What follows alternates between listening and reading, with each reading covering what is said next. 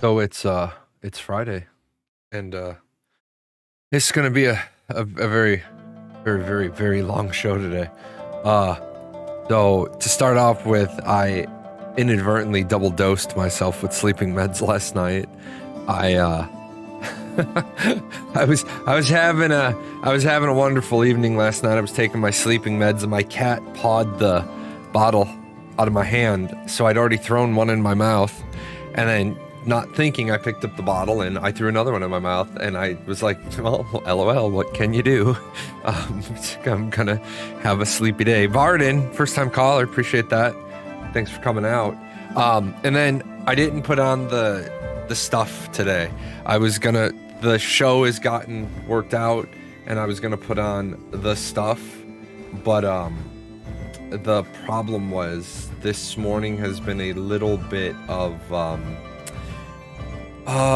let's just say rough for my family. My daughter that is married and moved, she texted me, and she's sad. Her and the significant other got a puppy, and unfortunately the puppy has parvo. And there's nothing really, there's nothing that can be done, right? The puppy's really sick, and parvo is not a great thing for a puppy to get. And then of course she has to now rush around and make sure her service animal doesn't have parvo.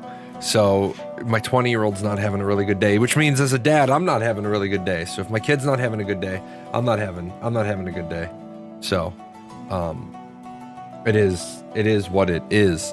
Yeah, very low survival rate with parvo. I was just looking at the numbers. 91% morbidity if you don't catch it in like the first 12 to 24 hours. So obviously it's a virus, there's no cure for it. So I just don't feel like being the steampunk sniper today. I just don't feel like the hat or the I don't feel like the hat and the sunglasses today. But I'm still gonna do my show, because if I don't do my show today, then it'll just be the next thing. Appreciate that, Blake. Appreciate that. I do got a note here. The new alerts look amazing. I had to send them back for some tweaks. Sent them back for some tweaks, but I should have the new alerts for next week. 3 new gift sub alerts, because we get a lot of gift subs on this channel. And then there's 2. There's 2. You having a great day? My cancer screen came back negative. Yeah, I saw that. I saw you posted that on the official Discord. That's good. I would like to see us do more in the realm of cancer research. My mom died of cancer. Kind of irritated me that at the time there wasn't a lot of money being put into cancer research. So Stream Raiders now allows 3 of each unit. Okay. Good stuff. Good to know. Speaking of Stream Raiders, tomorrow afternoon I'll be back for Stream Raiders PvP. I will be back for Stream Raiders PvP, and we won another PvP tournament, but this time we didn't get swag. We won 25 cosmetic codes, so I'll be giving those away all day during the show tomorrow. It's kind of funny. We've won 7 times, and 6 of the times we won swag. So that's always a good thing. With that said, pop in. Why does it keep doing that? I need to figure out why it keeps doing that. Why there's that momentary lag. Stream Raiders here, getting started. We're gonna do some PvE today. So make sure you join us in for that. Also, as we pop over here to the segment scene, I saw a couple of more questions on the forum thread for the show today. So I want to grab those in this first hour before we move over. We will watch the live stream live together, and then we'll try to review everything they talk about, which would be a good thing. Hopefully there's good news today. I don't imagine there's going to be bad news.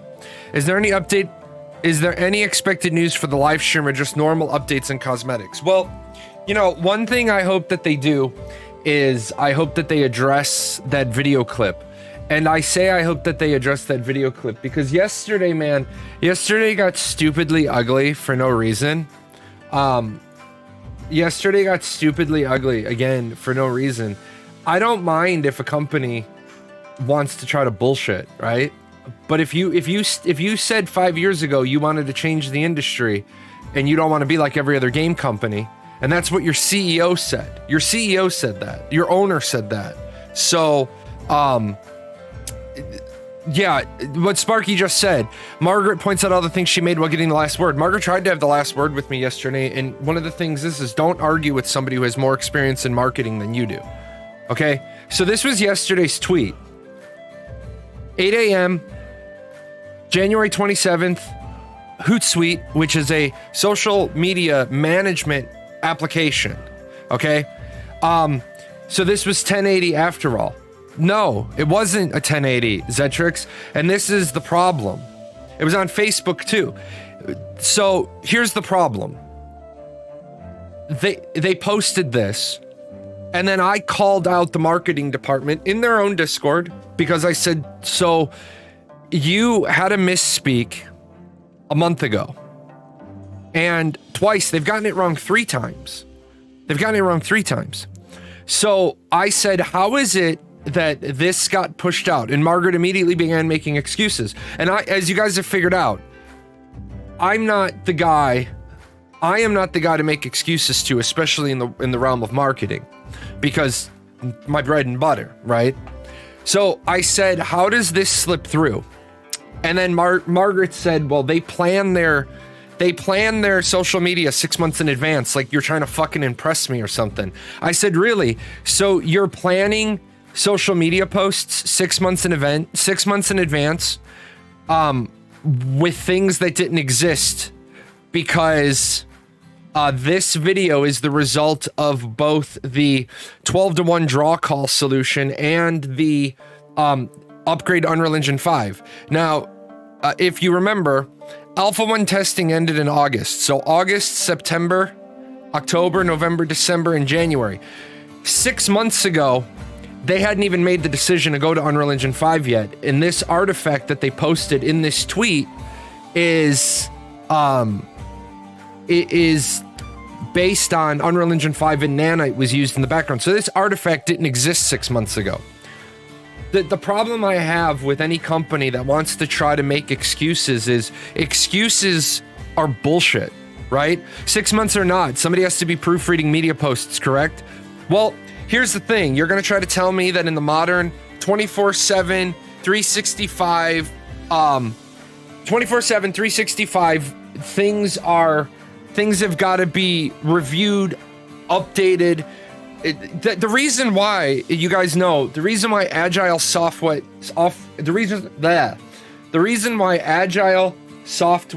development became a thing was waterfall. You would spend 2 to 3 years doing all your documentation. What is this software going to do? How is it going to be written? And then once you started making, there was no going back to making changes, right?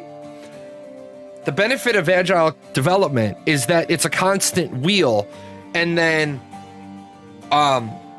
it's a constant wheel. And so when you get new feedback from the customer, you get voice of the customer that you put back into the wheel. And so instead of spending 2 to 3 years mapping something out and then delivering it 5 years later, and it may no longer be valuable to the customer, you build something small, and then you iterate on it, and then you go with it when it meets the base functionality, and then you continue to build onto it to continue to bring it there. Well, how are you going to tell me that you've mapped out your social media 6 months in advance and then tell me that plan survived initial contact when you made the decision to migrate to Unreal Engine 5? I don't have any problem with somebody trying to boast confidence. Yeah, seems like there would be no reason to plan a tweet 6 months in advance. Maybe the marketing department should have realized yesterday they should listen to the voice of the customer, and all of us are the customer. You don't need to send out a daily tweet. And it's like I said, it's not like this is hard. you're using Hootsuite to manage your social media posts. Congratulations. Anybody can go to Hootsuite, make an account, and use it for its functionality.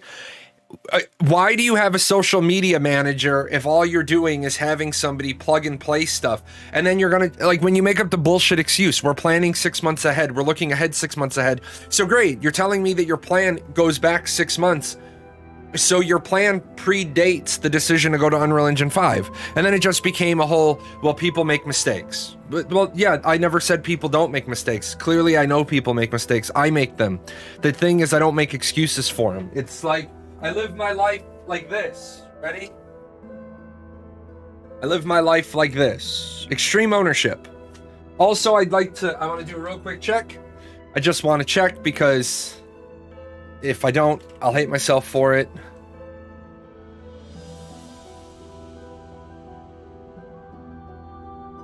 So, it took them more than 6 days, but less than 8 days to get Michael Bacon off of the website.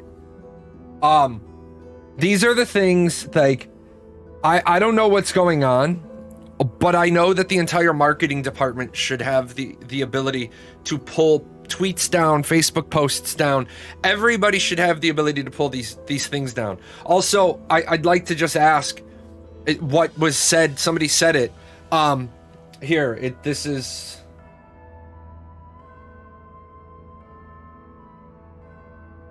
Seems like there would be no reason to plan the tweet 6 months in advance. Yeah. How long does it take to look it over? Hey, these are the 5 tweets we're sending out this week. Whoa. This one, we can't send this one. But it just lets me know that there's a problem. There's a procedural problem going on. And guess what? The marketing department seems to have a whole lot of those procedural problems. It's been 12 months now. We've been waiting. The community marketing lead came into this show 12 months ago and told me that soon we were going to get a list of all the cosmetic stuff. Well, a year, 20% of your development, and you still haven't answered the question to people what you're selling. So, isn't the point of a tweet, hey, look at this real fast? That's exactly what the point of a tweet is. A tweet is, like, if you're planning your social media 6 months out in advance, congratulations, but then you're not using the platform appropriately. They're using Twitter to do what's known as link dump, just link bombing, and that's not how you should be using Twitter. Twitter should be used for getting people's attention. And remember, I said marketing is a magic trick. It's the pledge, it's the turn, it's the prestige. The Twitter is used to set up the pledge in the turn. The prestige should be on Twitter after you've done it somewhere else. For example, Steven did an interview with MMORPG.com. Now, I don't know why he did the interview with MMORPG.com because I'm not involved in the decision-making process.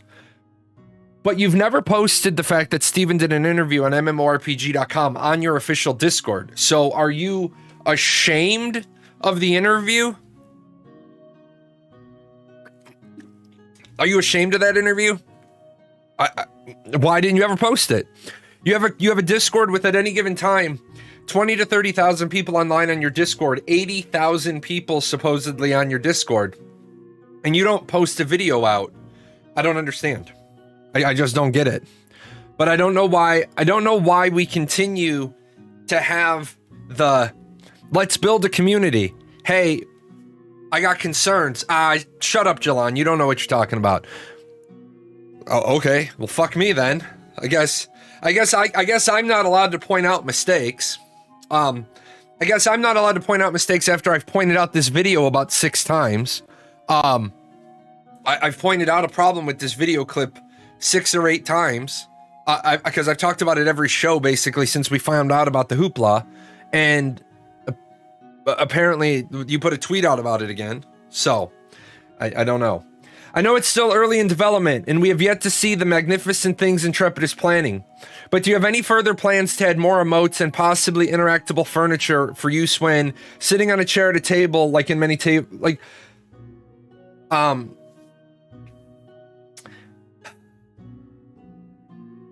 Yes. What do you mean add more emotes? Because we haven't even seen all the emotes yet. This person's...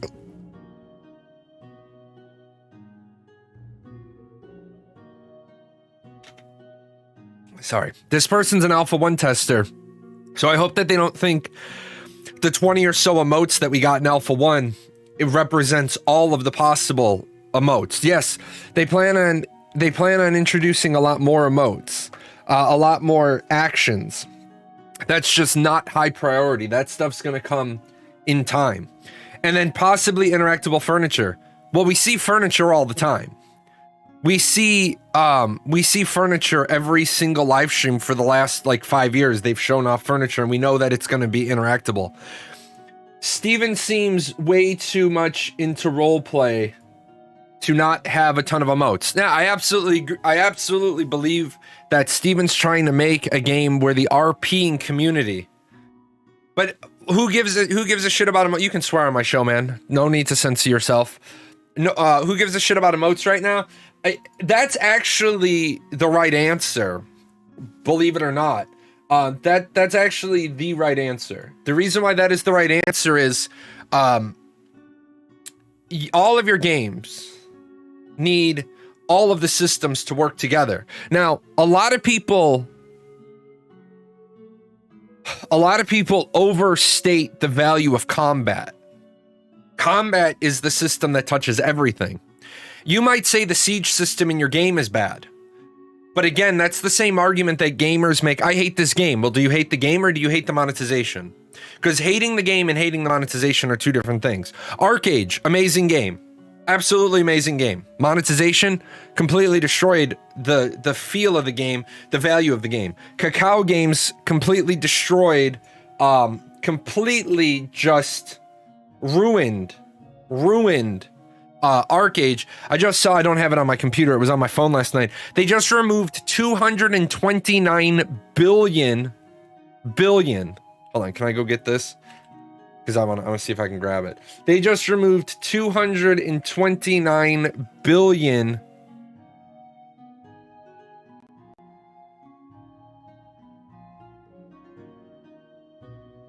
I love this new app. I love this new widget. Arcade removes 229 billion in exploited gold from the in-game economy. I don't give you a gold star for this. I give you a, how do you not have GM tools in your game that notice 229 billion gold from being created? You don't get a cookie for taking out the exploited gold. That's your job. That's your bare minimum, Bobby. That is, congratulations. You showed up on time today. You were mostly dressed and you were only 9 minutes late.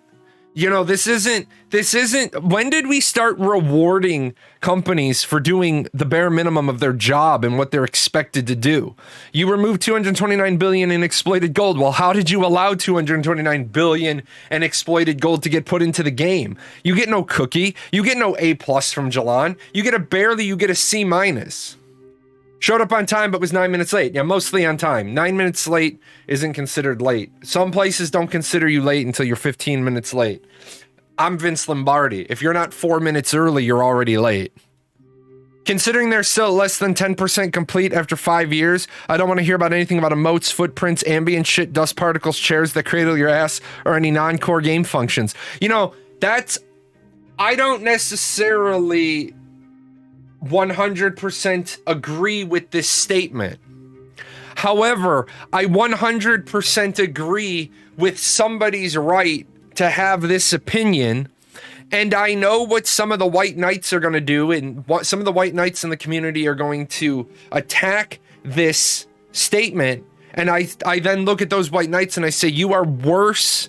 Your behavior is worse than this statement, because your game is 5 years into development.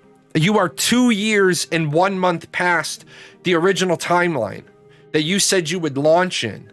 You've now shifted from actually giving people a launch window to it'll be ready when it's ready. I don't think, truthfully, Intrepid is treating this Serious enough.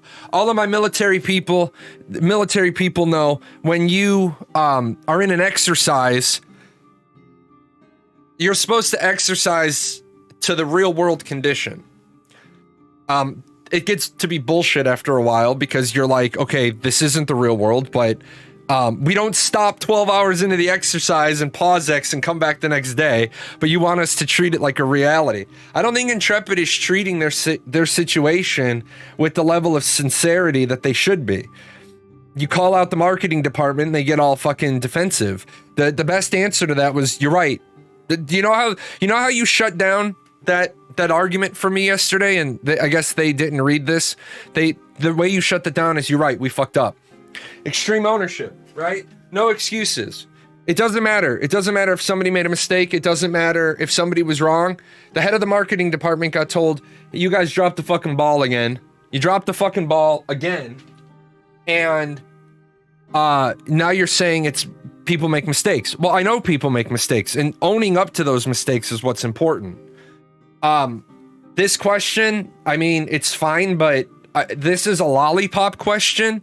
And I think it'll make the top 10 because it's a really easy one to answer. It's a low threat question. Now, keeping in mind, the monthly live stream is a low threat environment. The monthly live stream is not to answer the questions that are so far into the weeds, so far down the rabbit hole that only the 23,000 people who follow the game on a monthly basis are going to know that.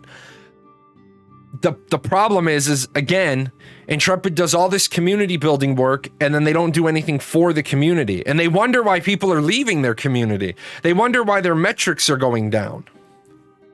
Let's see. The world bosses during Alpha 1 required a lot of jumping and dodging and running away, and I was wondering if built-in controller support was in mind. Each class only had a few abilities, so I feel like game would play better with controller. Also, is the Steam Deck in mind? An ultra low quality setting for handhelds would be sweet. All right, so first of all, each class only had a few abilities because it was alpha. I'm going to go ahead and just answer this question. Each class only had a few abilities because this was an alpha. You can map quite easily in Unreal Engine 4 and 5 to it. Well, and presumably. Ever just like not want to spell a word and you're just like, fuck it, get it close? And presumably Unreal Engine 5. Keep in mind, classes will have less than 30 abilities on their hotbar by the time everything is accounted for. Boom. Take care of that. Take care of that one. I just want to let people know, yes, Unreal Engine 4 and presumably Unreal Engine 5, you can quite easily map to a controller.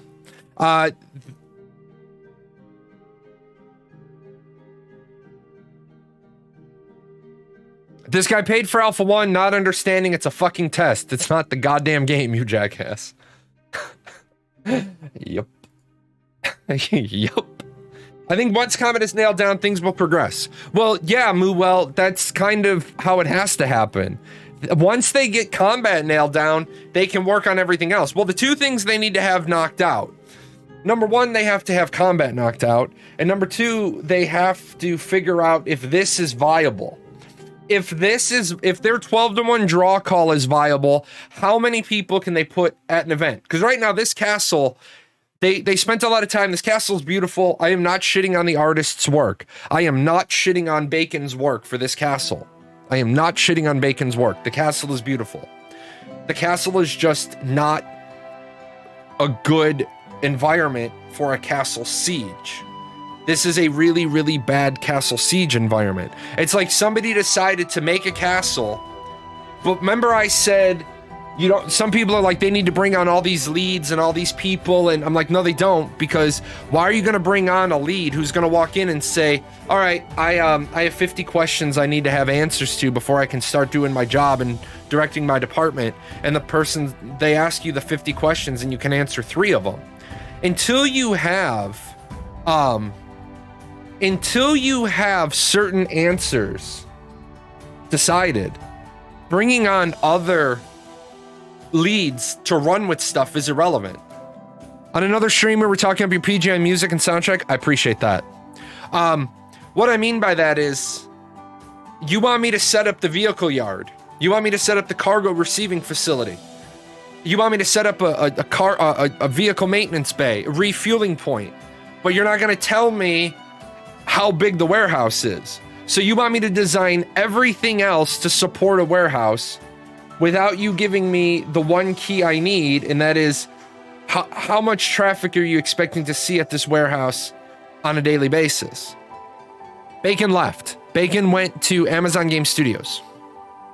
A company CEO saying it will be ready when it's ready makes me want to go elsewhere for my product. You miss every timeline you gave for 5 years, and now it's fuck off. We'll let you know when it's ready. Again, I don't necessarily subscribe to that statement 100%. But again, this is a very valid point of view. Last week, Araj, his last day was last Friday. This is a very, my smoking hot Danish wife is tipsy. What's going on? It's a joke. It's an inside joke. If you don't understand, don't worry about it. You can't miss every deadline for 5 years and then just suddenly say, fuck deadlines. Because it's not you saying that message is, you can't hit deadlines. That's why you've stopped giving deadlines. It also says they won't rush the game and have it bomb like New World. I don't agree with you.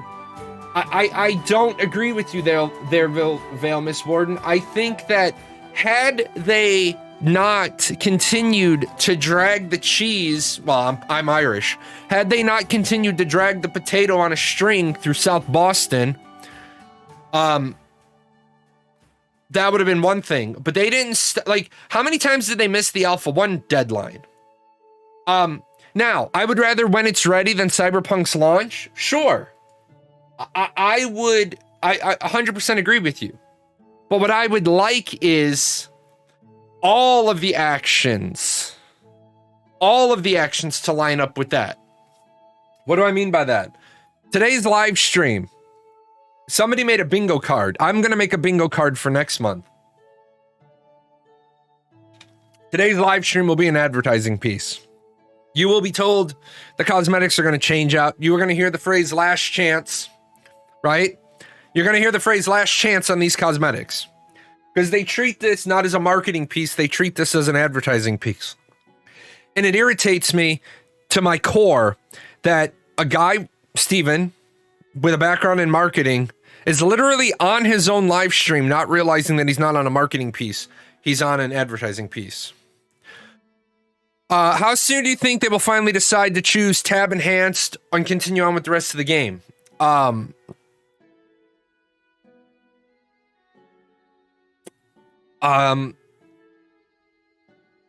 So this is an important one, and this is really where Intrepid is stuck right now. See, because Intrepid, the bingo card's on Discord, on their Discord, on the official Discord. You'll have to scroll through to find it.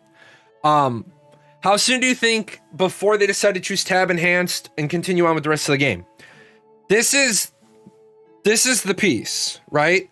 This is the piece. They're 5 years into development. They've switched their combat direction about 5 times. APOC, everybody complained that the animations that they were floaty. So their solution to floaty was root forward animation, which didn't fix the problem. And they were catering to the action players. And then a year and a half of development went in, and you were still on root forward locked animation, and now they've switched it to split body animation. That's a big thing, guys. That means that they're 5 years into development and they don't know which direction they want to take with combat, which is why Steven said they're back to prototyping. They're back to the design phase. No, they haven't sorted combat yet. If they have sorted combat, they haven't told us they've sorted combat. The last thing we heard about combat was that they were going to be doing some prototyping. Where is my stream? Where did it go? Where is it? It's supposed to be here. There it is. So My concern is that they're going to try to, like, how do you decide on how caravans are going to work, how sieges are going to work, how wars are going to work, how enemy of the state, how corruption, how bounty hunting, what the penalty for bounty hunting is, what the penalty for being corrupted is, what the reward for being a bounty hunter is? How are you going to know those things? Appreciate that Prime sub. How are you going to know those things until you have combat sorted? Now, I'm not trying to be negative. I'm not trying to be a harbinger. I'm not trying to be a doombringer, but Steven knew what he wanted. I have the soundbite. They knew what they considered 3 years ago, almost 3 years ago, April 15th of 2019. Steven said an action ability is this and a tab ability is this. I'm hoping for some combat in for this stream, but I don't expect it. You know, here's my problem. You say that you want to make data-driven decisions, and as a CPI guy, like, you know, I get excited when I hear the phrase data-driven decisions. But how are you making data-driven decisions? Like they said, yeah, we're going to make data-driven decisions based on our Alpha 1 data, but you didn't do any controlled Alpha 1 testing. You changed body animations. What?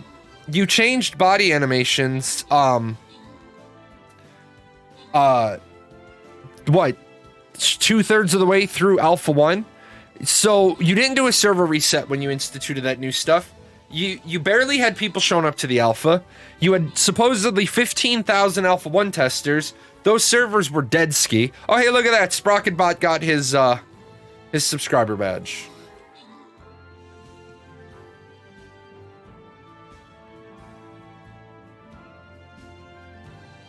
Oh, man, now I hope they did it as a bot and not a viewer. That's all I can hope for. But they need to they need to turn around and they need to really focus on combat. And then they need to get us Alpha 1 testers in there, or they need to turn around and say, we're not making a data-driven decision. And I would get behind them for this too. If they were to turn around and say, guys, you know what? We're not making a data-driven decision. What we've decided is we are going to be making a tab-enhanced game. That is what we're making. There is no, you know, feedback. There is no, the community's going to have anything to say about it. This is what we're making. We are making a tab enhanced game. And I'd be cool with that. I wouldn't have a problem with that at all. Just, you know, why aren't you gone? Why are you still here? Thank you. Go away. If they turned around here, where's the quote? Let's listen to the quote. We listen to it often, but a tab targeted ability is something that you must have a target for. So in order to utilize the skill, you must have a target for the skill. That's I believe what a tab target definition is. An action-oriented skill is anything that can be utilized through placement of the player, whether that be placement on a reticle, placement on a ground, templated directional placement. Those I consider skill-based action skills. So it's not like they don't have a plan. I would love it if they just came out and said, you know, this is what we're doing. What's up, Crimson Dawn? I would love it if they just came out and they said, this is what we're doing. We're basically saying we're making a tab enhanced game. We're not dicking around with hybrid anymore. We're not, you know, doesn't enhanced tab fit perfectly into what Steven said in the quote? Yes, it does. It absolutely does. So I would love it if Intrepid would just come out and say, okay, guys, as far as combat, we have decided that we are going to do a tab enhanced system. We are going to make the weapon skills, the weapon abilities are going to be action, which I think works. I think that creates a novel enough, because you can make the weapon skill tree that action flavor feel you want, and then you make the class abilities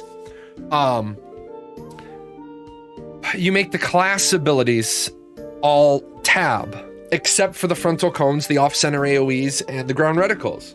And I think then everybody gets what they want. And I don't think there's a problem, right? I don't think there's a problem there. Actually, now I frequently show somewhat, and I learned some of the things. I realized I like enhanced tab because I had no such clue the term existed. Yeah, that's the problem. Like even today, Karthos was there. And Karthos, you got to admit, I was polite with how I responded to the guy. Guy on the official Discord makes a statement. So I took what he said and I made a statement based on what he said. The guy's immediate response was, I didn't say that. And Karthos has to jump in and say, no, you didn't say that. You didn't say that word for word, but that's what you meant. These people don't even have a thought in their head. They say something, so you take it, you summarize it, and then you add to it, and they're like, no, I didn't say that. He talking about animation canceling influencing the skill level of a game. Animation canceling is never a feature, just so we're all clear. Animation canceling is the result of bad coding, bad optimization, bad execution, bad plan, bad everything. The reason why is, are you telling me as a developer you paid somebody to make a 5-second animation, but you wanted the ability to go off at 4.2 seconds? Then why isn't the animation only 4.2 seconds? That's the problem. Animation canceling, yeah, he was confusing action canceling and animation canceling and digging in his heels when he was correcting him. Guys, there is a difference between animation canceling and action canceling, also known as action aborting. I get that people want to be able to stop casting a 5-second channel. I get that. I am not saying I want to be stuck. I don't want to be stuck in a cast. There are games from our yesteryear where we were stuck in that cast. It's a 5-second cast. That's it. You can't do anything. And he also kept throwing in dynamic combat as a synonym for some reason. Yeah, dynamic combat, like he read it in a dictionary and he doesn't know what that word means. What is the definition of dynamic combat? Because it's going to mean so many different things to so many different people, and it has nothing. There's tab target, there's action, there's tab enhanced. That's literally it. Tabs on one side, actions on the other, and tab enhanced is in the middle. Tab enhanced, another word for tab enhanced is hybrid. Being able to move while casting, right? But being able to move while casting doesn't mean every ability is going to be able to move. I don't want people able to move, right, when they're going to be chucking down, you know. I don't think it's a good idea if I can move while casting this bad boy. Being able to throw down, like, you know, fire and brimstone and big chunkin' rocks from the sky. I think that this should be a plant your feet in channel sort of spell. I mean, if they want to do it this way, that's fine. I don't particularly think my ability to throw down the biggest spells while moving is good. You might think differently.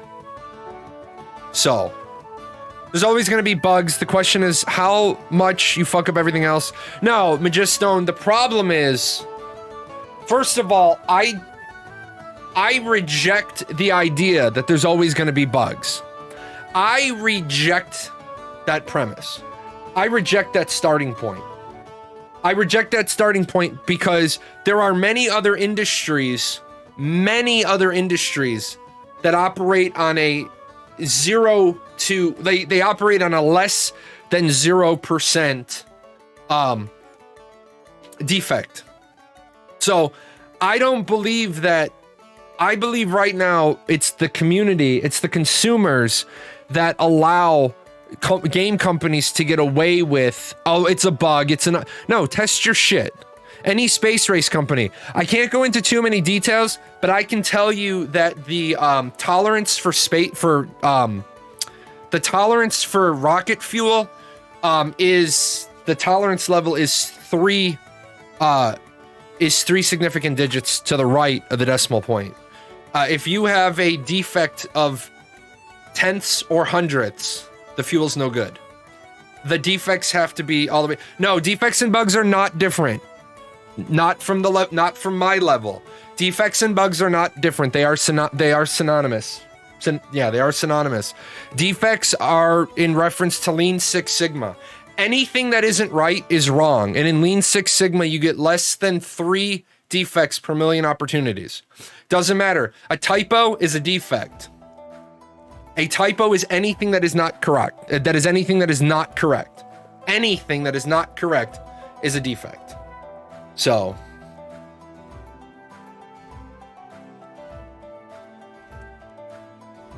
that's just how it works.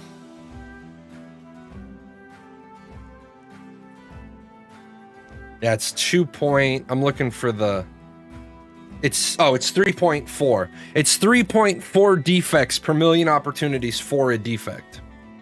We should not promote mediocrity by accepting low quality after such a long time. I agree with you. I do not accept poor customer service, because when I accept it, then I come to expect it. You should never accept it. I understand mistakes are going to happen, and that's fine.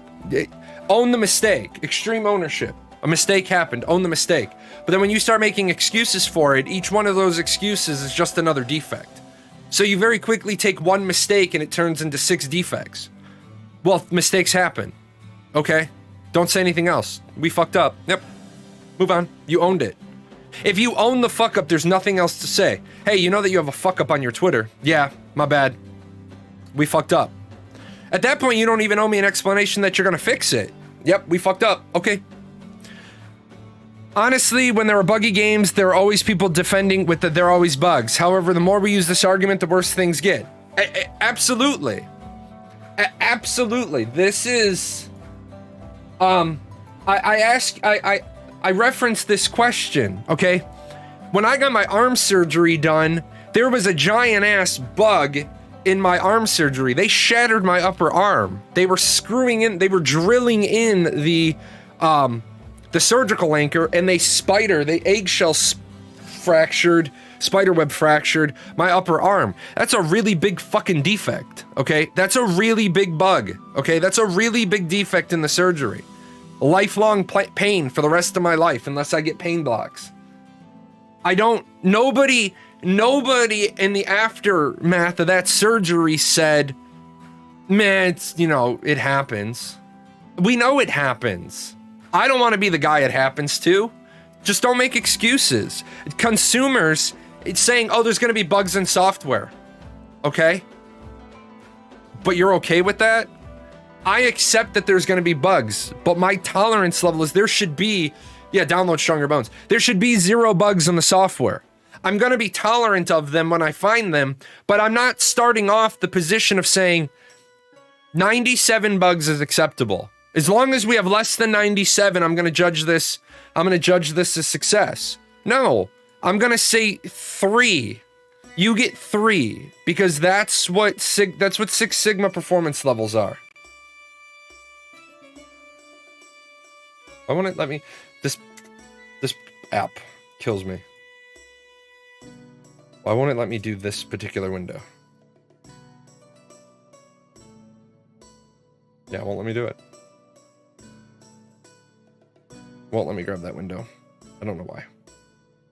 So, there's going to be bugs. People buy a car and go, oh, well, it doesn't have a door and the back tires are missing, but you can't expect a car to work when you first buy it. Yeah, that's exactly my complaint.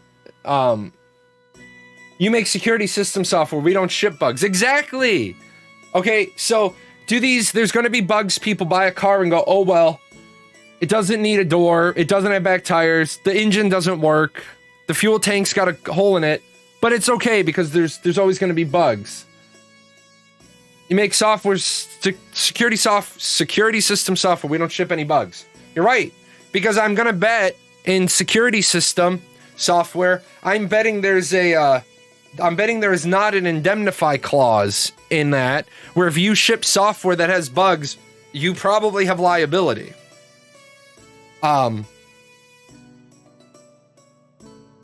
Let's see. Question about accessories mechanics. Will there be a mechanic similar to far sight or binocular type effect? I imagine that tool would be helpful for naval content and espionage. I love this. I love this idea. I love this feature. I love all of it. I love every piece of that.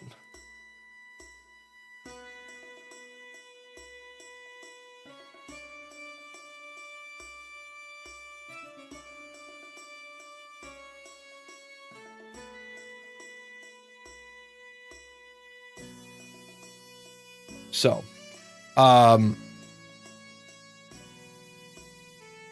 think companies feel they get a pass because we have people paying to alpha test their products. It's crazy. Nobody would have paid to test games 30 years ago. So this is absolutely, true. Because companies already have consumers, the testers are paying them instead of them paying the testers. This is absolutely 100% accurate. From the perspective of measuring the magnitude, and I know it doesn't work with Lean Six Sigma. If there's an error, it's termed a bug. If there's an error that negatively impacts the ability of the program to run. So if a tolerant, yeah, I don't give a shit about your fucking definition because your definition isn't the management definition. Your definition is also not the Lean Six Sigma definition. That's why I say this all the time to programmers. It's great that you guys have created your own words and your own vernacular and your own style, but guess what? That doesn't matter. Because nobody gives a shit. Because everybody has their own excuses, and really those are excuses. It's like the more words I create to just like it's not a bug. It's like when people say it's an exploit. It's a cheat, it's a hack, it's an exploit. No, we're gonna fucking get rid of the 17 words. We're gonna have one word for them, and the word is defect. That is it. There are defects. Typo, defect. Bug, defect. Missing module, defect. Missing feature, defect. When people say, well, doesn't it matter because of the severity? No, it doesn't matter because of the severity. It is simply if you have 3.4 defects out of 1 million opportunities, you're Lean Six Sigma. If you have 3.5 defects, guess what? You're now 5 Sigma.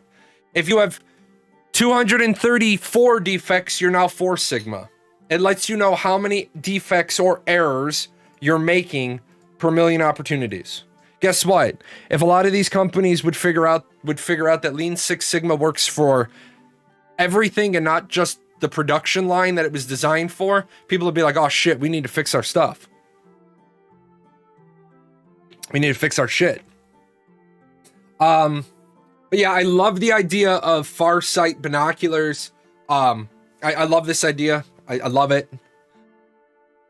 When will we see more information and advances about the archetypes and augments? I suppose you're going to complete and show us all races to continue with the archetype classes, but we want to see more advances. First of all, you got a mouse in your pocket? Who's the we?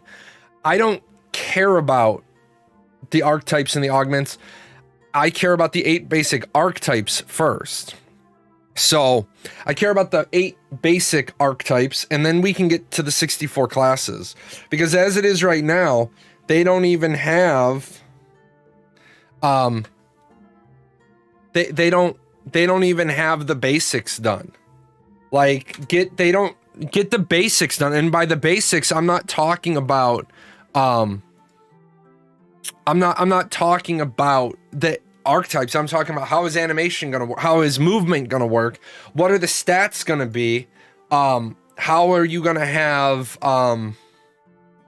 are you gonna have waterfall stats? Are you gonna have action? Are you gonna do waterfall stats with action? BDO players have started telling me after I broke that down, people are like, no, we hate that. BDO players hate the fact that their action-based game has waterfall stats in it. So I don't think they're going to be able to talk to you about the augments until they have the 8 base archetypes done. So an exploit is using a bug for an advantage in game. Exploitation is the result of bugs and defects being allowed. No, that's actually incorrect because you've gone and you've tried to make the definition too narrow. An exploit is just a player doing something in an unintended way. For example, one of the dungeons in Greater Howling Abyss, GHA in Arcage, there is a room where you can stand on the ledge. and you can avoid all of the water mechanics. There is a room where you can fire endless arrows and attack the boss, and then the stone slab drops down, trapping the boss inside the room, and then you can kill the boss through the wall. One of those is a bug. One of those is not a bug, but they are both exploits. Standing on a ledge and avoiding all the mechanics isn't a bug because everything's functioning as intended. You're just exploiting the system because you're able to stand out of the water on a piece of ledge that is there. You're not glitching the graphic. There is literally a ledge there. People figured it out. It was just faster. So an exploit doesn't have to be using a bug for an advantage. An exploit can be exploiting terrain. It's not a bug. There's nothing there. So what I disagree with is that you can expect the same level of debugging. Hold on. I disagree with you is that you can expect the same level of debugging and QA testing regardless of your 1-person dev or a 200 dev team. But yes, no, first of all, hold up a second. Slow your fucking roll down there a second there, Skippy. I don't expect the same level of debugging. I expect perfect debugging. I don't tell you where to put your resources. I don't tell you where to put your assets. I don't tell you to have a 1-person QA team or a 10-person QA team or 7% of the team will be QA. I didn't make that decision as the person outside of your system. You decided that.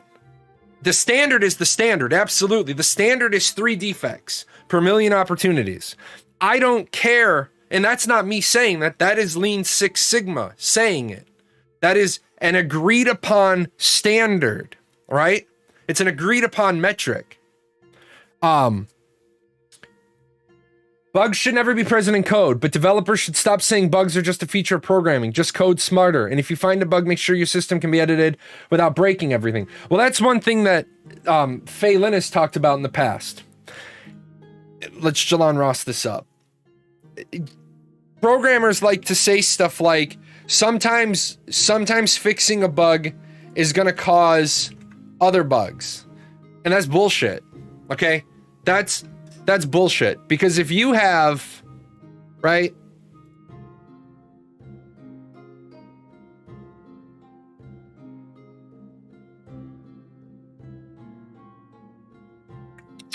So if you have nested systems and there's a bug here, right? If there's a bug in this system, and by fixing this bug, you now create a bug out here. And when you fix this bug, you create a bug out here. Your shit was just built wrong. If you can't fix the bug in the yellow box, because you might fix the bug in this box, and by doing that, you need to change something here, and then change something here. That may very well be, right? That may very well be what you have to do, but the fixing of this bug requires all these changes. That's fixing it. If you only do X and leave it at that and then break this shit out here, you don't understand what you're doing because you didn't fix it all the way through. You didn't fix it all the way through. You fixed the immediate. You didn't do the 5 whys. You didn't do the 5 whys. Why is this a bug? Ready? Why is this a bug? Well, because it doesn't work right. Right, and then people run off to fix it. But why is this a bug? Because this out here is broken. Well, why is this broken? Because this out here is broken. Maybe if you took the time to fix this, right? Then maybe this continues to work and this continues to work because this is the actual bug. But now what I will say is, it doesn't seem like the software industry is interested in doing it right. They seem that they're interested in doing it as many times as they need to, as quickly as possible. It almost seems like they're proud of the fact that they found 3 bugs instead of 1 there. Well, if you fixed it right in the first place, you didn't have to touch 3 times. One of my favorite sayings is, if you don't have time to do it right, then you must have time to do it twice.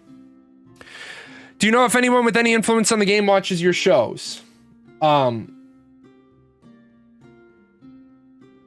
would hope so, because just today there's even some great ideas. Namely, the idea for weapon skills or action combat and skills and spells are tab enhanced, as well as sight and ability tools.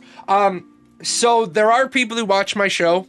More often they watch the videos that I do. But what I'm going to do right now is I'm actually going to grab that real quick. Give me 1 second.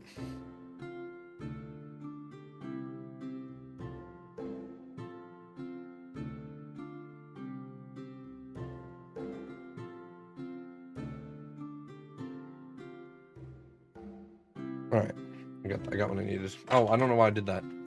Hold on, because I am stupid. I know, I knew why I didn't buy. See, I buy stuff that I shouldn't. Okay,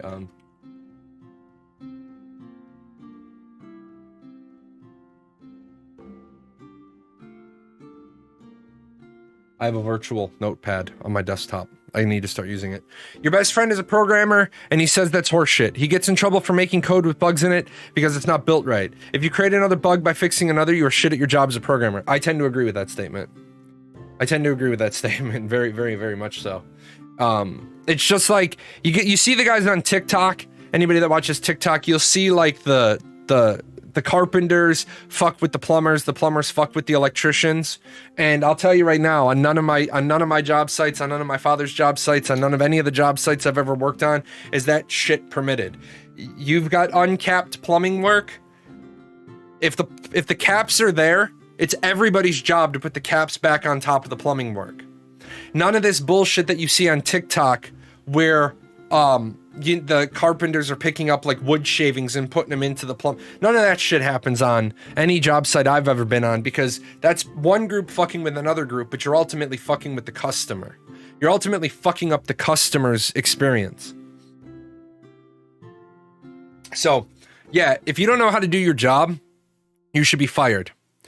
How long would you tolerate hiring a plumber who, when they come in and fix your sink, they fucked up your toilet, and by fixing your toilet, they break your shower and your sink again? Yeah, exactly.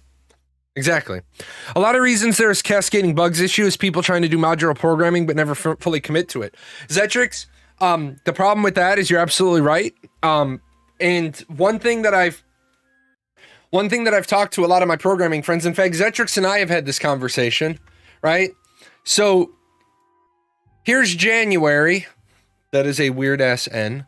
Here's January. Here's June. Here's December.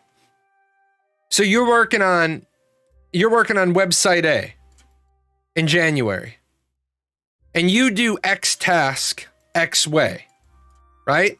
Because that's how you know that's how you know how to do this. And then in May, right, you learn a new technique. You go to a class, you go to a seminar, you do something, you learn how to do something differently. And then in June, you do the same X, but now you do it in Y way. And then again, you come through and you go to another seminar, and now you got even smarter. So now you do X in Z way. Now it comes time for the yearly review of website A, right? And this is website B, I should have put, and website C. You're working on different projects. You come along the next year, and for your client, website A, the problem here is you start doing X in Z way, but now it breaks all the other shit that you did, because in January of 2020, you did things a certain way, and now in January of 2022, you do this same task a different way. But you're constantly evolving your skill. Now think about it when you have multiple people on a MMORPG project, right? You have multiple people on an MMORPG, multiple people with multiple ways of doing the same task, and then somebody leaves, and now somebody else takes over, and now you've got the same thing being done. Now, does that mean that suddenly everything breaks? No, because conceivably everything should work, but when you write Q interfaces with Z, but Q doesn't interface with X. Oh shit, we broke stuff. Yeah, you did. That's the project. That's the problem with a project of this nature, of this length. You find a better way to do it, but then you don't go back and fix all the other ways. It's the continuous, you got to go back and change it. You got to go back and change it, which is why on paper, waterfall is a little bit better of an idea. Waterfall is a little bit better of an idea because you spend 2 years, you spend 2 or 3 years documenting how you're going to do everything, and then you go ahead and you do it. The problem with Waterfall is not reactive to the voice of the customer. So when the customer says, you know what, I need to be able to be flexible, you're like, well, you can't be because you ordered this 3 years ago and we're going to make delivery in 2 months. And after we make delivery in 2 months, you can pay us more money to make the changes. That's why Waterfall is great for things that you're not going to need for 5 years, but it's really not good for stuff that you need in 6 months. Mainly because you don't have the time to do the documentation. With that said, gonna have our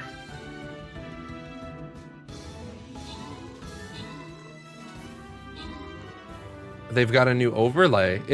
What is going on over there?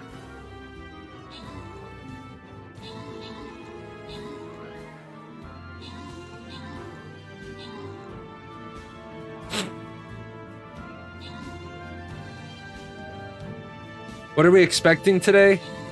I'm not really expecting anything. I'm hoping that they're going to address this 3070 1080 thing.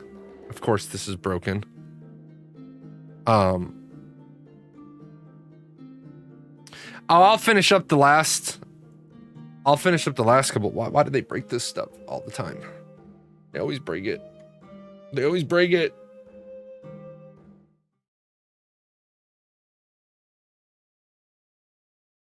Probably a new mount showcase. Yeah, probably. I mean, I'm not trying to be a jerk, but that's probably what it's going to end up being. So, am I going to stream it as well? Yeah, it's right here.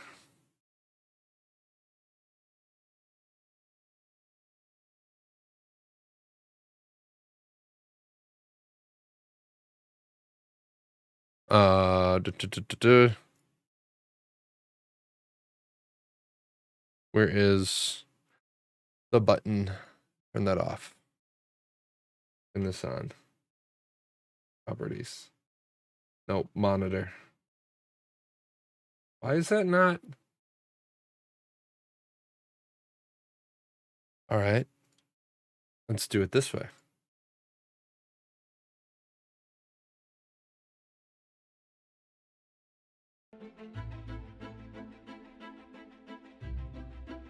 Okay, now, hold on.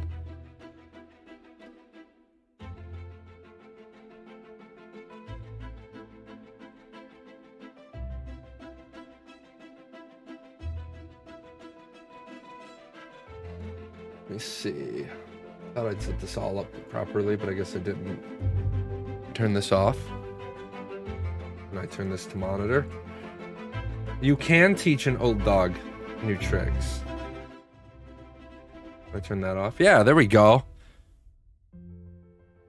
Fixing bugs in one area should not cause a bug in area 2. Would be nice if that were the case, but you never reality is that you have a lot of glue between 1 and 2, and it's never obvious. Yeah, exactly. Well, that's... Oh, here we go. Oh, look at that. I'm glad to see they have more better marketing stuff.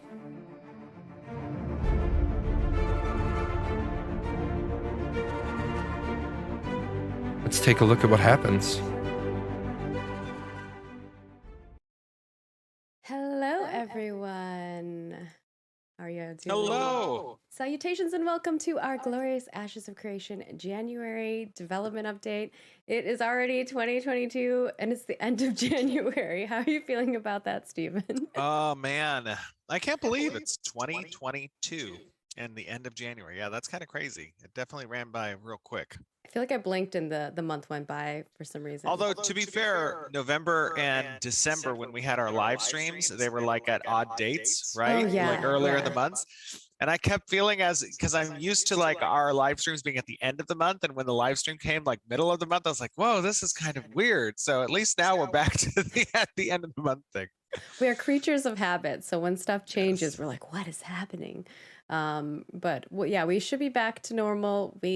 We normally try to go for the last Friday of every month, but you know, things change, especially with holidays and stuff like that. We want to be accommodating for our staff and making sure that we're not, you know, keeping people during the holidays. You know, we want them to have a nice time with their families. So we'll get right into it. Today, obviously, don't forget, if you are watching us here on Twitch, we also upload these to YouTube. So definitely subscribe over there. And if you're watching this on YouTube, I see the analytics. Y'all be watching, but you're not subscribed. Hit that subscribe button. We're going to be having some cool things for our subscribers over there So, too. advertising you don't hit miss number out one. on any other videos that we have go live. Beyond that, we also will be going over our reminders, our studio update, our design update, environment art update, and our character update will be kind of the big focus for today. I know often we do our focus on like design elements, but today will be characters. And if you've been following us on social media or hanging out in our Discord, you might have got a little teaser of what will be coming, but we are going to be showing off not just one new model, but we are going to reveal some stuff for something that you've never seen, for one of the models that you've never seen. And then we're also going to be showing new models for things that you have not seen as well. So it is actually going to be a lot more content than you were probably expecting. Not just one, many. Not just one. Not just one. Got more. I tricked you. Also, our social media manager, Peter, he is so funny. He like used, you know, one of our humans as like the thing. So I saw that as the silhouette, and so everyone was basing their guesses off of the silhouette image. Yeah, that was good. Yeah, and then like I saw some YouTubers that were like, it could be an orc, but it's skinnier, and I was just like laughing so hard. I'm like, look what you did, Peter. Even when he sent me the Jira back, and I was like, aren't people going to get a little confused? They're not going to know what this is. And he was like, that's my evil. plan. I was like, oh, you evil. That was some big brain evilness, 100%. But anyways, we'll get right into reminders. We have not so many today, unlike previous months. So I won't talk your ear off too much. But of course, we do have our monthly cosmetics being swapped over. The Through the Lens cosmetics will be swapping over on February 9th, 2022 at 11 a.m. Pacific. You can check that out over on our shop. They're very cool looking. And we also have our dev discussion on griefing. So definitely go over there, hop in. We asked you, what do you consider acceptable behavior in an MMO or PvP based situation? And where do you draw the line at griefing? And you guys provided a lot of great feedback. You can still pop in there, toss some more feedback in, but we have kind of consolidated some of that and sent it over to the design team. And we will be doing our next one on RNG. So if RNG is interesting to you and you have thoughts, bring them. So just to be clear, did I see a owl raptor griffin mount? Yeah, well, not griffin, but owl raptor, yes. Looks like a mixture between an owl griffin mount raptor. It is it's kind of using our raptor model. So for people who are always asking us, you know, yes. Does this make us have more time or I anything? like its little feather hands. Yeah, these actually allow us to design stuff a lot faster and create things a lot faster because we're using base models of things that we have that we want to design. I like its little tiara too. Yeah, it has armor like barding. Oh yeah, very cool. Yeah. It is very, very different. My favorite is actually the freehold. The crystal fox thing. The crystal cat is really cute, but the freehold actually building is really. Oh yeah, that's pretty cool too. Yeah. Are those floating?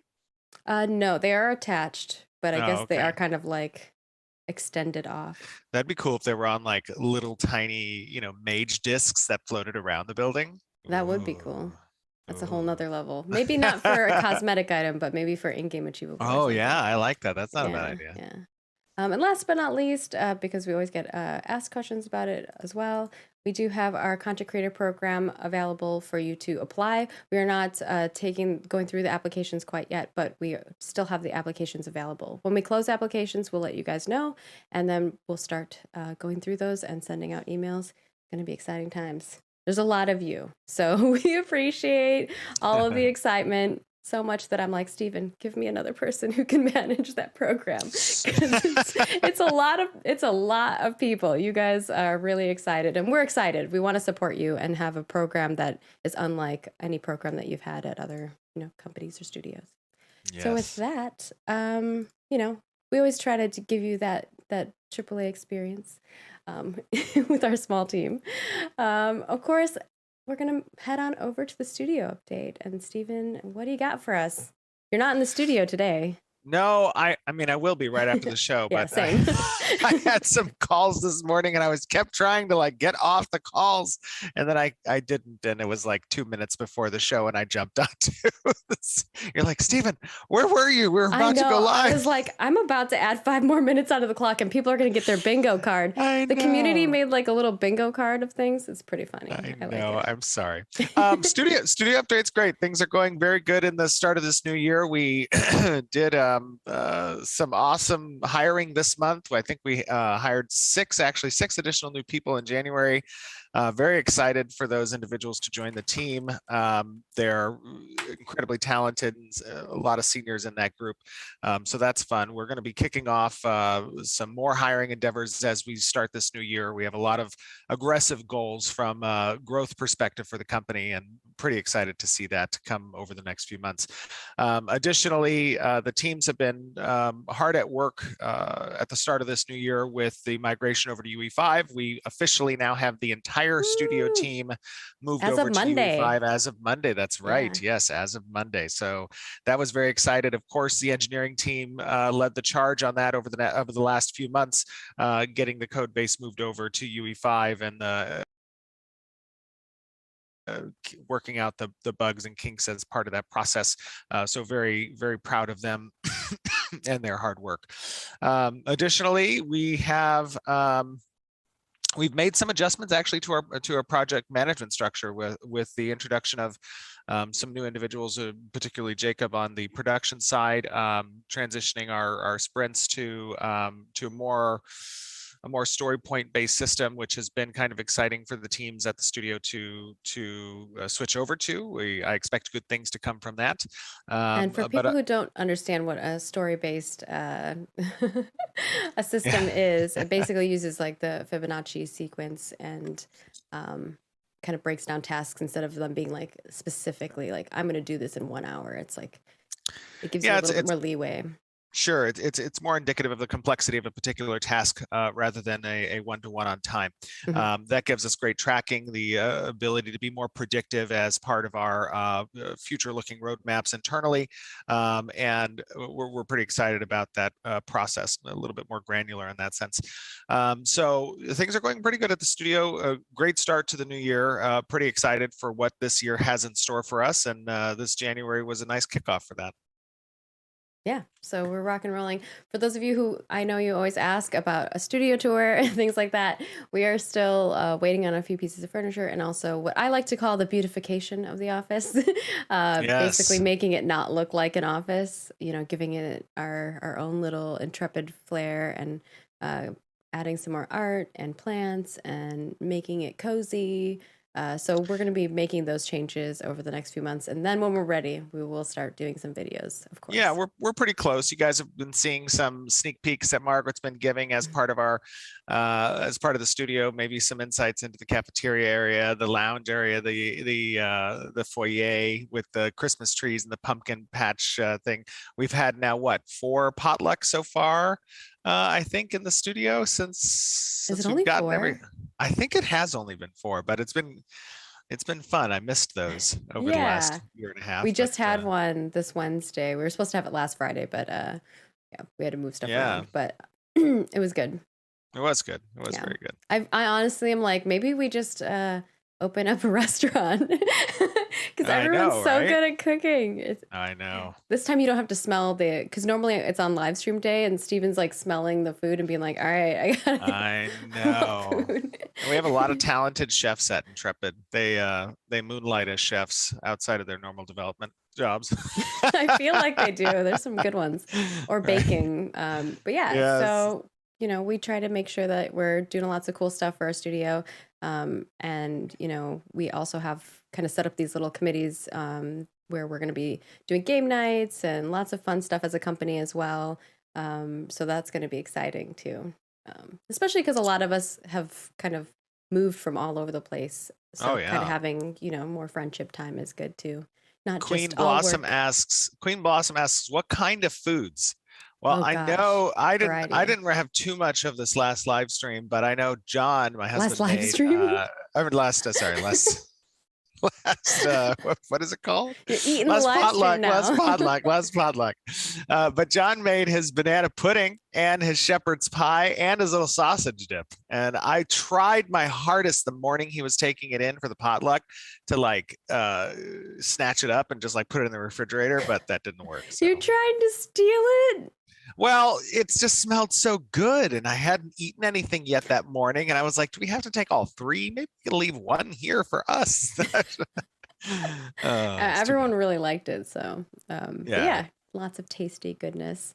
But the studio's going well. Like Steven said, we've got a lot of cool stuff happening, and we're excited. Yeah. And hiring's continuing. Absolutely. So moving on from there, let's talk about design stuff. This is where there's a lot happening. Design and engineering are doing so much. So yeah, take a deep breath, Steven. That was too funny. I've got to tell you, actually, it's been, I've spoken about this the last few live streams, that a lot of these discussions after we came out of Alpha 1 on reiterating over some of the systems and designs around those systems has been a great time. I mean, we have, of course, our large design discussions that we hold in our conference rooms, and it definitely gets lively, a lot of passionate voices around some of these ideas.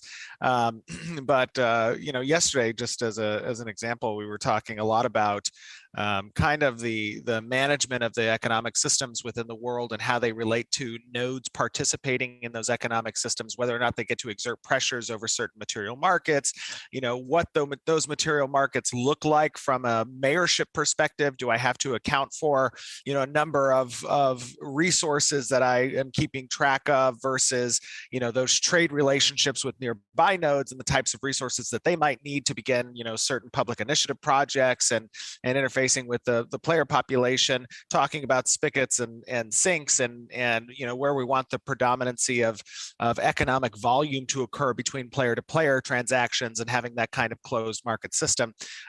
This was a lot of fun in defining the variables and the specifics around those things, and that's been a lot really of what this process post Alpha 1 has looked like as we've gone through the data, as we've gone through the community feedback, as we've gone through kind of re-architecting the more fleshed out portions of these systems for Alpha 2 and what they look like, and getting to see the designers on our team, which we have incredibly talented designers across,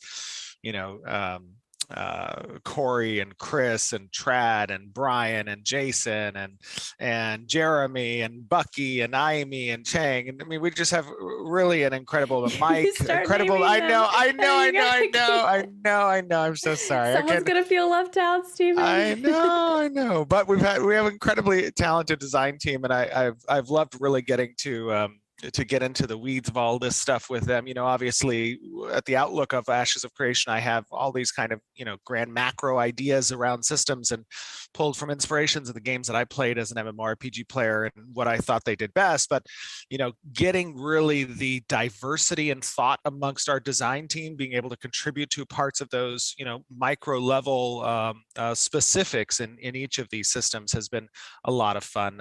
So design's been hard at work at that. In addition, obviously the prototyping and working towards the changes across combat. Excuse me. Very excited to kind of debut that stuff to the community, get additional feedback and iterate upon that again. Design's been interfacing with animation, with VFX as part of that process and planning out what these different iterations of combat are going to actually look and feel like, right? So that's been a lot of fun. Additionally, having over the last few weeks, really getting into specifics about how we want to re-architect some of these class structures, where we're placing certain types of abilities, what the bread and butter of each of these archetypes actually looks like, how they're going to fit into the progression of up to level 35 in Alpha 2, what interactions players are going to have in Alpha 2 with the augment system and the ability to redefine a little bit of their role and kind of flirt that holy trinity, so to speak, presenting the opportunity opportunities of hybrid classes, have a lot of discussions and planning around that. So that's all fun. I mean, there's just so much that's intended for Alpha 2. Really gives a very big picture of what the game Ashes of Creation is going to look like. So we're making sure that we're getting all of our ducks in order when it comes to planning out how we want players to interface with these systems for Alpha 2, and it's going to be pretty exciting, I think, to see people play it. Yeah. I know people are going to be super hyped to see some of those prototypes coming in the next few months as you are ready to showcase them. Oh, did I accidentally leak 35? Yeah, you did. Ah, shoot. Okay, well, I just want to say that's our target goal. I hope the design team's going to yell at me. We didn't for sure decide on 35 yet, but no, that's our target goal. That's why I was like, we're going to end up around 35, I think. So it is what it is. It's subject to change, as with all design and development. Yes, there you go. I'll Subject to change. Yes, you don't know exactly it's going to be 35 yet, so just keep that in your back pocket. I was like, oh, they're taking that and going. Yes, I know. And I'm like trying to think of if there's anything else. I lost my mic. You lost your mic? We can still hear you. Okay, I'm here. I lost my speakers, I guess, or okay, I'm good. Somebody's cutting me off from the studio. Cut his mic. Cut his mic. Just kidding. I think you're good. Anything else you want to share on the design front or engineering side? I mean, obviously, I know the engineering team has been hard at work on UE5 madness. So, what I will say on the design side, and I just had a conversation with this about with Jason Neal a little while ago, was originally we talked about how zerging is always a problem in a lot of these MMORPGs where you really can't control the number of participants in certain open world systems, right? And in that sense, instancing is a great tool that designers can sometimes use to curate a particular number of participants that you want. But the predominant amount of content within Ashes of Creation, over 80% of which is open world content. So instancing is very limited. But what we were talking about was how during like sieges or castle sieges or node sieges, you're going to have certain instance locations where it's only going to be a group that's designated to participate versus another group while the siege is happening. And I know in the past we talked about, well, how do you plan to incorporate these more objective-based waypoints as part of these larger events, and say that not only is it going to be a complement of numbers in the overall grand kind of battle perspective, but there's also going to be opportunities for smaller, more niche groups to participate in more focused objective capturing, right? And a part of that is going to be, small, very short, kind of 10-minute long instance battles where groups can go and participate against other groups that are defender versus attacker, and the outcome of which will influence certain aspects of the overall battle while that's still occurring in the background. Those types of interactions, I think, are going to be a lot of fun. That's a discussion that we had a little bit on the design side. Of course, that's going to get fleshed out a little bit more. Whether or not we see that in Alpha 2, I'm not sure if we will, but it is part of the design and how to incorporate those smaller group-based objectives as they work in concert with the overall larger battle. So just, I think, interesting things. Yeah. Very interesting. I know people love hearing. The more you can share with them, the more they're going to be happy. I know that on the design front, the one thing that you guys are super excited about is combat. And like we said, we'll be showing off some of the new prototypes for those changes coming soon. There's also a lot of AI infrastructure that they're working towards as well. Absolutely. I don't know if you want to talk a little bit about that. Sure. Yeah, we were actually just talking about this, as part of the AI tools that designers get to work with. Excuse me.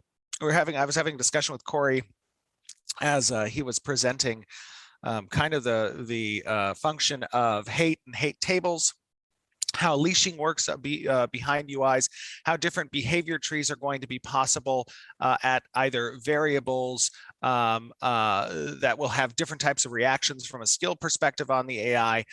For example, if you're attempting to train monsters, the ability for there to be a small percentage chance of different types of ability usage by those NPCs that are not exactly predictable, right? Those variables make things a little bit more interesting, a little bit more fluid, more reactive from the player's perspective. These are capabilities that the AI is intended to have and will be online for Alpha 2. I think that's going to present to players a little bit of a different moment-to-moment kind of combat that they aren't typically used to in MMORPGs because the activities and behaviors of the AI are a little bit more predictive in the games we've typically played. But I think this is going to be a nice addition to the type of interactions that players can expect to have in Ashes of Creation. That's going to be a lot of fun. Not to mention that AIs will exist within certain factions in the game. We're a non-faction based game. However, we present a lot of opportunities for pseudo factions to arise. And that's just not from the player's perspective, but it's also from the NPC perspective as well. So how players interface with those NPCs within the nodes, with those individual factions, whether or not you can even have those factions perhaps vote in certain elections. So there might be some quest-based / reputation-based activities that you can perform with NPC factions within a node to add them to the voting structure of the mayorship, right? For scientific nodes, I think that's kind of a cool dynamic that provides an alternative to the just standard voting aspects. That's kind of cool. But yeah, there's a lot of cool AI stuff that we're working on. Yeah. And when we're ready to share some of those things along our journey, we definitely will. So stay tuned. I like Omdat said Stephen is leaking more than my kitchen sink. You might want to get that. You might want to get that checked out, Omdat. All right. I think that if you don't have anything else you want to share on the design or engineering front, well, engineer is also working on the character creator backend stuff. I don't know if you want to talk a little bit about that. I know it's character related, but yeah, I the think thing that is that like everything kind of touches all the things. So a lot of things touch a lot of things. That is true. Yeah. Yeah, no. Are we on design or we're doing engineering with design? Design and engineering. I kind of got it. They often engineering stuff can't be shown until design is interacted with it. So I could usually clump those together. Yeah, engineering has been doing a lot of work. Outside of obviously the UE5 migration, which is obviously a big chunk of work that needs to be done. Clayton's been working on the materials. Zach and Adam have been working on the character customization options, and I just took a look at that actually yesterday. Zach has done an amazing job with different parameters that are adjustable, the deformations that are possible, the customization of the character's face and body. I mean, it's just very in depth. Now, obviously, it needs some UI love, and it needs to be presentable in a visible way. But the parameters, the technical side of what's capable, working with the character team, with Jincy, with Chris Atkins, and the animators.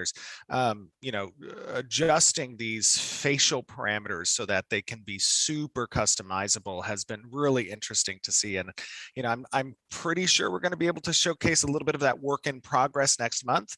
But the intent is to have one of the most customizable options from a character creator perspective in an MMORPG. And I think the engineering team is hitting that mark. Zach has been leading the charge on that. It's really exciting. I do want to preface though that it will be in the early phases for showing it off next month. The UI is definitely not the final UI. No. There's still some work that needs to be done. So no, I think the cool thing about, you guys, what we have a little over 3,000 people watching right now. We have developed, I think, a rapport as part of this transparent development process where we as developers are comfortable showing you guys work in progress, and you have kind of the context to take a look at something in its early phase and understand what it's going to become in its, final product phase.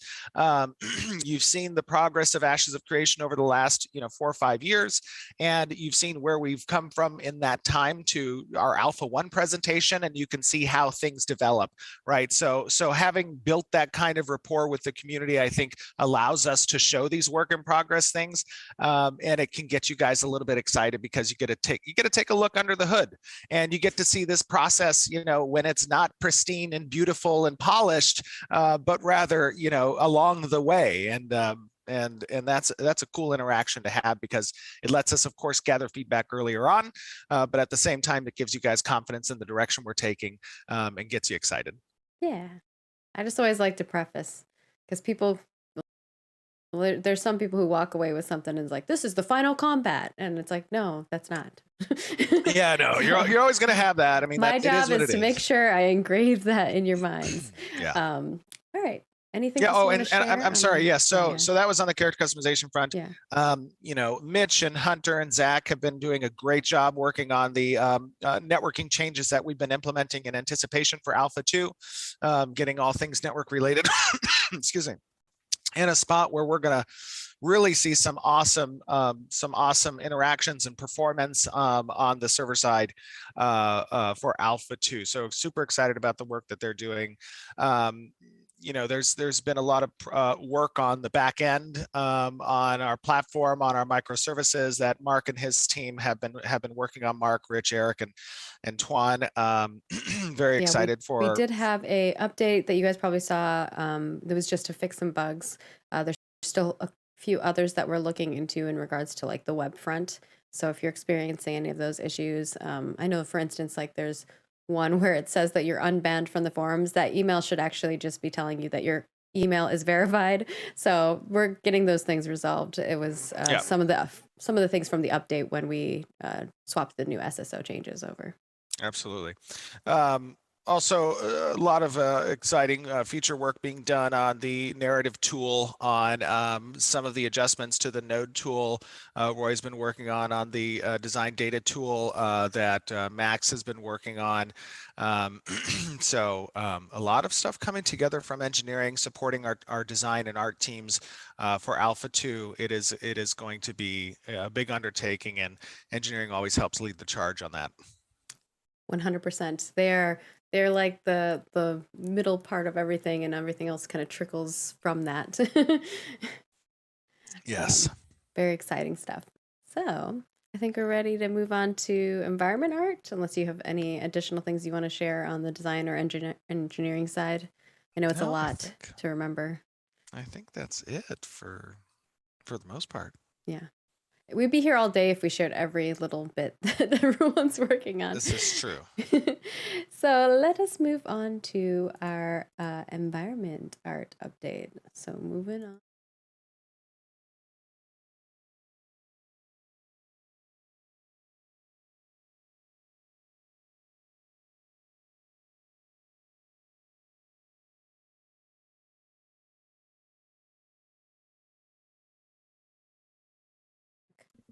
I think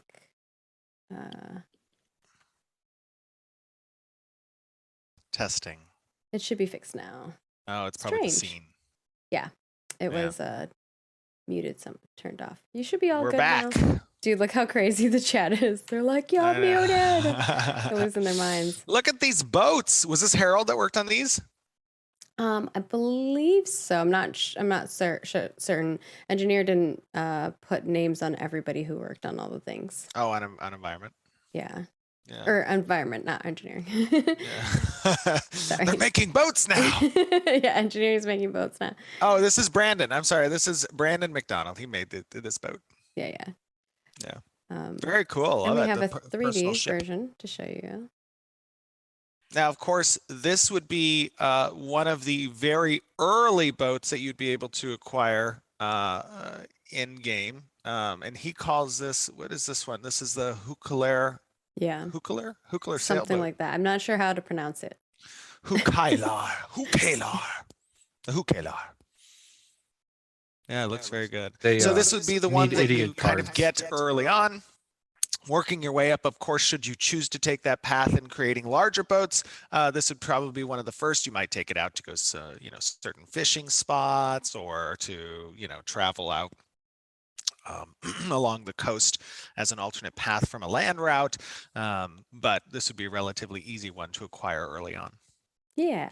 And to be clear, these types of boats, these smaller personal vessels, would not require, I'm fairly certain here, would not require an established harbor that's connected as a point of interest from a node location, right? Like These you would could probably just go be, off on a side.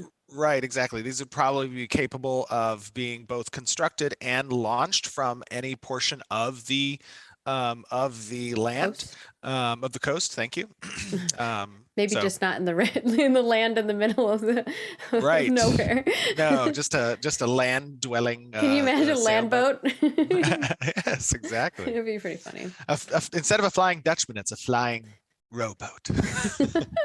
Don't tempt people. No, there would be some people who'd be like, my immersion. Moving on from there, we've got some cool lighting fixtures and little bits and bobs for the environment team. Some props. There's always working on more props. I know Hal always does such a great job with these props. I think this is Adam that did a coffee table along with the Brazier work in progress. Here's which the is coffee this one. tables. Yes, love these. Beautiful. And Furniture, such an important aspect of the game.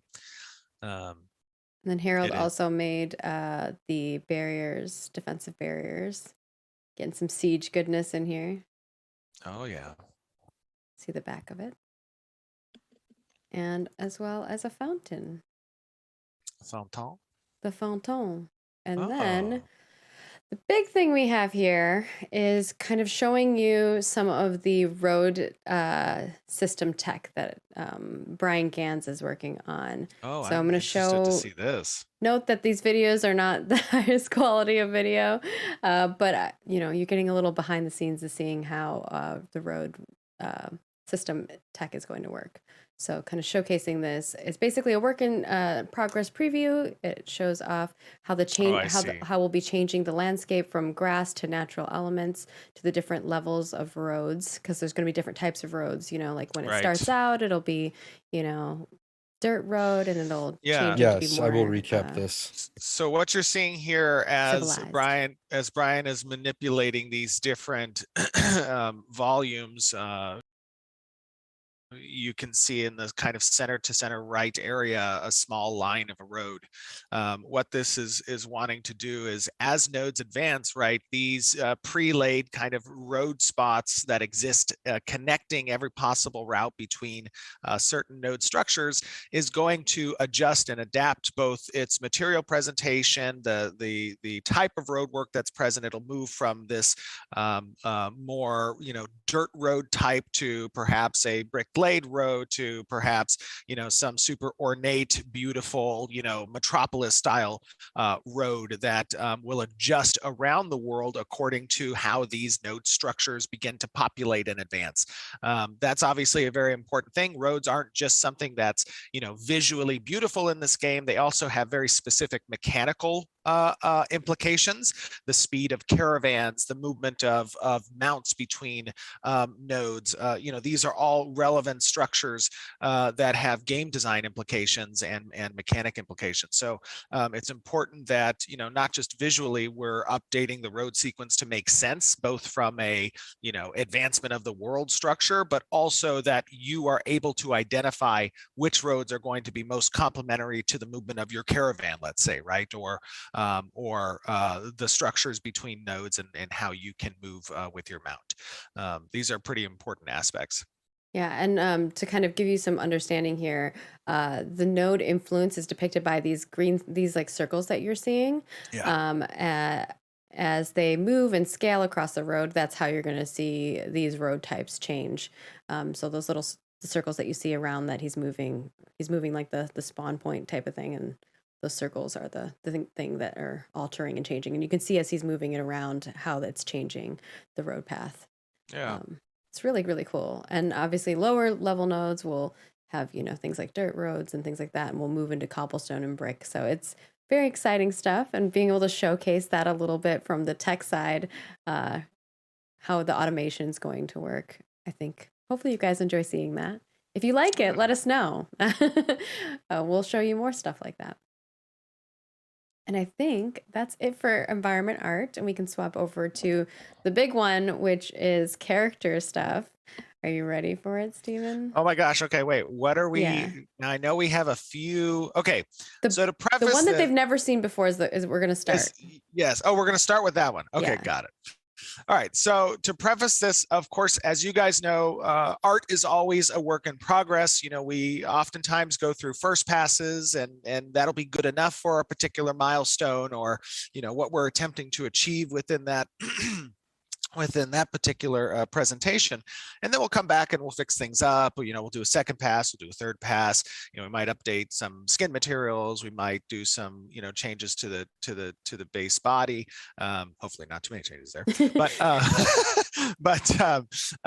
what we want to do as part of this kind of reveal is, of course, we're going to be revealing one of the new character races, and we haven't said which one yet. But in addition, we're going to show you some updates that have been done also to some character races that you've already seen, and how just different they look now as a result of those second or third passes.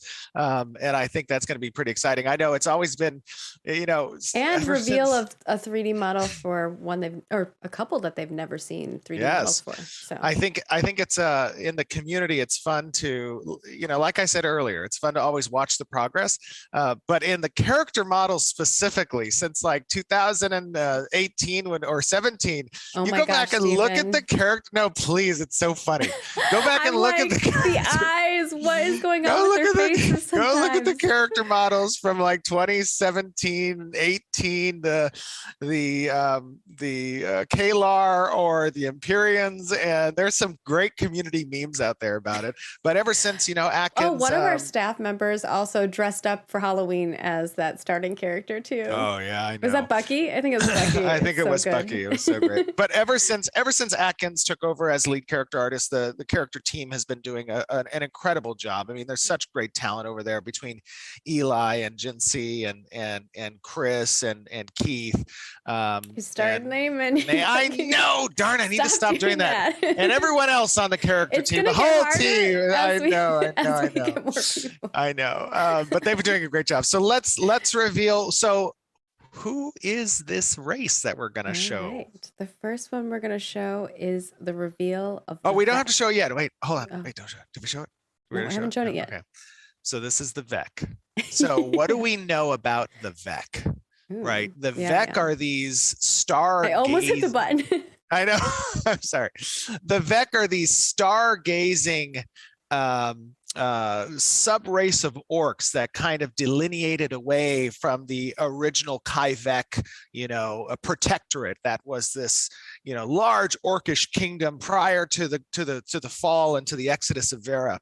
And the Vec continued about their focus on the stars and how they could glean the best uses of the essence and be predictive of the future, and that almost astrology aspect of what Vera has available to it. So let's take a look at the Vec.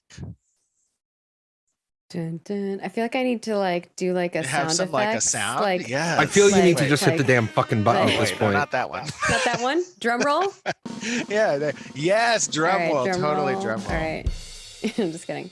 All right. Here we go. The first reveal of the Is it like full screen? Oh, no. It's like cyber. Oh, yes. So these are the Vec. And what you can see here, obviously, is you can see the male Vec and you can see a female Vec. There are some significant, body influences and differences, especially when it comes to the ears, the nose, that brow structure that delineates them away from the Ren Kai. Those are the main things. Where there are some similarities where you can still see that orcish presence, it's obviously the underbite that's present, the kind of teeth structure that's available, those those more kind of tribal influences across the face artwork that's present. But these guys, I think, are a major distinguishing factor between what players are accustomed to in general player character races, like humans and elves. Those are relatively standard, right? There's not too much you can really deviate here, but the Vec gives us an opportunity from an orc perspective to really kind of play towards influences that aren't typically seen in orc races, right? Almost an alien look with especially the color of the skin tone, that kind of bluish. Oh, just wait till I show you some other ones. Yes, now we got some variants for you. I love the variant. Show me the big bug-eyed variant. I want to see that one. I don't know which one that one is on here. I want to see the bug-eyed. So these are going to be studio mode at 1 sec. Oh, okay. I'll look. Okay, I think. And this is why you do an outline for your show. I'm just saying. For you. So now the hope is that these types of variants that you're about to see are going to be customization options that are available. Almost.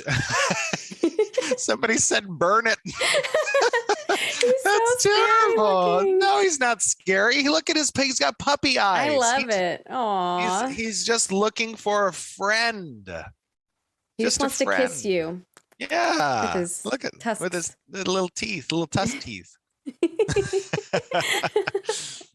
But of course, you can see that there are still similarities, right, between some of the facial features. But this would almost be an ethnicity within the Vec culture. A little bit of Someone's a like, who needs a telescope with those eyes? Someone said that in Discord. Who needs a telescope? Hey, that's why the eyes maybe progressed like that. They were always looking at the stars, right? So they're trying to take in as much light as possible. Yes. They can see further than everybody else. That'd be cool. Right. The more dilated the eyes are, the more they can take in exposure-wise in the darkness and looking up at the stars. I mean, these are elements of their evolutionary path that influenced kind of their visual presentation. All right, we have another somebody version. Said they're the grays. We have another version for you all as well, which looks badass. He looks cool. There we go. Yeah. Now here you can see, I think would be a little bit more similarity with the Renkai, right? And the shape of the brow and the shape of the eyes. They're almost less cunning. Muscular though.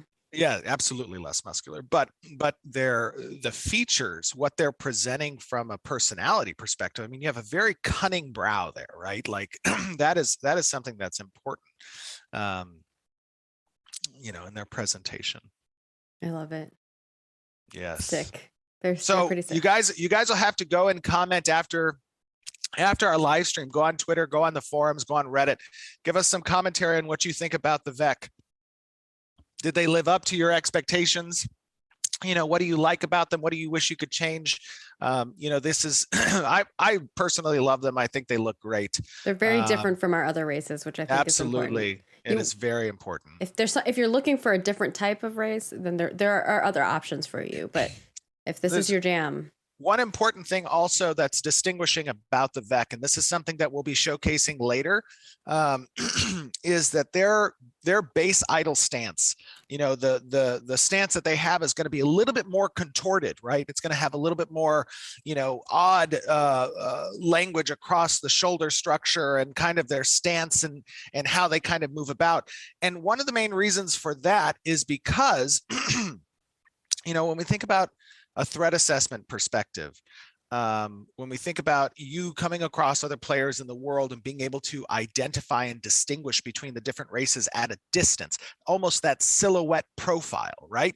The Vec share their height with the Kalar and the Valoon a little bit, right? They're very similar in height to the Kalar and the Valoon, but we needed something to distinguish their silhouette, and that thing is going to be how they stand. What their stance looks like. Something that's going to be very exciting also to show in the future once animation has an opportunity to give us these variants is going to be that base idle animation when you're just kind of standing, not in a combat stance, right? Not in combat, but when you're standing outside, non-combat idle, that you'll have different stances and forms that you can choose at the character creation point, right? Whether you walk in a more masculine way or a more feminine way, or perhaps, you know, you have these different types of movements to your base idle, non-combat idle. That's going to be something that we want to offer as an option as well.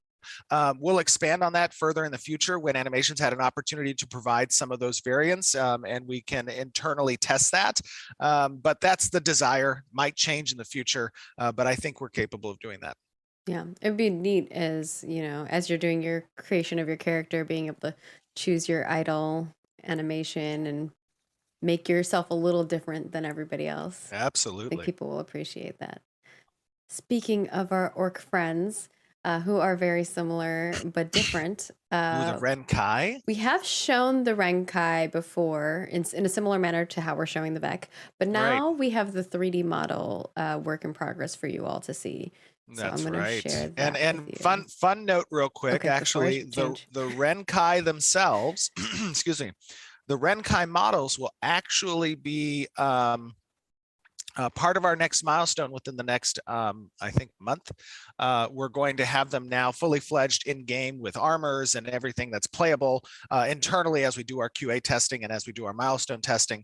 I know that's on the sprint for character, and that's why you guys are getting to see the updated models on the Renkai, because we wanted to go through that second pass on their skin materials, on their face.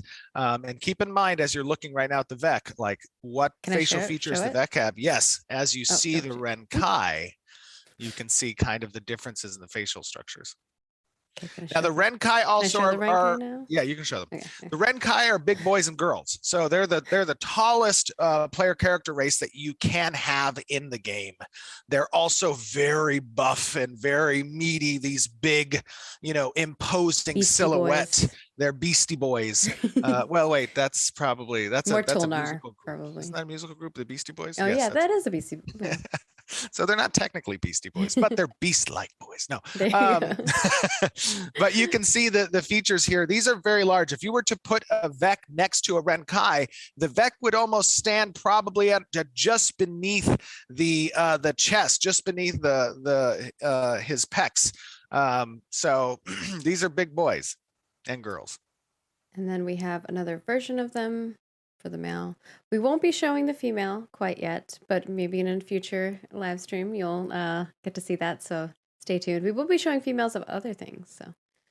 Oh, this one is the Asmonbald version. No, I'm just, I'm just kidding. I just love Asmongold. No, I'm just joking. Oh, got him. No, I'm just kidding. Do we have some? We have some close-ups on the face, right?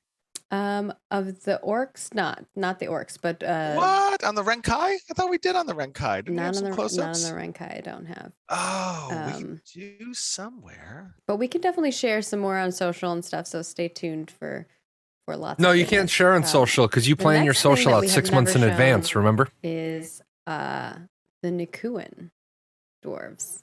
And so this will be the first time you are going to get to see them as well. And I don't know if you want to preface anything in regards to that, Stephen. Oh, on the Nakua? Yeah. Mm. So obviously, excuse me, one of the biggest feedbacks that we had out of Alpha 1 was the representation of the Dunir versus the Nikuan. And that was great, really, information that you guys, testers and audiences out there, provided us, kind of what your anticipation was of the Dunir, you know, more traditional dwarven presentation versus the more innovative approach to dwarven society and the Nakua, and being that more you know, almost Polynesian influenced beach dwarf, so to speak. So oh, I just got someone shared me a file. Oh, that's a different one. I'm sorry.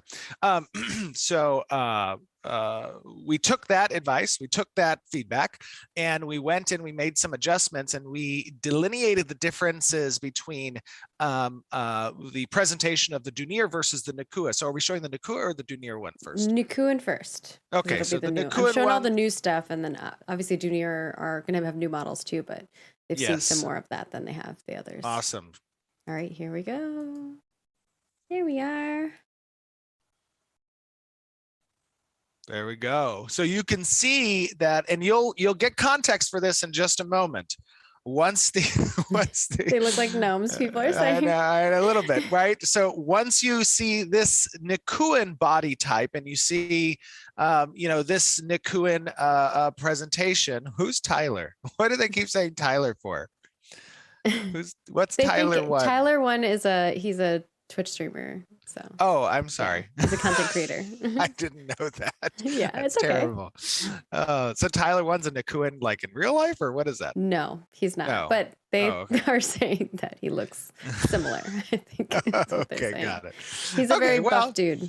Okay. Sorry, I didn't know that reference. But you can see here, right? This almost has, the proportions of his body isn't that indicative of a dwarf, right? Of a traditional dwarf. And instead, it has more of that halfling look a little bit, right? It has a little bit more halfling. And this is kind of similar to what was in Alpha 1 for the Dunir, but you're going to see significant differences. Let's show them the Dunir because they're upset, I think. Yes, but let us we need to show you so- context that give you there's different context. bodies for different people. Not everyone Yes. wants to be the stocky dwarf. That's But right. here we go. So this is the dwarves that you all, I think, are wanting. Now this is the different type Dunir. of race. Yeah. Yes, and you can see in the Dunir, you can see the update to the skin material and textures. Like it is, this is a major update. This is for the metahuman. Dunir. And these are the more traditional dwarves. You can see here, this is some of the in-game achievable armor that they're wearing, I believe, right? This isn't a cosmetic armor. Yeah, I think this is the in-game achievable armors. But you can see just the quality on that second or third pass that we've done here with the Dunir, what they look like, and compared to the Nikuin, right? The Nikuin race we want it to be different. We want it to stand out apart from the Dunir. And in that sense, that's why you have those more halfling-oriented influences. Whereas here you can see in the body type just the discrepancy in what these proportions look like anatomically. It is a more traditional dwarven character race. Somebody said this is how the cheeks. Somebody said this is how my 4-year-old looks when walking around the house. Dude, your 4-year-old is buff, man. It's a buff 4-year-old. So, as we said with the VEC, make sure you guys go and comment on Twitter, Discord, Reddit, our forums. Give us your feedback. Take a look at these, grab some screenshots of it. Give us kind of your feedback on how these either met what your anticipated kind of influences for these races present, how awesome they look, or would you want to play one of these? What type of customization options you would want to have. Obviously, the dwarves are going to have the most expansive beard customization options available.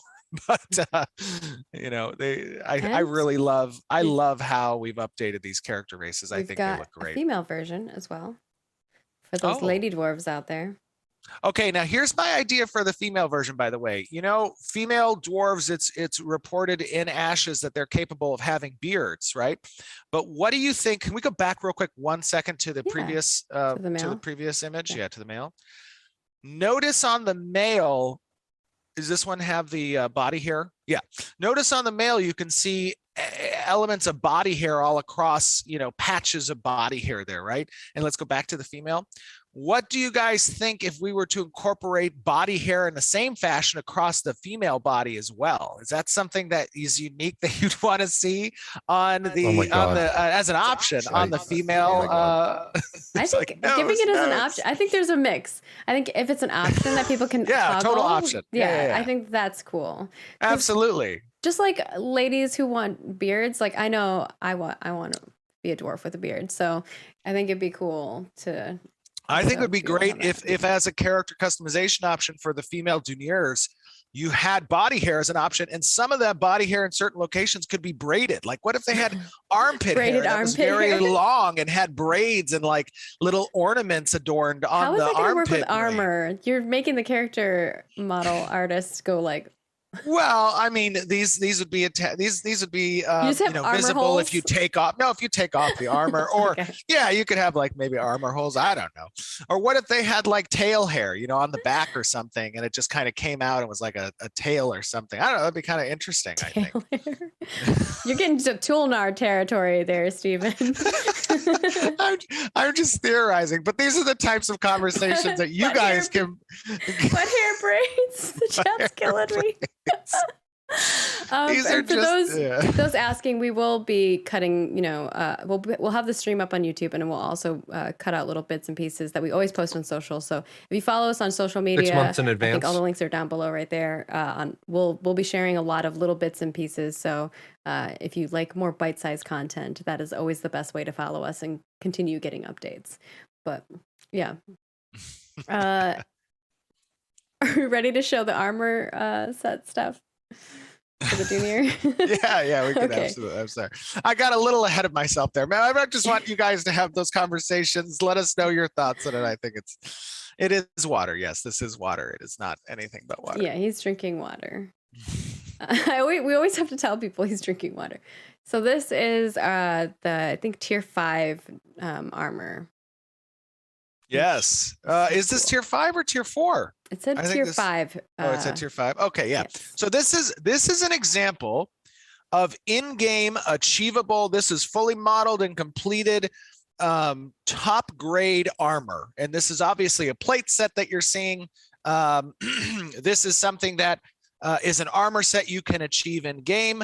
Let us know in the comments and following up this, what your thoughts are on this in-game achievable armor comparative to some of the cosmetics, obviously, that we presented in the past. Is this the level of armor that you're looking at and saying, damn, this is epic. Like, this is the armor I would want to achieve. This does not incorporate visual effects. So, excuse me. Some of the enchantment options that you have on weapons will present visual effects, glows, of blue and red colors. There's obviously going to be status conditions that can be applied as well, like as you might be CC'd or whatever. But from an enchantment perspective, you can have a glowing weapon as well, and this doesn't show that. All right. And last but not least, this is also still work in progress, but the Kalar Mal is being And one other thing, by the way, about this armor Okay, set, go and back. it's important to note. Oh, there we go. He I'm doesn't back. have armor. He's naked. Yeah. He's naked. He's naked.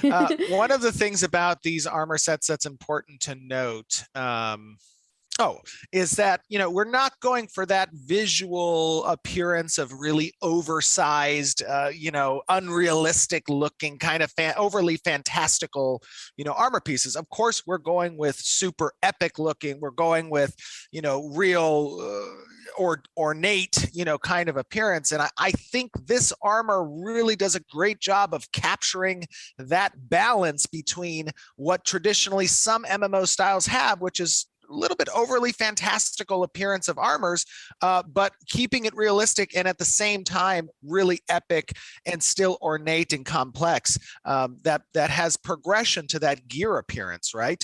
Not only that, but it's important to note, like, gear is also a part of the silhouette, right? This is another threat assessment component. When you're coming across players, you're taking a look. Oh, okay, I'm aware this guy has a full set on that is the top grade kind of gear that is noticeable at a distance.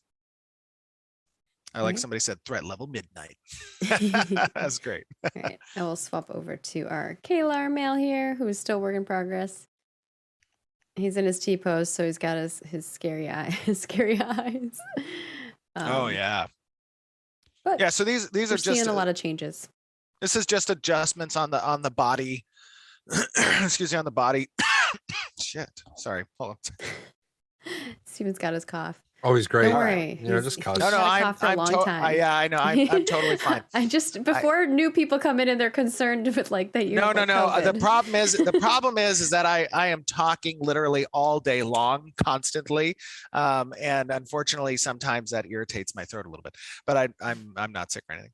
Anyways, what you're seeing here is obviously these are updates to the KLR body, the base body.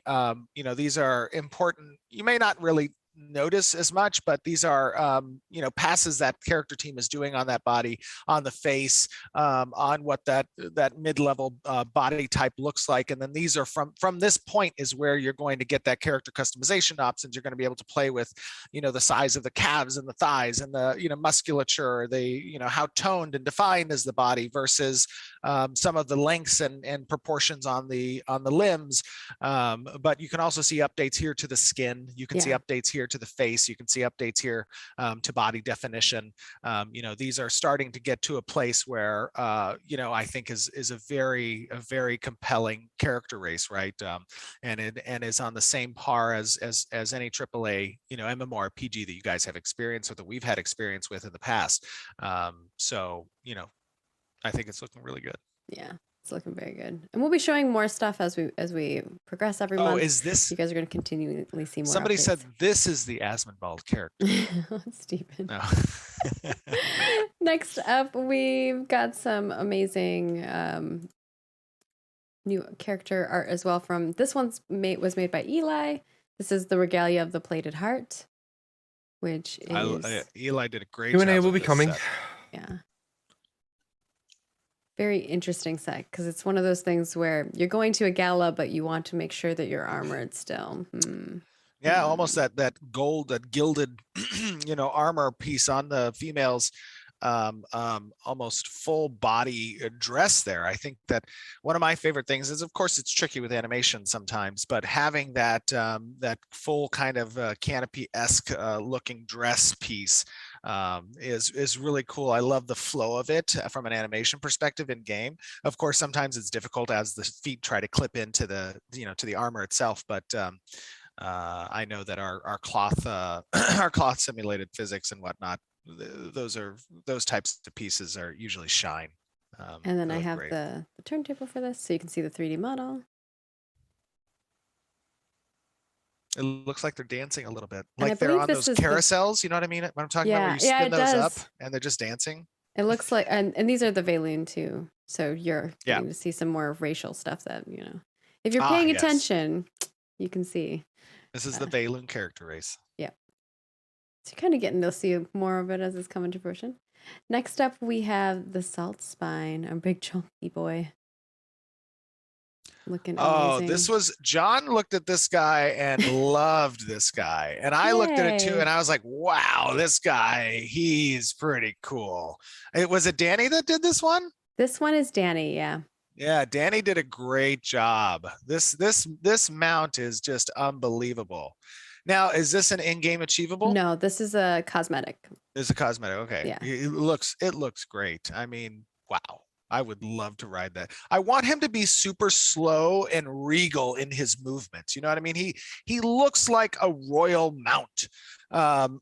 So on the animation side, you know, I know that they're obviously going to share with the scale runner and stuff, but if there was a way we could kind of slow down his idle at least and give him just kind of like a "you're beneath me" attitude, I think that would fit perfectly with his persona. Well, that makes sense because he is a noble steed. So I'm glad that came across to you, because that is that's how I believe this one I worked with Scott to design. Nice. Yeah, the set. Yeah, I love the horn works on the face as well. Yeah. Scott had a really cool theme for this, because this was all obviously most of the set is very Nikuin if you check it out. It was part of the Home Waters. Oh, is that true? Z said his name is Frank. Is it Frank? They've been naming him Frank in the community. Okay. All right. Next up, we've got some stuff from Jinsey. This is first the Embered Kit, which, you know, you've seen the Fox of the Pyre. The little baby These foxes. are the babies. Oh. Yeah. These are little pets. Look at the little fur babies. Now we're going to show off an in-game achievable. So those are the pets that kind of just follow you around. They don't have any in-game relevance or like mechanical features, right? They're not going to interact with enemies or yourself, but they're just going to like, you know, stand at your feet and follow you. They'll like lick their paws in animation and clean themselves or something, right? These guys look great. I mean, I love them. They're They super look awesome. cute. They're adorable. This next one is an in-game achievable item. Dun dun. Zillius said that that's a waste of FPS. Somebody ban Zillius from chat, please. No, I'm just kidding. You're entitled to your opinion. This is our hippo friend, also made by Jinsey. And there's a variant of it, so you can kind of see the two. Yeah, that's a big boy and girl as well. I think that's a big girl. She's got a lot of jewelry on her. Well, boys can wear jewelry, but I think that's true. Other body parts are telling that it might be a female. I'm looking at her fingernails, and she has them kind of painted and long. So yes, I'm thinking, the fingernails. That's what. Yeah, that's what it is. That gave it away. Also, she's got very pretty little eyelashes. Aw, dude, hippos are dangerous. Hippos are dangerous. They're actually very dangerous. I think the first time I saw hippos as a kid was in the movie Congo. When they got attacked by the hippos, and like from that point forward, I knew that hippos were dangerous, and if I ever came across one, to steer clear. But oh my gosh, yeah, their jaws are just super strong. They can just like crush things, and with like no effort, they're just like hump and eats it. It's crazy. Oh yeah, you know, have you ever seen the videos of like hippos eating water, like full watermelons? Yes, it's cool. Yes, yeah. It is super cool. They just chomp those things down. People are wondering if this will be a group mount. I think it's just a singular, like you just sit on it, but it's a single mount. Now, is this a cosmetic? No, this is an in-game achievable. Oh, this is an in-game achievable mount. So again, comparatively, guys, I know a lot of times in the past, you know, people have been wanting to see some of the in-game achievable stuff. We try to keep the in-game achievable stuff relatively close to the chest because that's stuff we want you to discover and be excited about. But here's an example of the complexities and just the ornateness of this mount comparatively, right? But this is a really cool looking mount. Yes. I love hippos, and I can't wait to see the animation behind it too. All right. With that, we're gonna wrap things up with going through our Q&A. We're still a little over. What do you call? Time.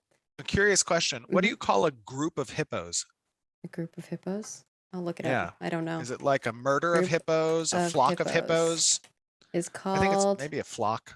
Pod? It's called a bloat, a pod, or a herd. Oh, a bloat of hippos. A bloat of hippos. A bloat of hippos. I like it. All right, going into Q&A. Our first question here is from Sia Curry. Kiri? I don't know if I'm saying your names right. Let me know. And they want to know about nodes. Once a node goes into lockout after a siege, can the quest to obtain a siege scroll still be completed, or is it locked out for the time period? It's a very good question. So as it stands now, the quest for that node can still be completed. However, there is a time limit for those scrolls. So if you select, I think if you select that node still as a target for that scroll, it's possible that you would have the lifetime of that scroll would be under the lockout of the node. So it's possible you could waste that. We might change that in the future. I'm sure that design is going to want to revisit that. So don't hold me to it right now. It might be locked and I know out. you guys you didn't want people to gamify it where like you're holding on to scrolls. Correct. You know, yep. Because then you just like have everyone have a bunch of scrolls and just hold on to them. It's not ideal. Magma Kitten wants to know about naval content. Will there be a dark lake, rivers, or any expanse of naval content included within the Underrealms? That's a very good question. Not for now. And I wouldn't rule out the opportunity for something along those lines in the future with an expansion or an update. But at the moment, no, there's not a plan for Underrealm naval activity. Right. And then Songrun wants to know about Bard gameplay. In the interview with MMORPG, Stephen mentioned again the formations for bards. Will this be primarily a way that bards buff their teams? I'm not sure if it's going to be primarily. It is definitely going to be incorporated as certain for certain skills, certain abilities. Those might be those might be more key abilities, right? Higher tier abilities, but it probably will not be the primary function of the bard's role, requiring formation related buffs every time they attempt to buff the party. All right. And then Pete Nasty wants to know about utility skills. Could you elaborate on the potential of stealth when it comes to both utility and combat? I'm sorry, say that one more time. Could you elaborate on the potential of stealth when it comes to both utility and combat? Both utility and combat. Yeah, I think one of the things about stealth that's really important is, and this is oftentimes in other games that we played, is, take the take the encounter with a boss or with NPCs. If you draw aggro, you draw hate because of perhaps maybe some of the damage that you're doing, or you need to kind of clear that hate or dip out of the fight momentarily. Stealth would be a great utility component to achieve that goal. Additionally, from a combat perspective, of course, stealth is a huge tool when it comes to kind of sneaking up on a target, not being easily detected, staying on the fringes of the fight, and choosing your time to engage. I mean, those are the elements of stealth that we want to incorporate. If you're trying to navigate past, NPC enemies to make it down to a group in a dungeon, and you're a class that has stealth available to you, it's a great utility mechanic for you to avoid aggro of those monsters as you're moving down. All right. Our next question is from Jeremy, and they want to know about group mounts. How are group mounts different from regular mounts in regards to unlocking or obtaining them? When it comes to unlocking and obtaining, you can probably imagine that group mounts are going to be a little bit more in-depth and rarer. These are mounts that have additional mechanics associated with the number of people that can ride them. They might have certain types of weapon systems on those riding points that players can utilize. In that sense, these are going to be more rare. They are going to be more difficult to obtain. Yeah. Okay. And to reiterate, because people are like, there's not going to be any stealth. He wasn't saying that there's not going to be stealth. It's just more that it's part of a class, like an archetype feature. There absolutely is stealth. Stealth is 100% an option in the game. It's not going to render yourself or the individual who uses the stealth completely obscured. You're still going to be able to identify. There's going to be utility skills that can reveal stealth from a PvP perspective. There's going to be perceptions that certain NPCs have that can see through stealth, like tremor sense or life sense. There are elements and mechanics that relate to stealth and how it is balanced in the game. It's not going to be similar to stealth that's found in other games where the target is rendered completely invisible. They can make it past every enemy, NPC, or monster. They can use stealth at all times. These are elements that is a tit for tat. These are components of class kits that are going to have corresponding counters as it relates to other classes as well. One of my favorite things is when we were kind of showing off some of our combat through Apocalypse, is that people would change into like structures in the world, and people would be like, "Oh, that's just a fountain," and then you'd be like going by, and then it comes out and ganks you. It was intriguing to have that kind of stealth. I don't think I've seen a ton in MMOs. Our next question is going to be from Emberstone, and it's about building cosmetics. How will homestead skins affect the space available for furniture? How will affect the space available for furniture. So furniture, so the space available for furniture should be relatively similar between building types. That at least, we'll try to make sure that that's the case. When it comes to how furniture is incorporated as part of your layout and allotment, these are going to be hard numerical values that are based on the building type that you have, right? So the larger the home, the more furniture pieces you can have. From a space perspective, that's something that's accounted for in the modeling of the actual building. Yeah, and when it comes to if you put like a cosmetic house on top of your normal house, those cosmetics should be similar in size. The shape will change, right? So maybe the room layout will be different, but it'll still be like a one-story building, right? And putting it on. Correct. We'll have more details about those things coming. I think I actually had a chat with the design team. They're kind of fleshing some stuff out, and then Steven's going to approve it or change things. And then I'll be coming back to give you guys a little bit more detail on what specifically the cosmetics that we've sold will be able to go on. So you have a little bit more context, because I know there's a lot of questions regarding that. And I mentioned this on the forums as well. Our next question here is from Lavitz Slambert, and they want to know about racial lore. Will we be given naming conventions based on the individual races and cultures? At some point, yes. Again, we're wanting to keep a lot of that stuff pretty close to the chest. Of course, it's not something we can keep close to the chest forever. As we enter into Alpha 2 and into our betas, that stuff is going to be revealed. And I would look forward to those future dates for more information on it. All right. And the next question is about mount combat.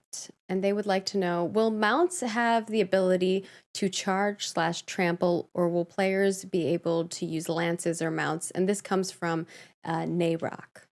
Yes, there will be a number of different combat feature skills on mounts. It kind of depends on the particular mount, its breed, and sometimes a little bit of RNG aspects to the creation of these mounts and your acquisition of them.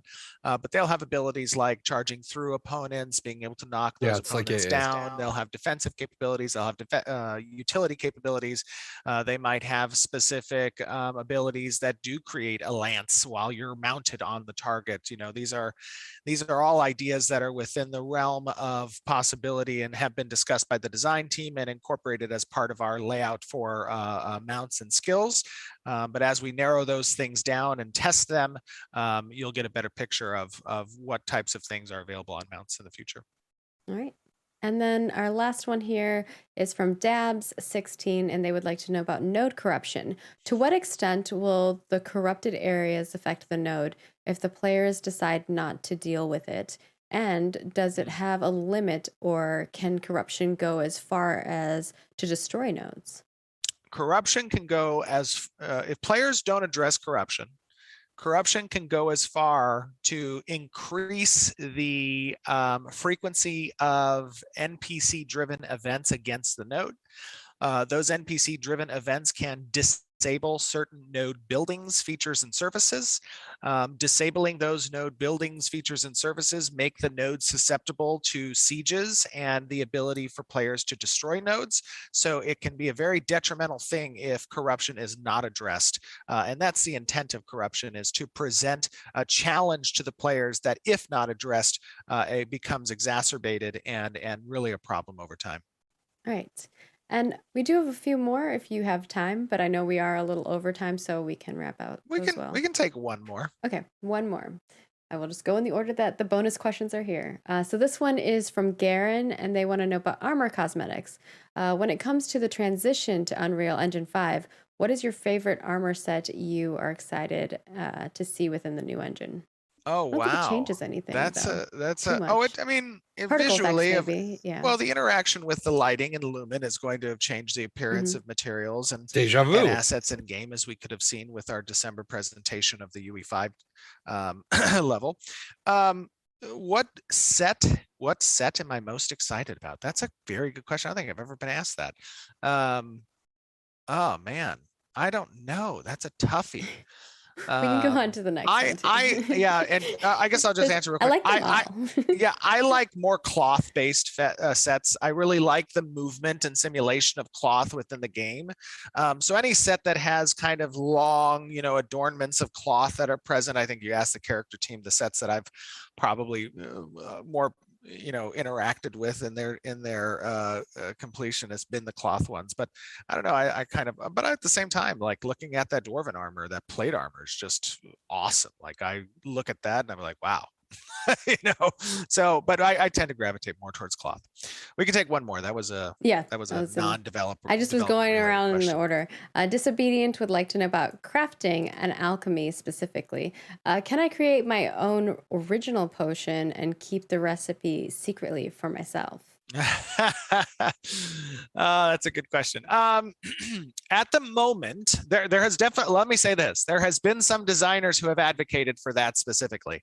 There is a level of complexity that adds to the crafting system. I'm not opposed to that. It's possible we may see something like that in the future. I was actually just having a conversation with Corey a little while ago about the idea of like storage for certain alchemical items or food related items and how the freshness might play into the efficacy of that particular item, how furniture could help store those things and augment that. Like, do we have a refrigeration or an ice box for like, keeping meat preserved or something? I'm not sure if we're going to get that granular. I'm not sure if we're going to allow unique recipes that can kind of be hidden. Right now, I think we're definitely going to have rare recipes. We're going to have a very active recipe market. That how players find them and how they discover them is going to be very diverse. It's not just going to be drop oriented. It's going to be discovery, adventurism, treasures, repetition of a particular activity that might yield something, deconstruction that might learn how to, create a recipe. There's a lot of different functionality that's present that's going to be utilized. But yeah, we'll have to see about that. All right. And I think to go back to the other question, I had a little think about it, Garen, a little bit more. And I think I still love the Face of Sorrow outfit. It's one of my favorites. I love tanking or healing. So I usually end up being like some kind of cleric or some kind of paladin or something. So wearing heavy armor is my jam. But I think that set is just badass. And I'm sure it's going to look really cool in Unreal Engine 5 as well. All right. With that, we are wrapping up our development update for January. I feel like we've been talking for a lot, but hopefully you all enjoyed all of the goodness, seeing all the new race models and the updated race models, getting a little sneak peek at the VEC. And, as we progress further in the months, you'll be able to see more of that. We are thinking that we might be able to show off the character creator next month. So it's going to be a lot of fun. Definitely want to tune in. And as we move forward, we'll be showing off a lot of prototyping of the combat stuff that the design team and engineering team are working towards. So lots of good stuff. Ooh, cat moved. For your bingo. We have a new dev discussion coming up. So it will be in regards to RNG. So if you have thoughts on this, definitely give us your feedback as that is coming up soon. We also have our January cosmetic swap over on February 9th. And this video will be up on YouTube. So you can go check it out on YouTube at Ashes of Creation. We'll also post all kinds of goodies on our social media. All right, enough of that. So, good live stream. I want to start off with good live stream. Lots there. I'm gonna grab over the course. I have some of your posts, and if you guys make a comment, I'll grab it. I'll put it in I can grab all of your comments and put them on the deck, and then we can talk about them. But I do want to talk about a few things, and I think I want to go over here. You seem less frustrated today. I do. The reason why is today's live stream was better. It still, in my opinion, has a long way to go, but the live stream was better in that I didn't feel as many times that they turned it into a joke. An 84-minute live stream was 84-minute live stream was good. There was no video today, and that's okay. What I am concerned about,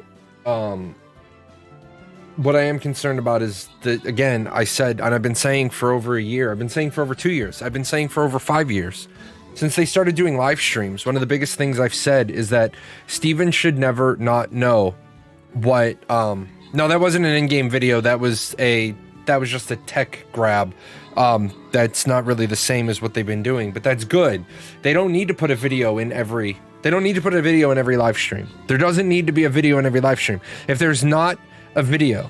So, not all code is stored on the player's computer. They can certainly keep it server side. No, you really can't. I've got your comments. We're gonna grab those. I'm gonna tell you why you can't just make everything server side. But we'll talk about that. But no, I think there's a couple of bits and pieces that I think Intrepid needs to do. Right off the bat. And one of those things is they need to start preparing for the stream. Think they should shorten these to 30, 40 minutes. That's another one. I think their live streams go too long. I think their live streams go too long when there's a lot. I mean, if you notice, there is a lot of what I call fumble fucking around, where they're literally, they're literally just friendly bantering to each other, which is fine. I don't want to make it sound like friendly banter isn't a good thing, but cringy banter and whatnot, yes, right? One of the things that I had is you're still working from home, okay? You're still working from home. You're still not in the studio. You're not streaming from the studio, but you want people to believe. You got to give people that reassurance that you have 120 people working on this project. Steven has streamed from the studio in the past, and then he said, well, I had calls and I wasn't in the studio. Does the studio exist? Okay, so this is really the number one reason that you need to stream from the studio or show the studio. I don't know why they're afraid to show off the studio, because they're like, well, we don't have the murals done and we don't have the lights, the company sign light. It doesn't matter. Like, if you're not going to stream from the studio, then just take a couple of social media pictures and show people that there's people working. Like, that would be better than littering everybody's Twitter every morning at 8 a.m. with a cosmetic cut. But is it a big deal? No, it's not a big deal in the overall grand scheme of things, but it is a big deal when you've said we've moved into the studio, we're in the studio, and now just a shot of the cubicles, something, anything, so that you could attach a yes, we are there, we're in the studio. Then, because if you guys don't know, there's a little bit of, and I'm not going to go into like the tinfoil hat conspiracies, but there are some conspiracies running around that there's not 120 people working on this, and some people have artifacts, they have evidence that makes it seem like there's not 120 people working on this project. So if it was my project, I would, when you don't combat negative things that are said, you give credibility to them. The other one is that within 2 minutes, we're treating this as a streamer show and not a marketing piece. And then, of course, we had the advertising, the swap out piece. I caught something. I don't know if you guys caught it. They said the content creator program, we aren't going through the applications. Yet previously, Margaret talked about going through all the applications. So I got to find it. Why the two different statements? Like, consistency. If you're not going through the content creator program applications, then that's fine. But previously you said you've been going through them all, and you said it's hard to judge some of you because you're not making any Ashes of Creation content, or you haven't made any content. Well, those people should just get a reject. You don't have any content on your YouTube channel? Reject. Like, not even reject, hold for the apprenticeship program. I will say this, Steven talked, and I like when Steven is just not interrupted and Steven is allowed to just talk and go and talk.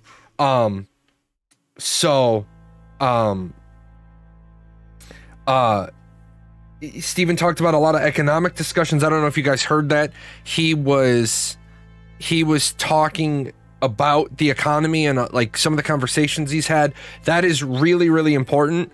Dr. Rocco Scandizo, who is a really big name in the MMORPG video game development. It's like Rocco Scandizo is like the Michael Jordan of economic design and MMOs. He wrote a bunch of white papers for Intrepid early on, which means a lot of the systems that they're going to touch are going to have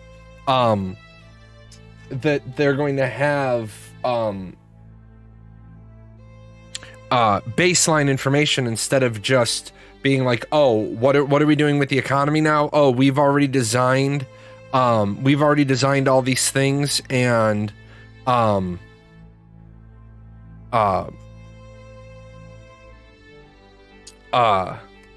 we have to fit them to the economy. The economy should drive things.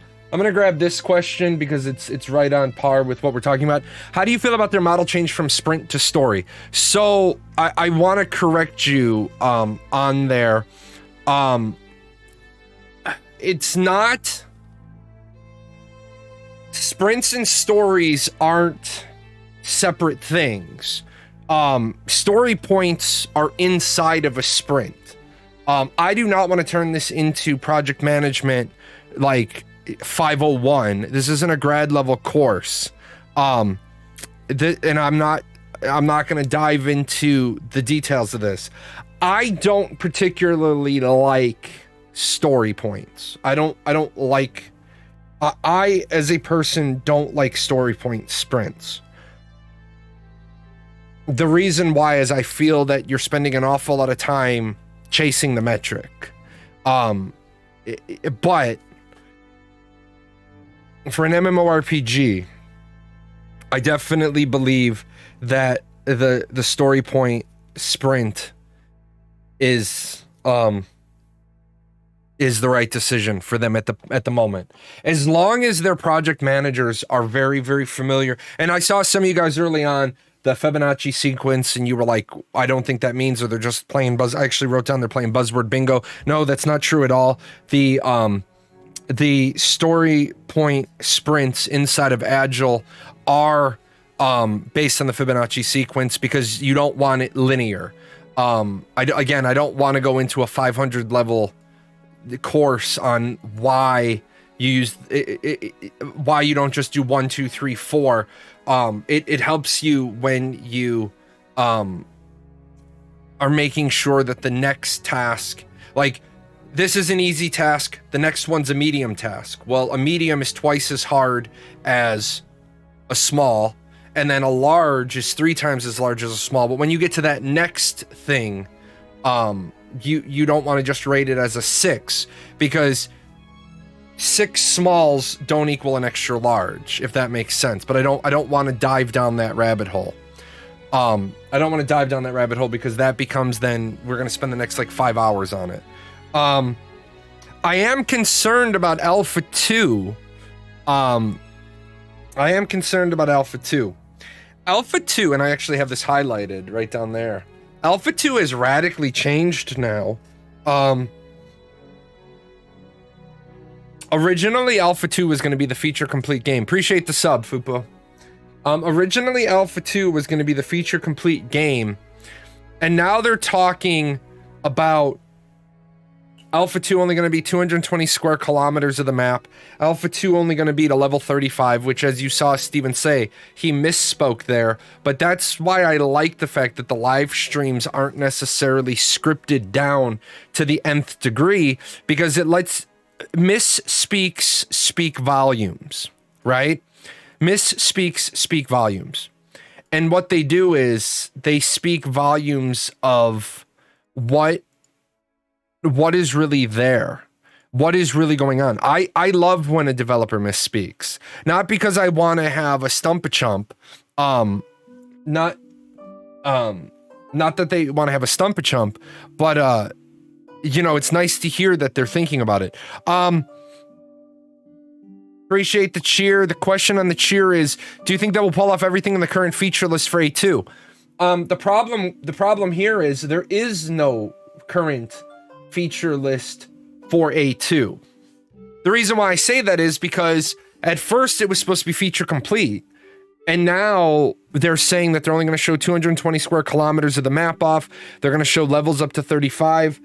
So I'm really concerned about the Alpha 2 design being radically changed now. This is one of those I'd like to have a conversation with Steven to say, do you mean at the start of Alpha 2 or at the end of Alpha 2? Do you know if they will have active GMs in the game? Yes.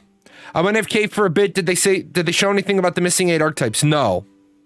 Is that because they're going to try to hide things, or they're just not going to be able to deliver the original goals? Well, remember, the goal is Alpha 2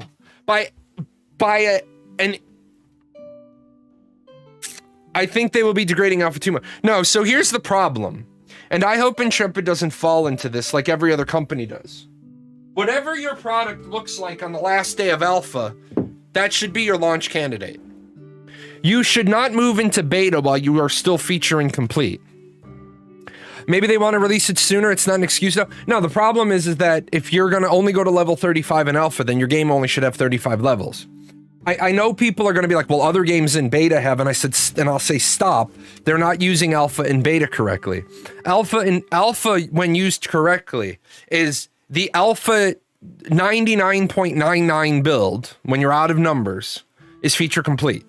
That doesn't mean the game has to be feature complete when Alpha 2 starts, and people always like, well, they did in Alpha 1. You are correct, they did in Alpha 1. Their Alpha 1 really wasn't an Alpha 1. Their Alpha 1 should have been called tech testing. Their Alpha 1 wasn't anywhere near complete enough to carry an Alpha label, in my opinion. If Alpha 2, if Alpha 2 will stand for a long time, maybe they'll add features while Alpha 2 is running. Right, and that's what I need. That's the clarification I want to ask Steven. I said, when you talk about this map size, when you talk about this level, is that what it's going to be on day 1 of Alpha 2? Because if that is, that's great. If it's not, then I'm really concerned that Intrepid is going to do what all these other companies do and move into beta before they're feature complete, and then they're being like every other company. More likely they just want to have something to show this year. Right, but they need to make sure that they're being they need to make sure that they're being legitimate. I agree Alpha 2 should be a near complete. No, Alpha 2 shouldn't be near feature complete. Let me stop you right there. Alpha 2 should be feature complete. The last day of Alpha, it's feature complete. The first day of beta is feature complete. Beta testing and alpha testing is 2 different types of testing. If they go into beta 1 and they say, well, when we go into beta 1, we're going to introduce the last 15 levels, then I'm going to say you're like every other company. You said you didn't want to be every other company in 2017. Now you're being every other company. You should not be adding any features in beta. There should be no features added. In fact, if you find a large enough error in beta testing should stop. It should immediately cease. And the product should roll back into alpha state. Because if you find something, you shouldn't be testing new features in beta. And companies need to realize if you're in beta and something foundational is broken, you cease all beta testing. Because if something foundational is broken, you need to go back, fix it, alpha test it to check the ripples off the stone in the lake, and then you go back into beta testing and you say, okay, all the data is wiped. Now we need clean data. Because data based on a flaw is garbage data. And I know people are like, well, you can still get meaningful. No, you can't. If something fundamental was broken, then all your garbage is all your data is garbage. It's garbage in, garbage out. 5 years is a long time to still not have all the basics sorted. No, see, let me grab that one because it's really not, okay? This is actually an untrue statement. 5 years is not a long time to have all the basics sorted out because, first of all, you didn't clarify 5 years in Agile or 5 years on Waterfall. If they were 5 years into the project on Waterfall, they'd only be 2 years 18 months to 2 years into actual making it work. They would have done 3 years of documentation. I think I truly believe that the problem is Intrepid wasn't really on Agile. I believe in my my spectacles look is that Intrepid did a little bit of waterfall and a little bit of Agile, which is fine. You can do that. I think the first year of development at Intrepid Studios, from the Kickstarter until past Alpha Zero into about March or April of the next year. So from about July 2017 till about March 2018, I think they were like in a waterfall. Let's document it. Let's think about it. So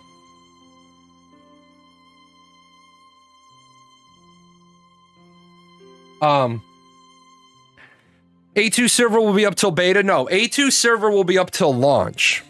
They haven't sold access to an Alpha 3, so almost certainly not. Well, here's the thing about it. You can call Alpha 2, Alpha 3, Alpha 18, Alpha 37. You can look at 7 Days to Die. They're on Alpha 19. So yeah, the Alpha 2 server is going to run until launch.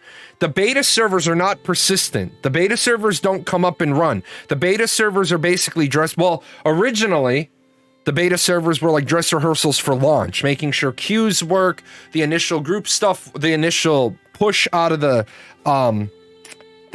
these divine gates, to make sure all this stuff works, to make sure any time gates or time or progression walls all function, and then you run that multiple times to make sure it works as intended. The beta people are not, stability tests. The beta people aren't there to comment on the gameplay. I know they're going to give comments on the gameplay, but if your product is in beta, you're not planning on making a whole lot of changes to the core organic game loop because you're not in alpha, you're in beta. With that said, I do love the fact that they talked about the sieges and having designated group content that's going to be about 10 minutes long in instanced battles. That is the right direction. That is the right direction. Instead of having those objectives be open world and constantly flippable, I do think that Intrepid has listened to the siege combat feedback, and they realized that their siege system was bad. They also have been listening on the zerging feedback, and if you have multiple objectives, you're just going to send as many people as you need to secure them. Setting in instanced content, there's a way that you can make this a continuous push chain of 7 events. There are a lot of things you can do now that you're willing to put 10-minute instance combat into the sieges. So I like that. I am grabbing some of your questions, guys. I'm pulling over to the screen. Just kind of going through things as we get to them. What I'm trying to get at, if alpha is not over till feature complete, I don't see them getting out of alpha in a year, maybe even 2. They still need to finish up combat, very little details about naval, testing all the systems. Well, yeah, because here's the thing. Ready? It doesn't matter when they need to get out of alpha by, because right now they don't even have we're going to get into alpha by. I don't want alpha 2 to start anytime soon. I want Intrepid to turn around and say, we're going dark. I think today's live stream proves that they know how to get to a better direction. You can, and my answer is going to be no, and I'll just press forward. So, reckon level 35 is a level you need to have access to everything on the skill tree. No, probably not, because if you get access to everything at level 35, then you have 15 levels of just trash on top of your leveling system. Let's see.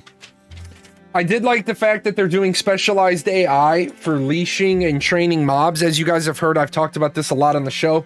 Training mobs is something that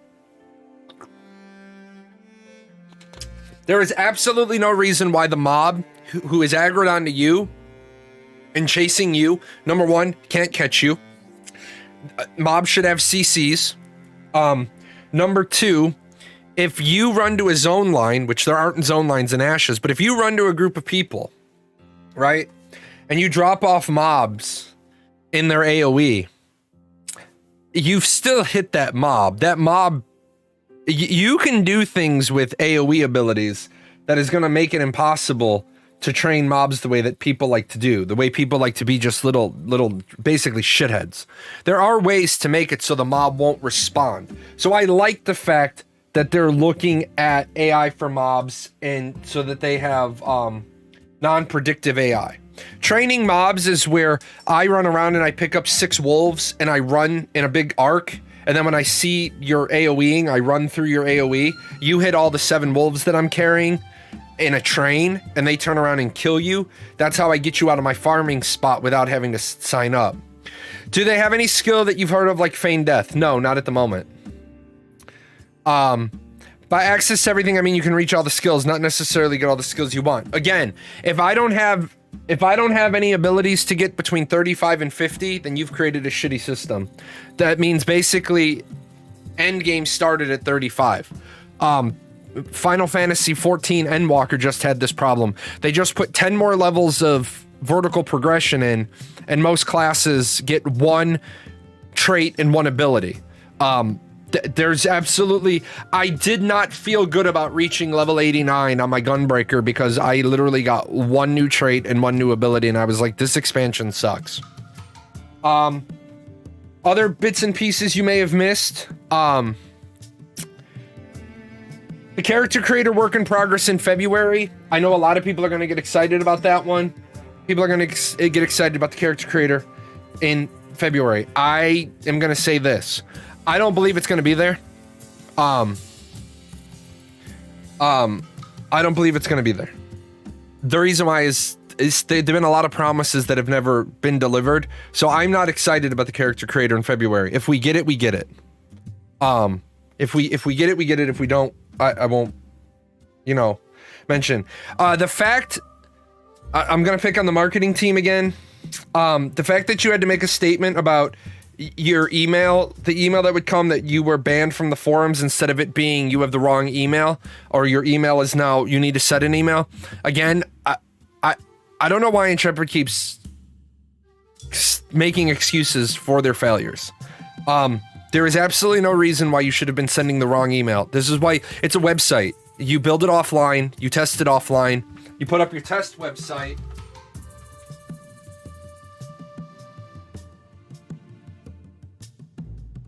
Sorry, if those of you that expressed concern, I was leaving the stream because I am sick and I was ill, so I need something that I'm less likely to throw up. But yeah, those are the things you don't talk about. The environmental art, very, very good stuff. Very, very, very, very, very good stuff. Very good stuff. I was very stoked to see them show off the races that we haven't seen before. So yeah, really, really, really good stuff. I saw that one, and then this one was the other one. Really, really good. My initial reaction to the VEC, I have a question about the VEC that I have to pose to Steven. Originally they said that the VEC were going to be the shortest race, which I gotta ping Steven about. I'll just do that now.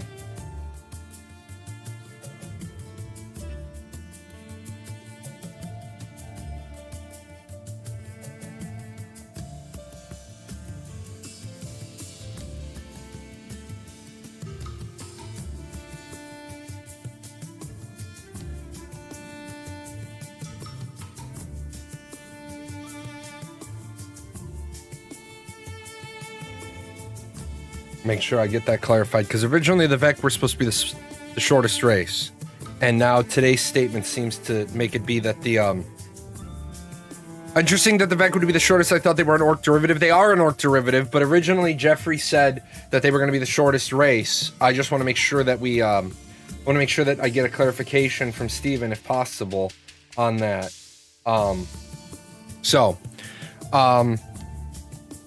The races all looked amazing. That I do want to say, I saw people talk about the dirt the road thing not being impressive, let me tell you guys that road thing is impressive. It's one of those few things that they can be working on without combat. They don't need to resolve combat in order to resolve how the roads are going to work. One thing they do need to know as a big picture is how are the roads going to roll back after a siege, but that doesn't require, like, remember I said you got to be 2 steps away from combat in order to be working on something and not have to worry about rework. They don't need to know how combat's going to work to build the sieges. The person making the road just needs to know, how do you want the roads to roll back if the node is destroyed? That's easy. That's easy. So you can have somebody working on that. I will say one of the things that, again, bothers me, Steven should never say, what are we showing? I don't know if they don't realize how bad that looks. Now, I don't know if Margaret is working her ass off trying to put together a show deck, sending it to Steven, and he just refuses to look at the show deck. But numerous times today, Steven said, what are we showing? What are we showing? You'll also notice that they 86-minute live stream. How much time would they save if they had an outline? Like tick, tick, tick, tick, tick, tick, tick, tick, tick, tick. I like the fact that Steven was able to off the cuff talk about all these different races. He clearly knows, like, the little things, guys. I clue in on the little things. The fact that Steven's able to talk all these races off the cuff, it kind of balances out. You know, they didn't over prepare Steven because he had a lot of what are we showing, what are we showing. At the same time, once you get him talking, he's like a wind-up doll. You just roll with it, and he's going. Let's see. I like the fact that they showed a really good in-game achievable armor set. Now, somebody asked during the show, they said, how many tiers of armor are there? 5 visual tiers, 6 stat tiers.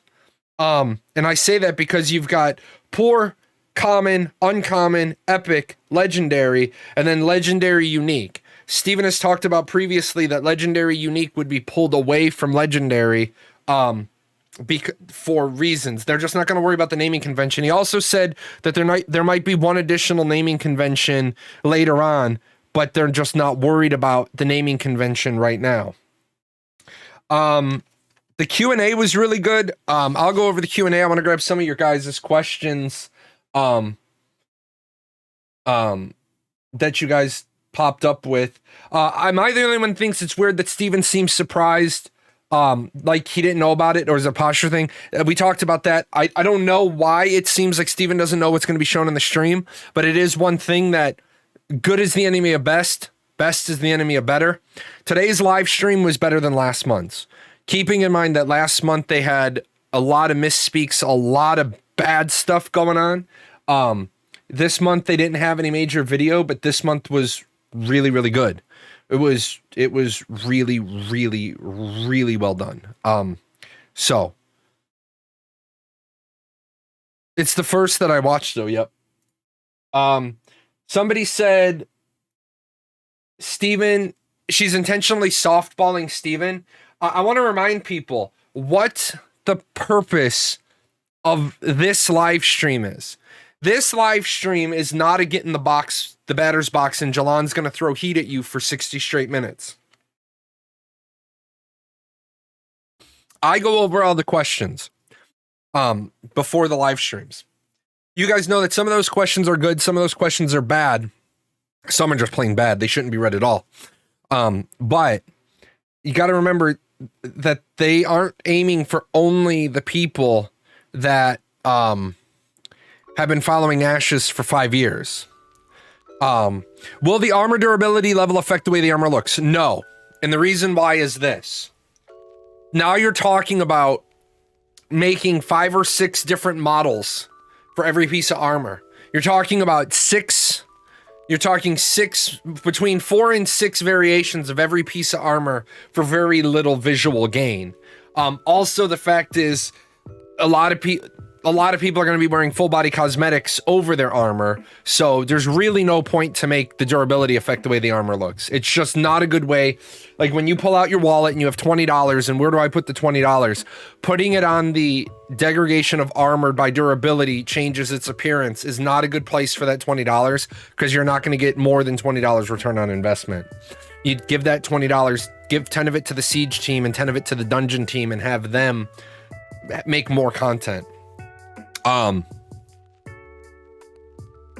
Let's see. Somebody asked, so now you have combat mounts. The answer to that is, we've always had combat mounts. We always knew that mounts were going to have combat abilities. People were talking about data mining, and one of the things is, if it's in the game, it's in the code. People will data mine it, and you won't ever have a secret crafted item. The response to that was, somebody said, many games have secrets that aren't data mined, and the community has to figure it out. The trick here is server-side information. The trick is, how much can you keep server-side? Now, I know some people have said, well, just put everything server-side. Remember, everything that's on the server has to keep reminding itself of, over and over and over again. The server doesn't want to have a big brain. The server, because the server has to think about all this stuff over and over and over again. If you make the server think about things over and over and over again, that's when you start to get like Arcage, and you start to get the library reset because of the way they stacked their library instance. So now all of a sudden, whenever library bosses respawn, everybody drops down to 10 frames per second, and then until those bosses die, you have a horrible experience.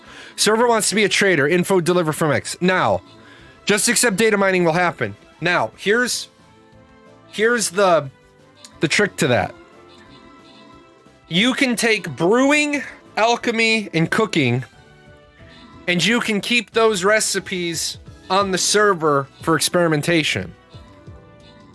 And when those servers become public knowledge, or I'm sorry, when those recipes become public knowledge, then you include them into the next build, you take them off the server, you put them into the client, and you alleviate what's on the server. You alleviate the server stress.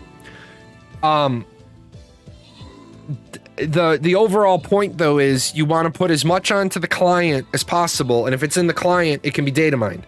Now, for all the people that say, well, there's ways around it, you're right, there are ways around it. However, you also have to realize that your ways around it may not be legal. What do you mean legal? There was a lawsuit in the United States about a video game company and about processes running on the computer that were encrypted. You can't do that. U.S. judge has already ruled, if you put an application running on my computer, I have not only the right, but also the responsibility to know what you're using my hardware for. I think the punchline of this joke ended up being, there was a company that was putting Bitcoin miners on people's PCs and not letting them know that they were there. And somebody eventually figured it out, and there was a big hoopla about it. Funny thing about server-side recipes, you can add new recipes outside the patch. If you want to craft, it's already in the game. If item you want to craft, you can add new recipes outside of a patch. If you want to craft, it's already in the... Well, yes, that's true. Anything server-side doesn't require... anything server-side doesn't require a patch. Also, why I tell people all the time, always be careful about games that have RNG boxes. If the RNG box... No, I didn't go back to the forum post. The RNG boxes can be changed server-side. Tryon got caught doing that many times.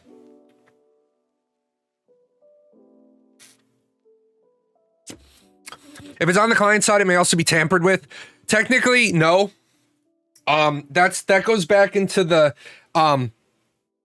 yes, technically it can be, but if you've done your job right, then no, it being client side has absolutely no idea or absolutely no vulnerability to being tampered with, because the server should say, nope, that message isn't right.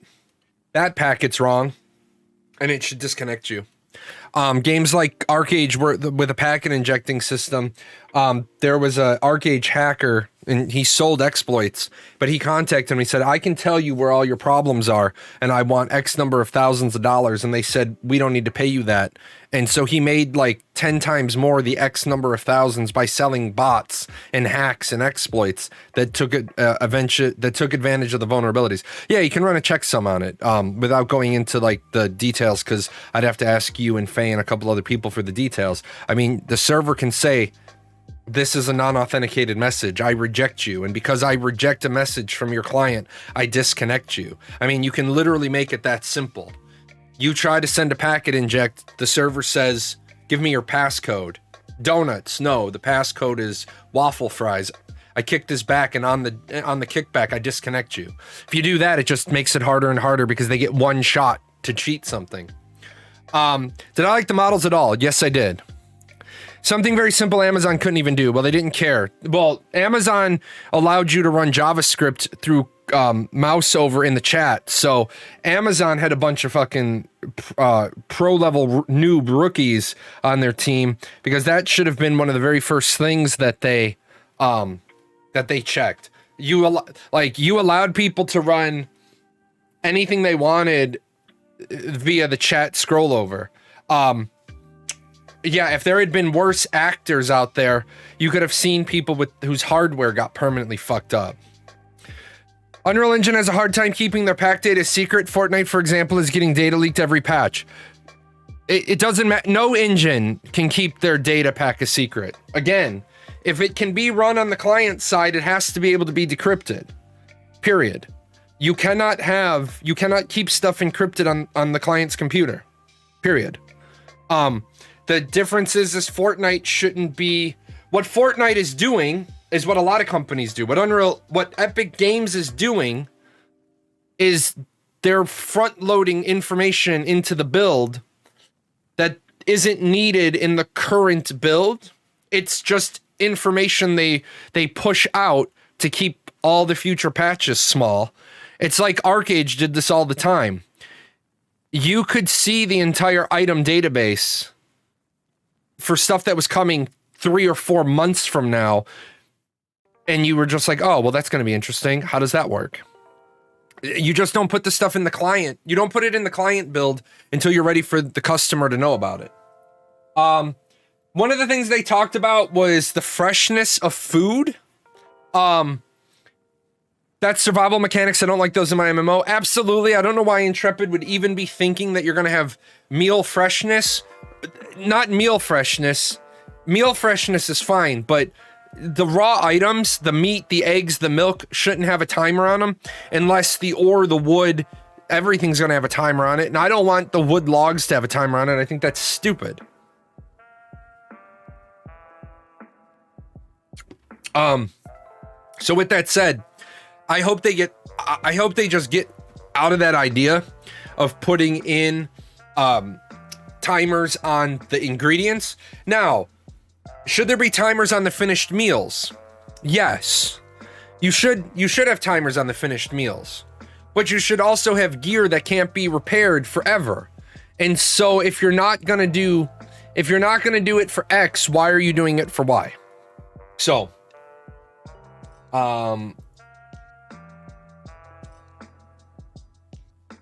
I see. Kind of sucks they didn't show a video of anything. Appreciate the follow. No, I don't appreciate the follow.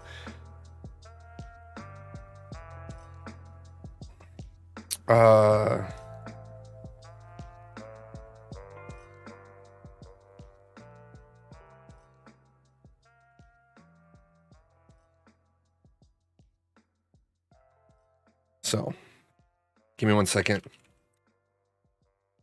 Actually, I can probably do this, huh? We'll just do this. Fix it that way. Easy. Yeah, fuck that guy that followed. See, that person has a hate on for my channel, and they pop over all the time. Here's my thing. I'm gonna jump on this real quick. You wouldn't have the ball sack to say that to any veteran. My wife is 5'2", okay? And you wouldn't have the ball sack to make any derogatory comments to a veteran to my wife. Because my wife will fucking tackle you and beat the shit out of you. She's 5'2", and she's more of a man than whatever that fucking child is that comes here that makes the hate-filled account names, okay? You're a fucking pussy. You don't have the ball sack to confront any veteran of the U.S. Armed Forces. And then even if you did get up in my wife's face and you started yelling, I'll say this. I would come out of nowhere and I'd say, talk to me, because I talk back, okay? You need to literally just go remove yourself from the planet in any way, shape, form necessary that you receive spiritual enlightenment. You got a problem with U.S. veterans, but you don't have the ball sack to say that to their face. I just keep repeating. I just keep banning you, and I just keep on and on and on. I'm hoping one day somebody decides, we're gonna go after this fucking guy. Did I misunderstand? It's level 35 in alpha at first, then ending at level 50. Well, no, I need to get a clarification from Steven on that. Because right now it sounded like the level is going to be 35.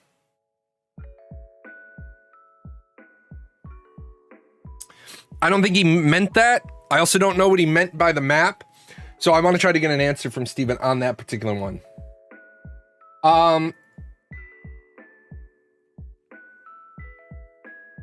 At what point do you think they will have to get ruthless with what features are critical for launch and those that are nice to haves? So the big thing here is Intrepid needs to get to a launch candidate build, right? Intrepid needs to get to a launch candidate build.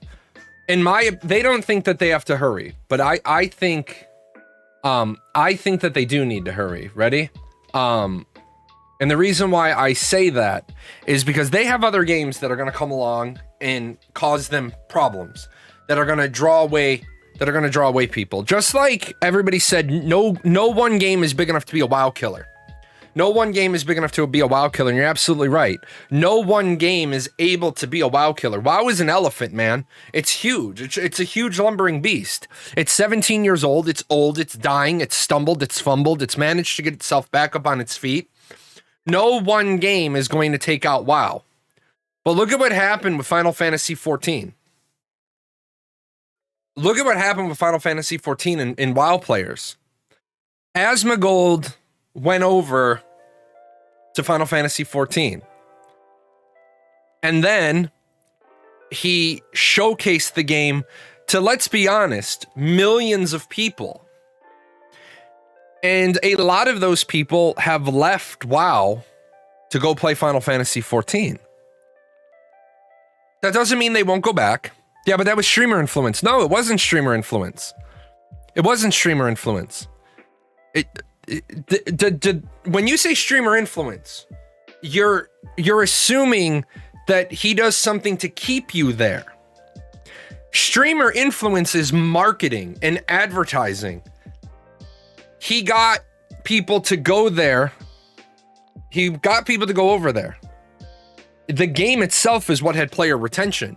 Asmongold has nothing to do with Final Fantasy XIV player retention. He has to do with Final Fantasy player acquisition. But then we left because combat is janky.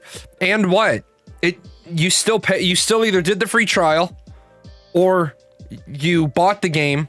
And a lot of let me tell you this. It's 8 weeks, 7 weeks after the expansion, and I still have a small queue every night when I try to go in. There is so many people. There is so many people that are playing Final Fantasy XIV now. They have an Oceanic server data center. They still don't sell the base packs. I thought that they reopened. I thought they reopened them. They banned all the I thought they reopened them.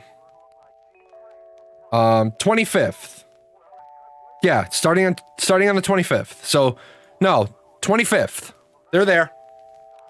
They came back on the 25th of January. But what they did is they banned all the free accounts. So, as much as I have Final Fantasy XIV, I think it's WoW having several patches in a row that was poor than anything. No, again, remember, Okay, guys, marketing, advertising, you got to get this in your heads, right? You got to. If you want to understand the way this thing called money works, right? Player acquisition, player retention, right? WoW, Final Fantasy 14, XIV, right? Player acquisition. Asmo going over and playing Final Fantasy 14 is in the player acquisition box. The player retention box is the game itself. I don't know how many people, and there's probably some, that play the game only because the streamer they follow plays the game. And if the streamer they follow goes, they go. Player retention is based on the quality of the product. Nothing that happens on this side of the line, right, affects player retention for the other game. WoW having several bad patches right here affects WoW's player retention. WoW's player retention can in fact affect Final Fantasy XIV's player acquisition. But this is a big fat wall between these two games. WoW being bad doesn't mean Final Fantasy keeps players. WoW being bad means Final Fantasy acquires players. Final Fantasy being good is what allows them to retain players. Now, it doesn't matter how good this game is, when WoW does an expansion, this affects player retention, or more specifically, player reacquisition, getting them to come back. But what Final Fantasy does is you got Yoshi P's statement, right? For player reacquisition for Final Fantasy, Yoshi said, if you guys get to the end of the story and you're not happy because there's nothing to do, go play other games and come back when we release the next expansion. Square Enix doesn't try desperately to hold on to every single player. They say, when you're done with the story, go play something else and come back for the next chapter. They treat it like a book. They treat it like a movie. I was going to do the retention argument, but I allowed my thought to reach its conclusion, and it told me you were going to say about 5 seconds before he said it. Yeah. So with that said, WoW being bad or WoW being good doesn't affect retention on another game. WoW releasing a new expansion, how many people go to WoW, play the expansion, and leave again? And I'm not going to sit here and look like an idiot and say that WoW doesn't do an amazing job of reacquiring its player base with every expansion. Shadowlands, 3.7 million boxes sold in one day, pre-order. So Shadowlands has the highest pre-order sales of any WoW expansion. 3.7 million copies in one day. I saw somebody mention New World. Look at how many players New World acquired and couldn't retain them. Did you know that Bless Online had a higher player retention rate than New World? I've been trying to pull these Steam charts. No, not Bless Unleashed. Bless Online. I won't let me pull the... Hey, appreciate that. Why won't you give me...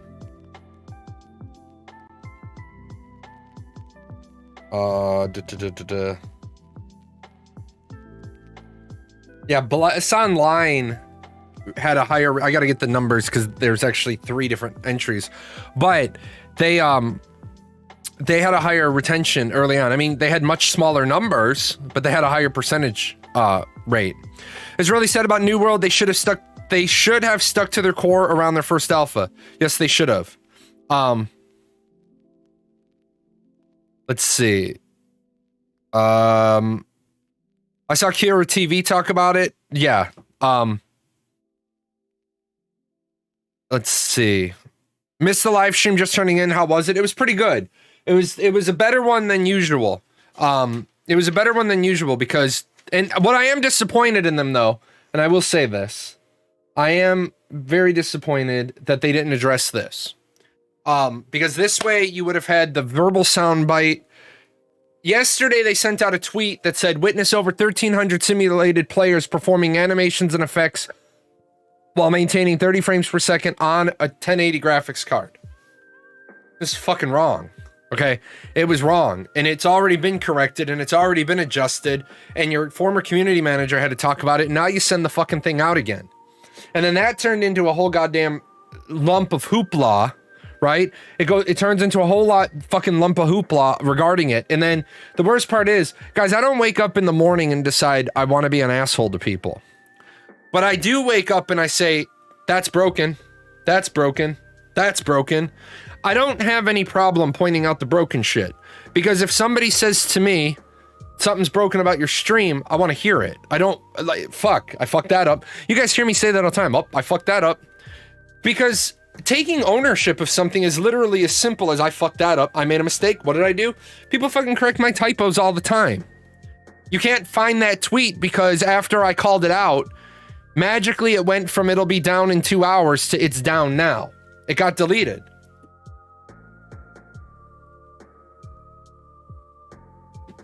Yeah, people tell me all the time. Mistakes happen every day. It's about fixing them. Mistakes happen all the time. It's how you address the fuck up. If you feel it necessary to get into a verbal debate with me, who I am basically a completely irrelevant content creator in the grand scheme of the world, then you know your shit's fucked up or your pride's in your way. Mistake gets pointed out. Yep, we're on it.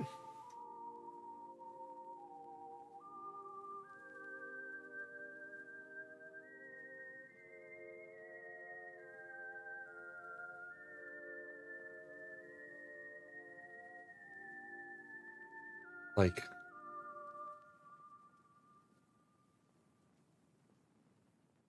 oh, wrong one. I'll fix that real quick. There we go. Notice they didn't revise it to say on a 37. I wonder why. Well, you know what? Here, let me, yeah, I banned him. I already reported it. Let me say this. They didn't revise it to say on a 3070. You're right. They didn't.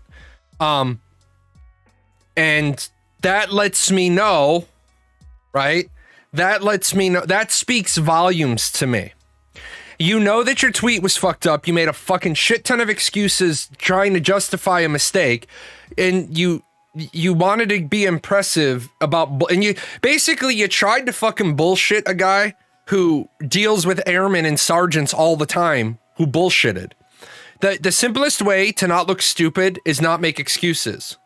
Hey, that's fucked up. Yes, it's fucked up. Why is it fucked up? Doesn't matter why it's fucked up. Just gonna fix it. Gonna fix it. We're gonna fix it.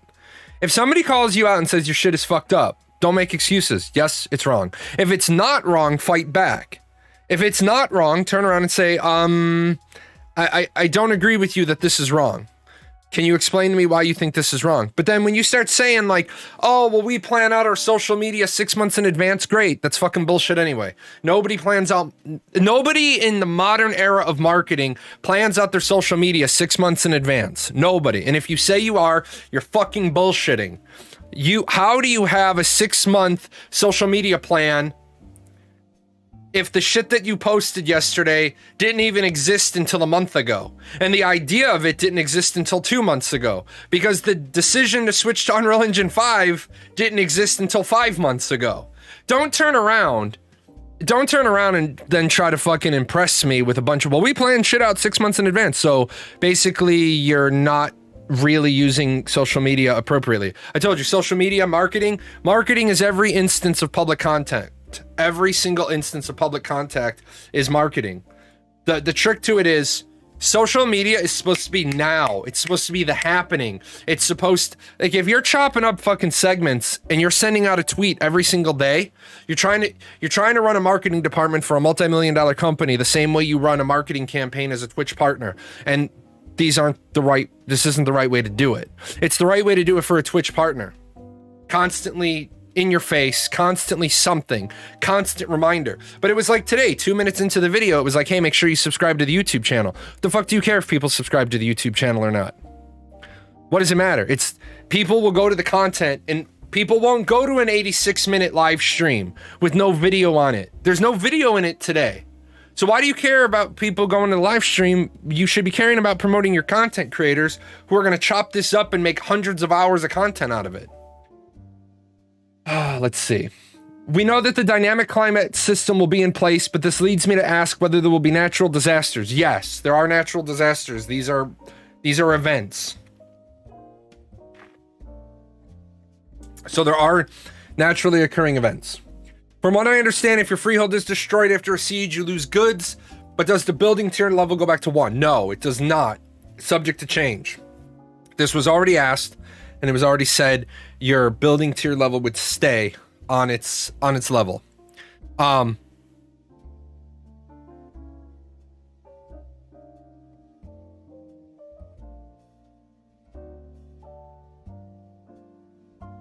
Could there be a top-down issue? Maybe Margaret's performance is partially gauged on YouTube engagement. If it is, that's a horrible fucking metric, and that metric needs to be gotten rid of. Let me tell you something. The subscriber to viewer ratio on YouTube is 7 to 14%. You take the total number of subscribers that a YouTube channel has, and you times it by 7%, you times it by 14%. As long as it gets over 7%, it's considered a good video. If it gets over 14%, it's considered a great video. Keeping in mind that more than 50% of views on a YouTube video are not from the subscribers. A subscriber to your YouTube channel is absolutely positively useless ever since YouTube made subscribing and ringing the bell two different things. I don't care about subscribers because I don't care about shoppers. I care about buyers. I care about buyers. Believe it or not, if I own a store, I don't want 50 people in my store. I don't want 50 people in my store. I want 10 buyers in my store. I don't want the 40 browsers in my store. Now, some people are going to turn around and say, well, if you have 40 people in your store, then you can turn around and have accomplished salespeople convert them. Yes, that's true, but you got to establish your store on a base that the people that walk in are going to buy. It's like Glengarry Glen Ross. They don't walk on the lot unless they want to buy. People that walk onto a car dealership lot want to buy. Wish YouTube brought back the ability to see the number of dislikes for a video. No, and let me tell you why. Let me tell you why the number of dislikes on a video is completely irrelevant on a video. There shouldn't be likes or dislikes on YouTube videos because the consumer, the viewer, doesn't know what the fuck they're pressing the button for. I tell you about a brand new game, right? I tell you about a brand new game. Brand new MMORPG coming out, right? It's going to be a box price. It's going to be a monthly sub. Video gets a bunch of likes. The audio production on the video is bad. The video production on the video is bad, but the information contained that there's a new MMO, it's a box price, and it's a monthly sub is enough to get people to like it. They're not liking the actual video. They're liking the news that the video shared. Now, on the flip side of that, 6 months from now, I get my audio fixed, I get my video fixed, my video production quality goes up, and I come back and I tell you that same MMORPG is now going to have a pay-to-win cash shop. You're going to thumbs down that video, even though comparatively to my previous videos, the audio is better, the video is better, the production value has gone up. There is nothing wrong with that video to deserve a thumbs down. But you thumbs it down because you don't like the news that the video revealed. The likes and dislikes features on YouTube is a great idea if the people who use it responsibly. But since the average consumer is thumbsing down the news, not the production value of the video, it's a completely pointless thing to even have on the screen. That doesn't mean it should be removed, no replacement though. There shouldn't be a replacement to it. Because if 95% of your consumers or more are using it the wrong way, there is no way to get a dumbass, ignorant person to use a tool responsibly. It's just that simple. It's like when people walk out of elections and they give post-election polling data and the margin of error is 9% because people are lying about which way they voted because they think by lying about it, it influences other people coming out to vote. Well, it's bullshit. You know, it's absolute bullshit the way people do it. So people jump on the dislike train. Yeah. Maybe the developers thought it was the wrong way, but I and many others found a very good use for it. Oh, no, you didn't. Okay. What was your very good use for it then? Because I just told you what all the research showed, how people were using the downvote. So you tell me what the very good use for it was. There's only one type of video. There's only one type of video that the thumbs up and thumbs down should have, and that's how-to videos. And how-to videos should actually have a feedback report that says this is actually factually incorrect. The steps involved in this how-to video are dangerous, and you can report videos for that. If a video, if somebody says changing out of 220, you don't have to cut off the breaker, I'm gonna report that video and I'm gonna put fucking dangerous, misleading. The content of this video is gonna get somebody killed. YouTube's like, oh shit. But people thumbs down a video because they don't like the news. People thumbs down the video because they don't like the creator. People cancel culture creators by having a band of people go and downvote the video. It's just like Reddit. You guys have known I've studied this phenomenon on Reddit for a while. If a Reddit post gets positive very, very quickly, if a Reddit post gets positive very, very quickly, it will remain positive. But if a Reddit post goes negative very quickly, it will get driven down into 12% upvoted. And it all has to do with it doesn't matter shit all the content of the post. It matters how did that thread get initially received. My wife is a senior studying communications marketing and she specializes in social media. She said to me just now that she could see a week or month in advance, but she doesn't know 6 months is a good idea because trends change, advertising tactics change, and trying to plan out 6 months in advance would be hard to keep up with the changes. Not to mention the fact that there are about 15 social media marketing platforms and that kind of planning would be overwhelming. Well, yes and no. I mean, you can plan all that shit through Hootsuite, which is a really great tool, but you're absolutely right. If all you're doing is chopping up content, you're doing the Gary V method. I mean, basically what Intrepid's marketing plan is Gary V. That's all they're doing. It's not like they've come across the secret sauce. It's not like there's marketing revolution happening at Intrepid Studios, because every single technique and every single thing they do is just carbon copied from some other expert. Like dislikes were good for exactly that. How-to videos. If I look at a how-to video and it's filled with downvotes, I look at the comments. If it's a hive mind bullshit, I ignore the dislikes. But the problem is, that's you. That is not the average user. The average user of YouTube doesn't do that, which is why dislikes were taken away. And you just said, if I look at a video and it's filled with downvotes, I look at the comments. Why did you look at the video if it's filled with downvotes? The purpose of the downvote system is to make sure bad content gets driven down and good content gets driven up. But that doesn't work if you can simply buy likes. And somebody said, well, if you buy likes, you should get banned. Well, what about all the people who don't buy the likes or don't buy the followers and their channel gets basically a terrorist attack on it because somebody else buys the likes or buys the views or buys the subscribers, and then now you've got a person who worked really hard on their channel whose channel gets all fucked up because YouTube used to compare metrics and they don't do that anymore because they know for a fact people are being assholes. People are being assholes about it. And they were like, well, this is why channels are getting destroyed. It's just like I put out a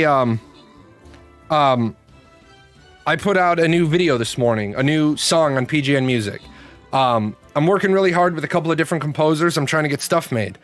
Do you know how hard it is to get a YouTube channel monetized now?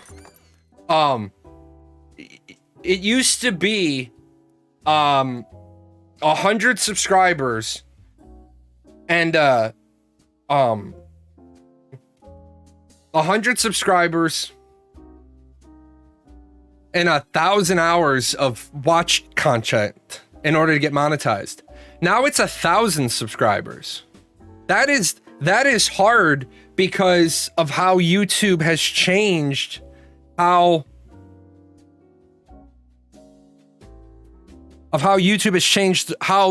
engagement works. It's really hard to get people to subscribe to a YouTube channel.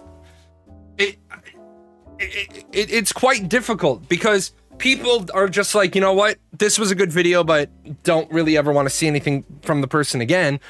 And because YouTube and Google have become so integrated, if you're looking for a video on what, like, you know, Elden Ring, if a content creator does a video on Elden Ring, you may not follow that creator because, you know, the next time you want to find content, you just Google it. That's part of the problem. Let's see. But yes, if you have a tier 3 tavern on your freehold and your freehold gets destroyed, when you replant the freehold, it should be a tier 3. It should be a tier 3 tavern.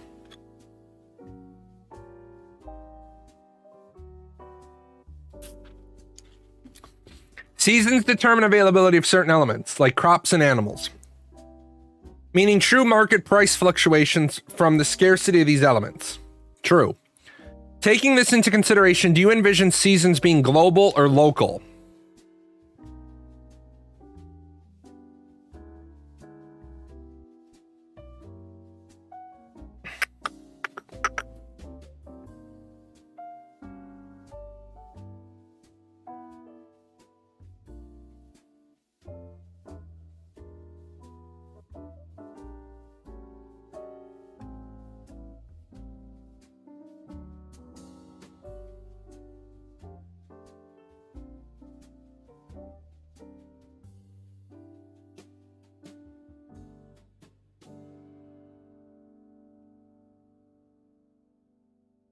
So, I've noticed that once I subscribe to a channel, I am less likely to watch upcoming videos.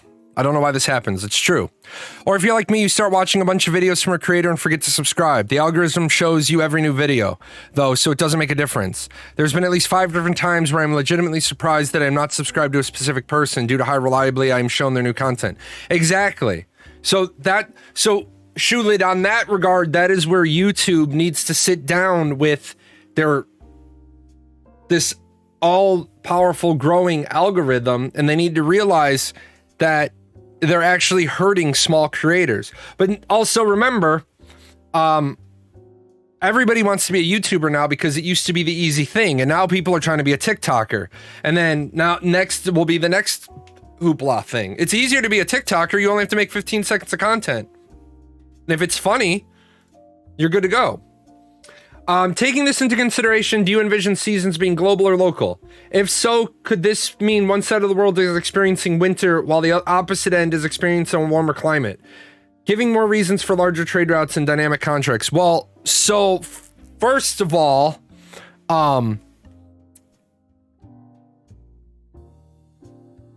it's not going to matter because by biome, there are going to be...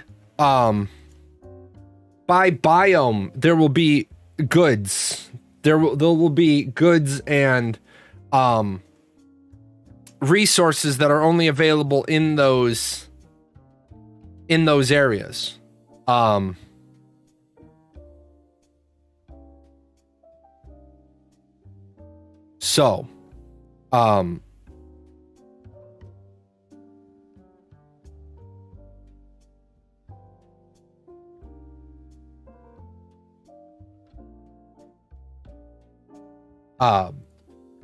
If you're in the winter area, you're gonna have winter wheat. There's a Raj giving out a sub. Appreciate that, Raj.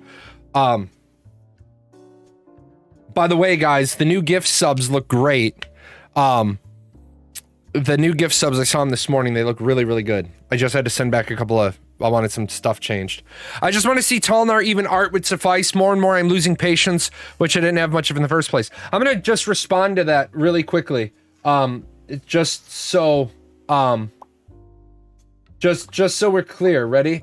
More and more I'm losing patience, which I didn't have much of in the first place. Why are you losing patience for something that that you were told you weren't going to have for a long time?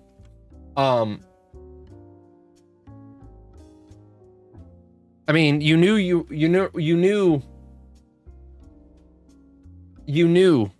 weren't going to have it until late. So the second part of your statement, more and more I'm losing patience, which I didn't have much in the first place. That's when you need to just, honestly, I'm going to tell you, you need to sit down, shut up, and drink a cup of coffee. Because when Intrepid is late on delivering something, I'll call them out for being late. But in this regard, you're impatient over something they told you was going to be last. The Tolnar are going to be last.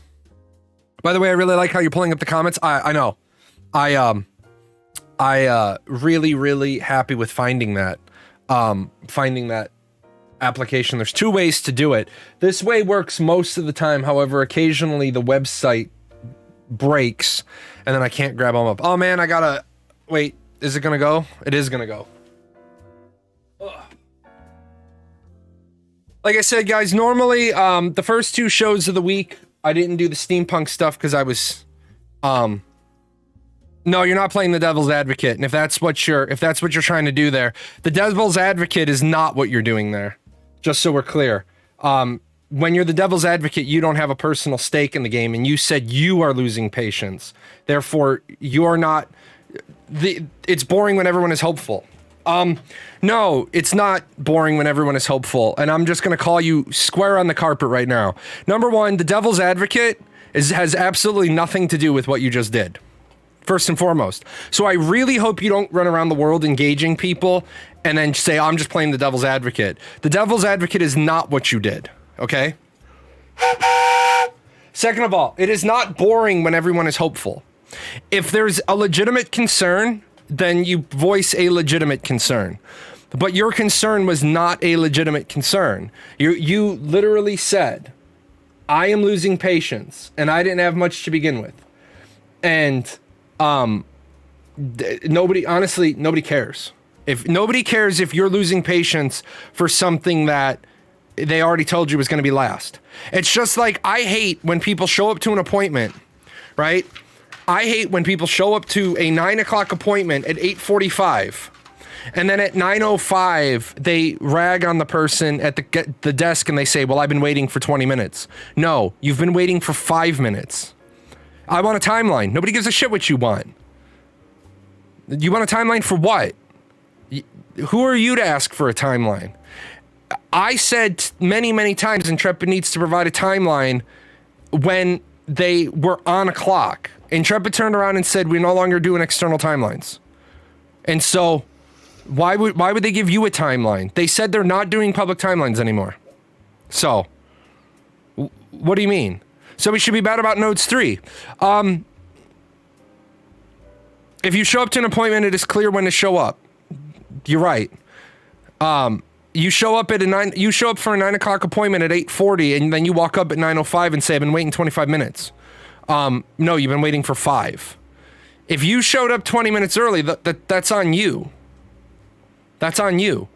Intrepid said Tolnar are going to be last. They literally said Tolnar will be showcased last. Okay? I don't know why you would bring up, I don't have any patience. Well, that's cool. Have patience. Now, if you want to turn around and say the game is late, sure, absolutely, the game is late. If you want to say Alpha 1 was a nightmare of a disaster because they failed to meet their deliverables, I'll agree with you. I'll say yes, Intrepid Studios completely and positively missed their deliverables. How many races have they shown? They've shown all of them now. All of the base 8. No, I take that back. You know what we didn't see today? We didn't see the Pyre. So we've seen 7 of the 8 base.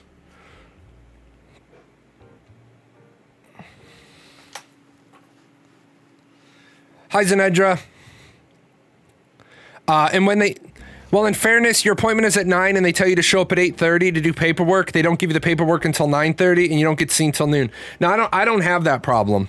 I'll be completely honest. I don't have that problem at appointments because I literally say to them, I'll come in and pick up the paperwork early.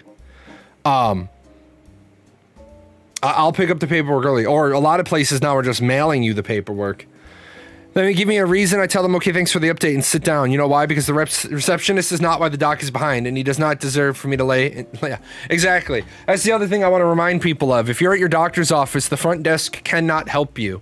It's like I was at a doctor's appointment once. I went in. I was on duty. I went in, and they said it's going to be a little bit. It's going to be a little bit of a wait. The doctor's running behind. I said, hey, do me a favor. Hit the lights for me. They're like, what? I'm like, hit the lights for me. They're like, why? And I'm like, because you guys are always about 45 minutes behind. I'm going to grab a quick nap here. About 2 hours later, the doctor walks in. She woke me up and she's like, I'm so sorry. I was 3 patients behind when you got here, and then somebody came in with a piece of glass in their eye. What am I going to do? Be mad they were taking care of one of my fellow brethren with a piece of glass in his eye? I think homeboy getting the piece of glass out of his eye is a little bit more important than me. I got a nice 2-hour nap in. My boss wasn't happy, but I was like, I was at a doctor's appointment. What do you want from me? So,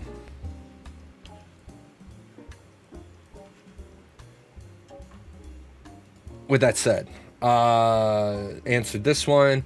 Thanks a lot for the stream. As for a tester player fan, I thought the cells and abilities to have multiple facets of development simultaneously was the most interesting part. How does this affect bugs or issues versus Unreal Engine 4? Is there a potential to be more or less? I mean, of course there's a potential for there to be more or less more bugs when you have multiple people working on the same thing at the same time. But that's when, you know, you have a QA team. The QA team looks over the stuff. The QA team shouldn't be sitting on their ass. The QA team should be actively engaged in making sure stuff works, or making sure that when the team says we think this works, they check it. The other thing is,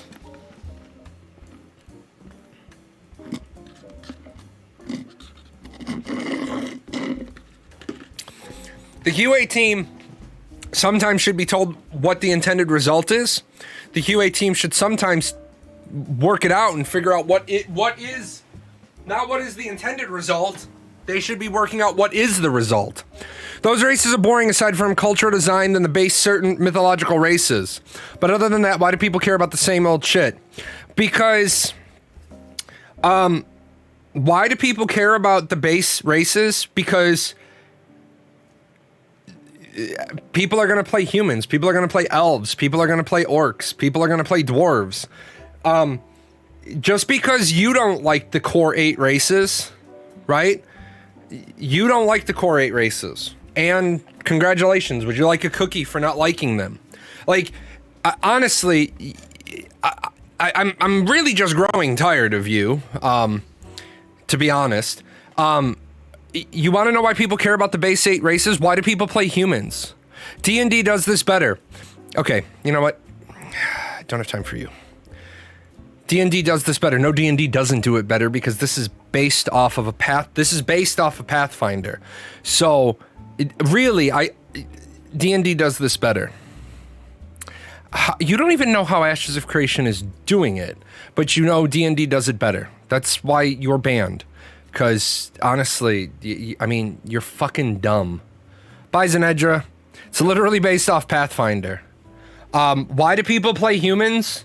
You know, it always made me laugh, to be honest. It made me laugh in Rifts.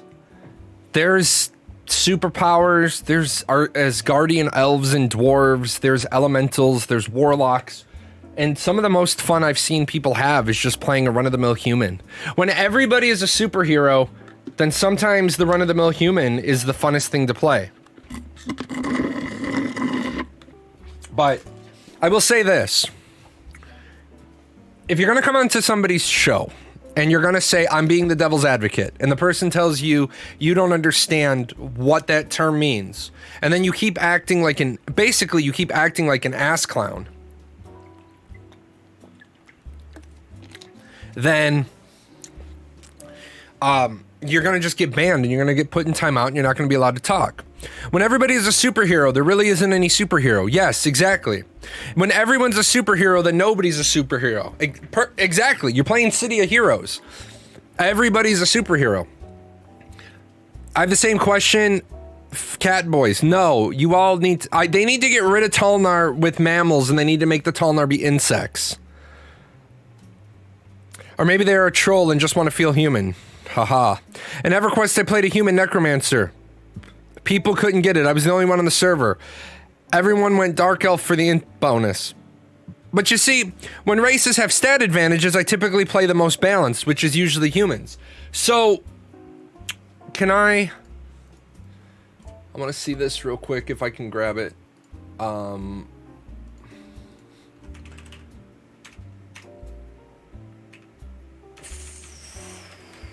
Why are you... Stop it. It's like this thing doing crazy stupid. News. This is one from Fractured that is one of the most convoluted, one of the most convoluted charts I've seen. For Fractured, this is how the races are going to balance out. Humans get 100 points to spell out their attributes. But if you look at everybody else, it's like everybody else gets 80. But when I look at that, I'm like, wait a minute, I get 80, but I'm at over on here in this last column. -3 minus 2 is 5. -3 is 8. Plus 6, I'm at a -2. For starters, you're given a pool of creation points that can be distributed among the 6 attributes. If your new hero is a wild, folk, or demon, 100 if human. Creation points can be spent to increase your attributes from their minimum to their cap, which is normally 18, but can change according to the character's race. If the value of an attribute is below 10, you suffer malices to the statistics. You need to raise every stat to 10, right? Also, important catch here, the relation between creation points and attributes is not 1 for 1. On the contrary, the higher you want to increase an attribute, the more creation points you must spend, right? So, pluses and minuses for the cap, yeah. But then you also have cumulative cost with affinity. So if you have an affinity for the stat, it's cheaper. So what they're doing is you are going to have radically different stats, right? And so I like it. I just think it might be overly complicated, but overly complicated is good. Overly complicated is good. I've always enjoyed playing human because it's the imagination that the character is me. Just as fun as it to be something unique, it's fun to roleplay as yourself in this magical kind of world. I can understand that. Do we know the timeline between when we left Vera and now coming back? Tens of thousands of years. So the 19, 20, and 21 are worth exponentially more or something? Yes. Yes, they are. I played with the generator and Fractured for a couple hours trying to figure out min-maxes. Yeah, I did as well, but you got to remember that the races weren't in there. So now that we're going to have the races in there, plus, you know, they go through... They've rebalanced combat since the last time we tested. As long as the overly complicated system has enough viable distributions. Yeah, absolutely. If you don't have enough viable distributions, all you do... what you end up with is everybody's the same. Why is overcomplicated good? Overly complicated is good because it means people who actually want to sit down and figure out how to do the best possible character can do that. I find a lot of people are like, no, stats should be normalized.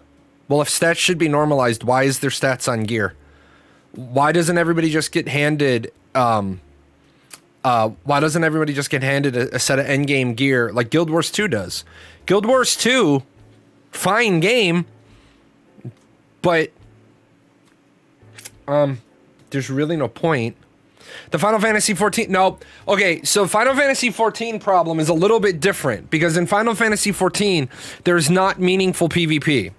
The PvP in Final Fantasy 14 is horrible, but Final Fantasy 14, the 5%ers who go and get the specialized gear end up with radically different stats than the people who just get the best gear in, la la la la la, I have the best gear, let me move on from here. In Final Fantasy XIV, if you mix end game extreme gear with crafted overmelded gear, you can end up with some really complicated sets of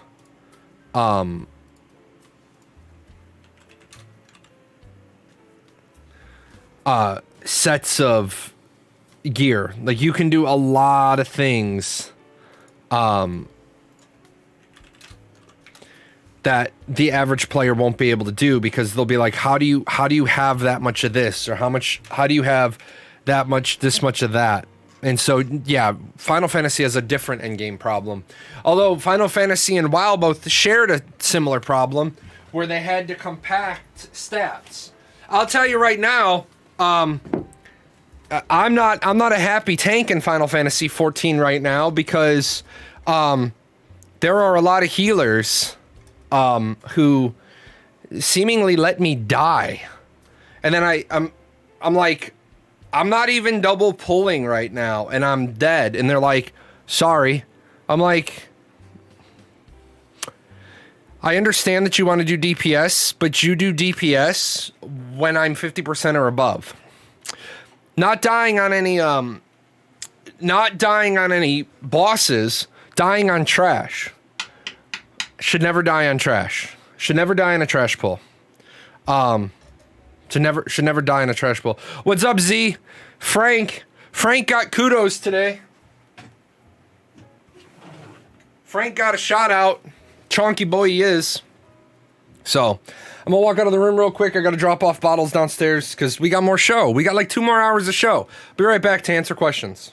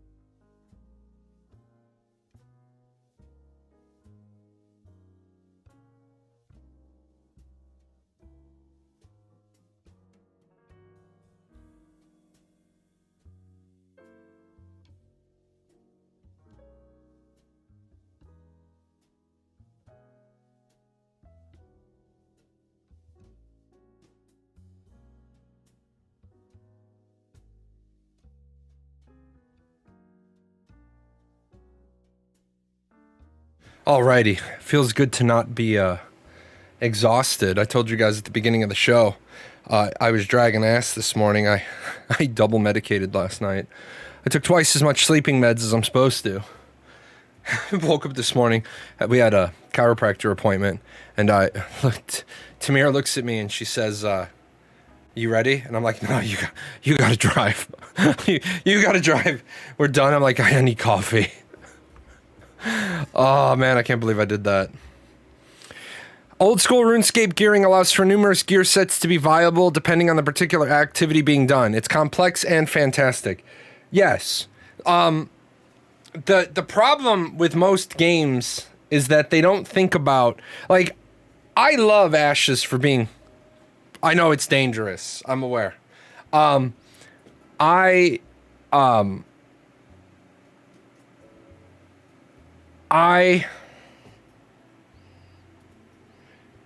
get that Intrepid wants to have a robust 64 class system, which they don't have, and they need to stop saying that. I think they're going to confuse people if they say they have a 64 class system. They should call it an 8x8 class system. You pick a main and then you have 8 specs. It's more like Rift than it is like Arcage. The problem is, I don't necessarily know if they need to have this 8 spec thing going on. Intrepid, how Tamir's doing better today. She just had the stomach flu. That's the thing about having little kids, man. Your kids go to school, and schools are little petri dishes. But no, I don't think Intrepid is going to have a robust 64 class system. I think they're going to, unfortunately, I think what's going to end up happening is what happens in most games.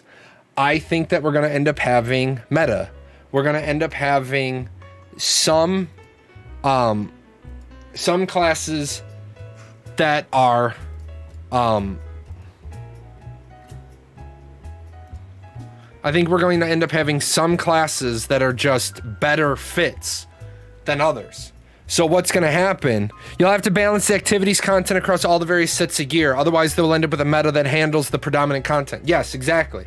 So if a leather rogue is the one size fits all for 90% of the content, then 90% of your rogues will wear leather. I liked what Intrepid said earlier today. And what Intrepid said, yes, you can change your secondary. What Intrepid said was the 10-minute instanced content during sieges. I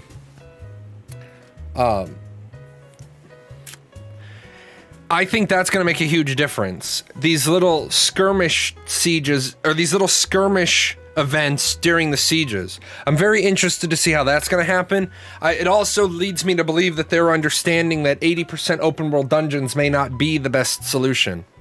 Old school RuneScape is actually why I'm concerned. Lack of bind to pick up, bind on equip in old school RuneScape means the best way to get any piece of gear is to farm for gold and buy it. My understanding is ashes will limit bind on pickup, bind on equipment. Yeah, but that's not a problem. The best way to get any piece of gear is to farm for gold and buy it. The problem, the problem becomes if my guild has this dungeon on farm. You're assuming that I'm selling the pieces, and it takes a long time to completely gear out alliances. You don't start putting stuff up on the open market until everybody in your guild has what they need. The resources to make the items are also going to be very rare. That is also true. Remember, you have the scenarios where the way the world bosses work is something like this, right? The way the world boss works, I like props. You run a dungeon and you get this thing. And the first time you get it, it has agility, it has healing output, and it has, I don't know, it says dexterity, healing output, and critical magic damage. And you're like, well, aren't you a big bag of fucking useless?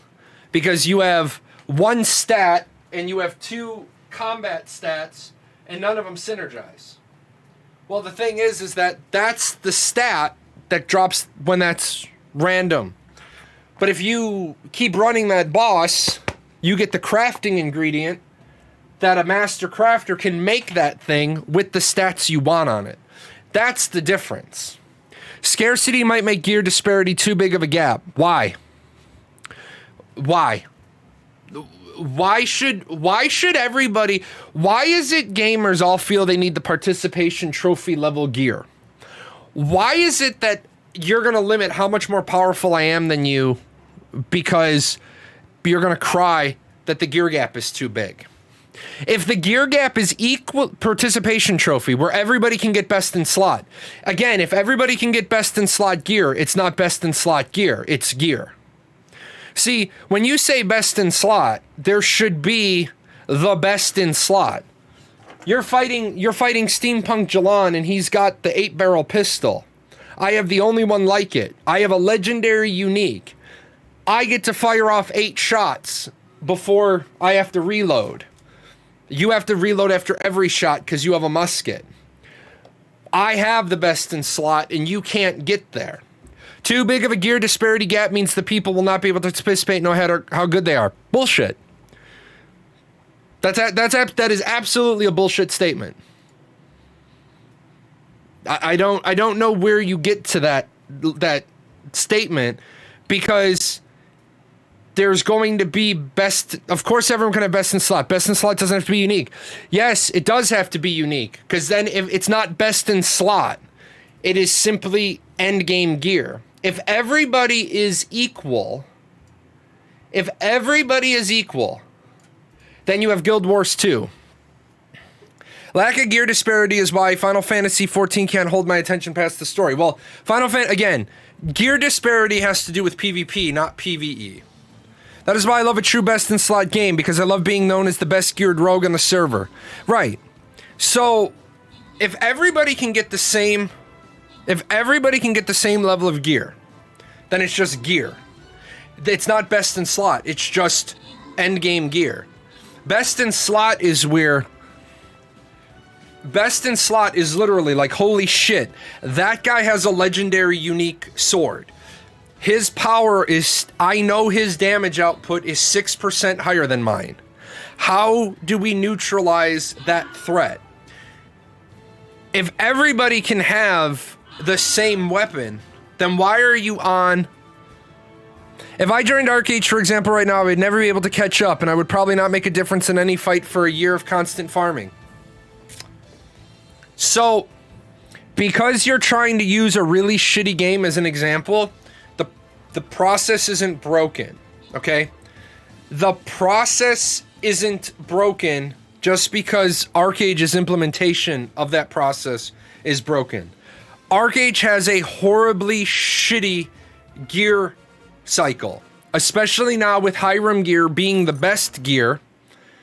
Well, I guess now Aranor 2 gear is the best gear, but you need a ridiculous amount of money to reach that. But your statement is also false. You could join a guild that could hand you a set of Aranor gear, and it wouldn't take you a year to catch up. So when you start talking about bind on equip, bind on pickup, there are guilds out there that if you're really that good, they can literally hand you a set of gear. But you're talking about Arcade. Arcade is flawed.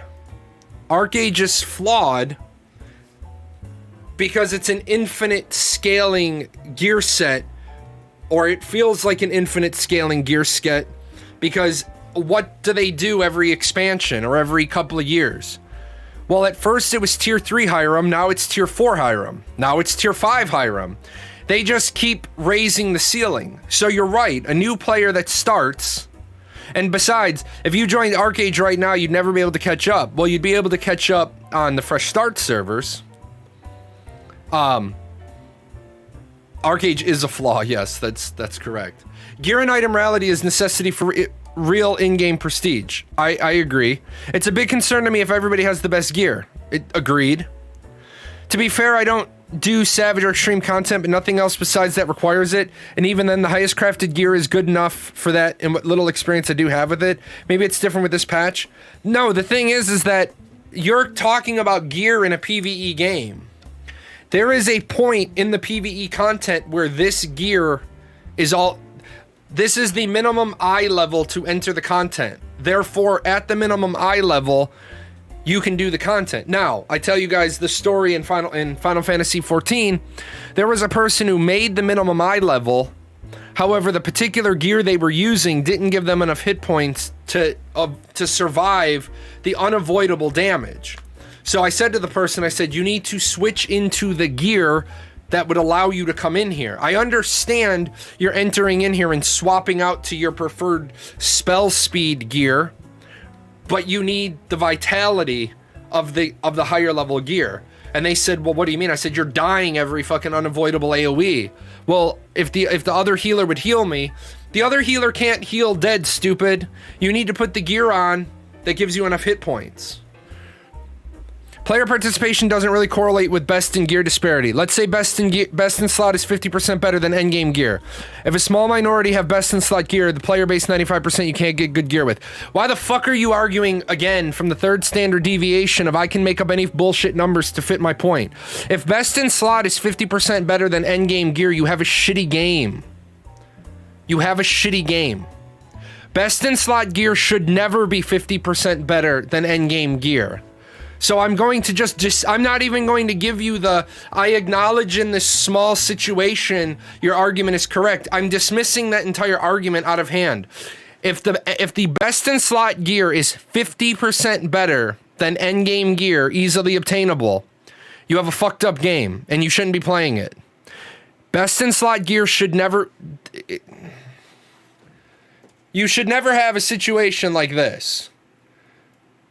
Second best, third best, fourth best in slot, 50% power differential. You should never have that. And if you do, this is a shitty game. That is a shitty game. How much of a gap will it be? It'll be 6 to 12%. So in Ashes, what you will have is you will have legendary, unique, legendary, epic. We're going to go one step down. Epic, uncommon, common, poor. Okay? So, this gap to this gap is 6 to 12%. Right? It's probably 6 to 8% to here and probably 8 to 12% to there. There can't be a best in slot in Ashes. There can only be a best for specific. No, that's actually not correct. And people need to get out of that mentality that there's a not best in slot. There will be a best in slot in Ashes across the board because there will always be a best in slot set of gear. Always. It just like there will always be a meta. The point is that the best in slot, if Intrepid has done their job right, the best in slot isn't a matter of 1% or 3% or 5%. It's a matter of 0.02%. But there will always be a best in slot. There will always be a configuration of this is best.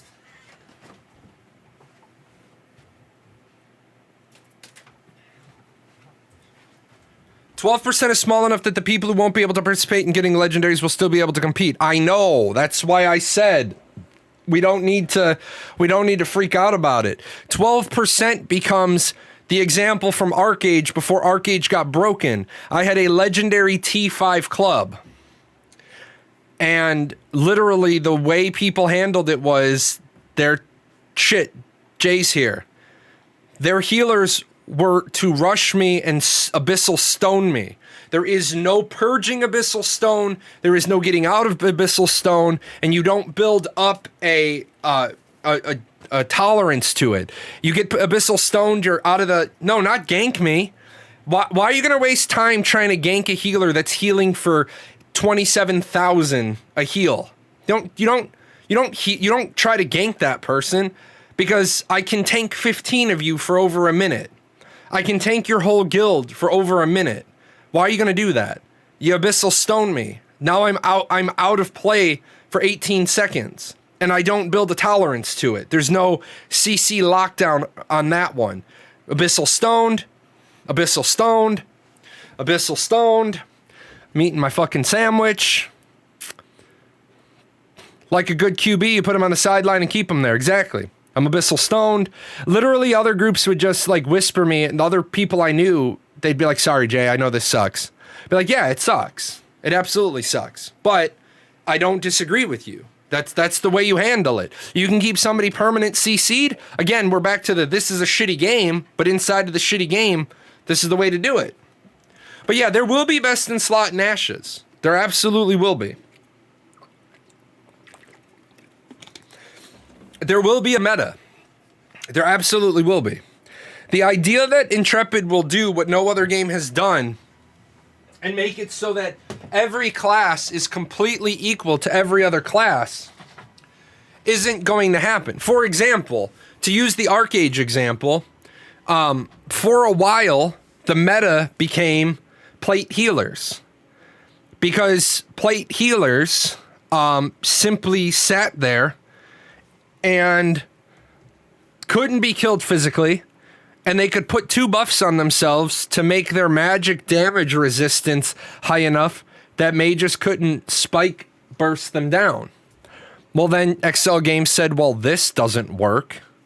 And they said, we need to change how much mana and how much mana regen. That's an example of really good balancing. And then, of course, XL Games they came along and said, nah, we'll just decrease the healing output by 30%. And they killed their own game.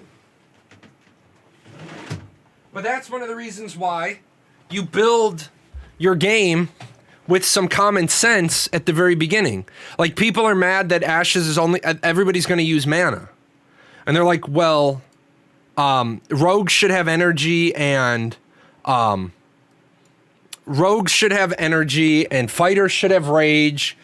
And I said, no, they shouldn't. And I tried to explain why they shouldn't, because are you sure your problem is a damage output problem, or is it a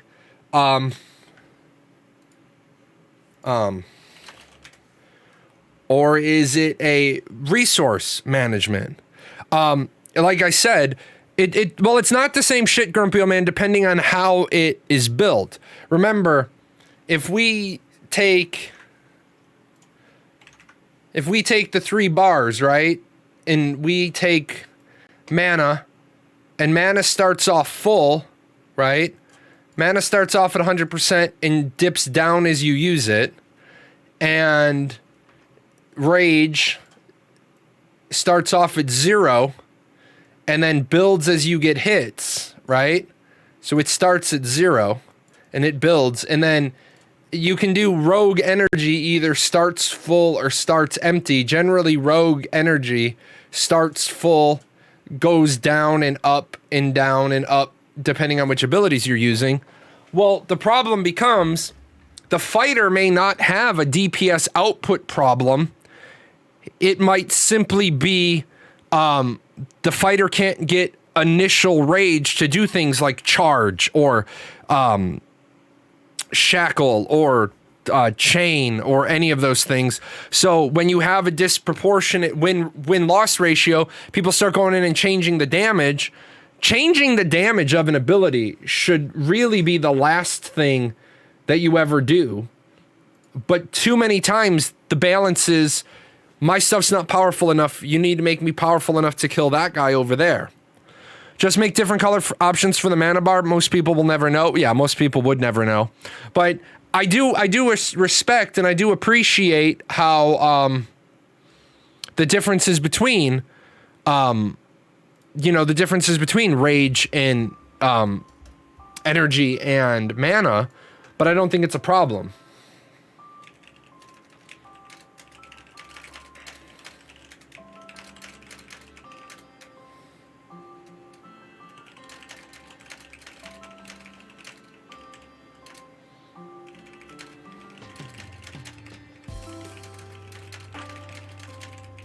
Sorry, trying to coordinate dinner.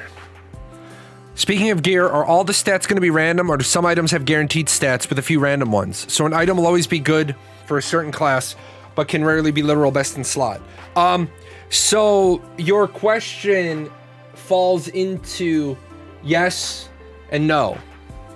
Are all stats going to be random? Depends on where you got the item from. Did you get the item from a world boss drop, or did you get the crafting item from the world boss drop? Items that are dropped by a boss, random stats. If the actual staff drops, random stats. If the crafting item drops, then you can take it to a crafter and they can make the item to have whatever stats you want. Now, when I say whatever stats you want, I actually mean whatever stats you want. So you have an item that's traditionally melee. So you have plate armor, and it's traditionally strength, stamina, strength or stamina as the stat, and then it has damage reduction or crit damage or sustained damage or some 2 combat stats on it.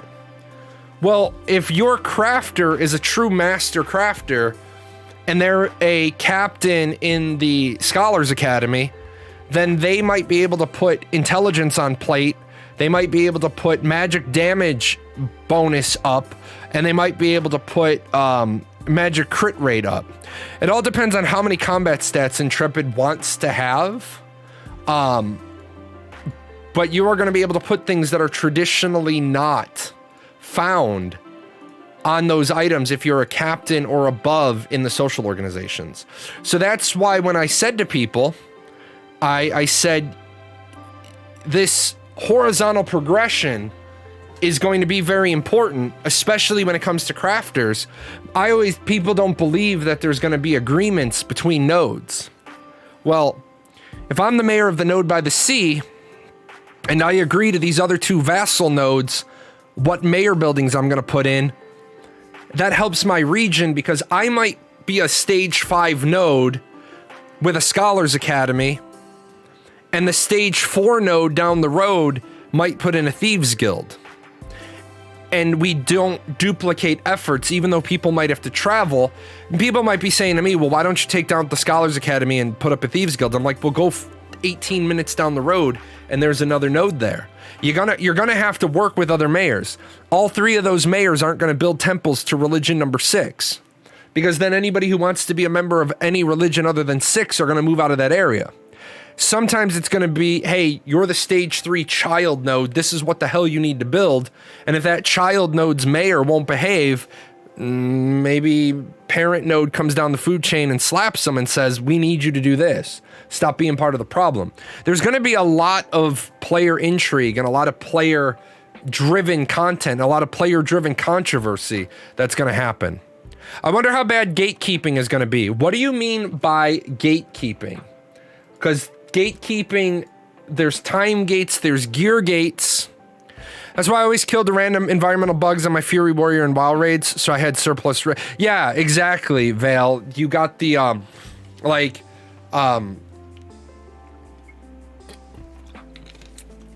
play Vala in Heroes of the Storm, and I always get mad when I'm sitting there one-shotting the, I'm sitting there one-shotting little mobs and people kill them, and I'm like, I'm using those to hold rage. It's Nebula asks me a question. Private servers, I don't comment on private servers because private servers are against the law.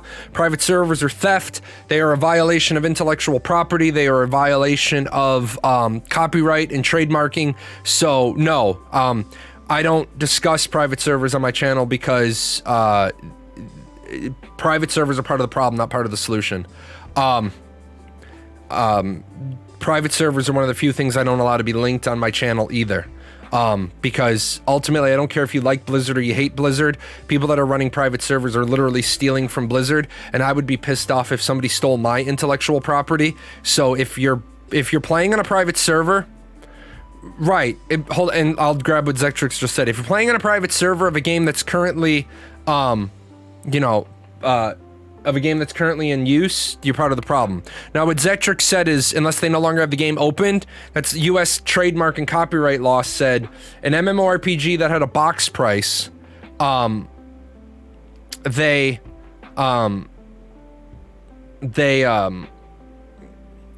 have the right to stop supporting it. You have the right to support a not-for-profit version. Where all characters can use all 3 resource types? Yeah, no. Your character shouldn't be a classless-based system. New caller, I've seen all the planned summoning pet classes. No, you haven't. Is there already some footage of input to give? Most games struggle with heavy AI problems of pets, making them running dots. Do you face the same problems? Well, first of all, you haven't seen all the planned summoner pet classes. You haven't seen any of them. So I don't know what you mean when you say you've seen all the planned summoning classes. Nobody has seen Summoner. Nobody has seen Summoner, and nobody's even said the spreadsheet. That's seeing their names, okay? That isn't seeing the classes. You've seen their names. So no, nobody has seen the Summoner or the pet classes. We haven't seen summons in game. We haven't seen pets in game. Now, I do acknowledge that most games struggle with AI problems of pets.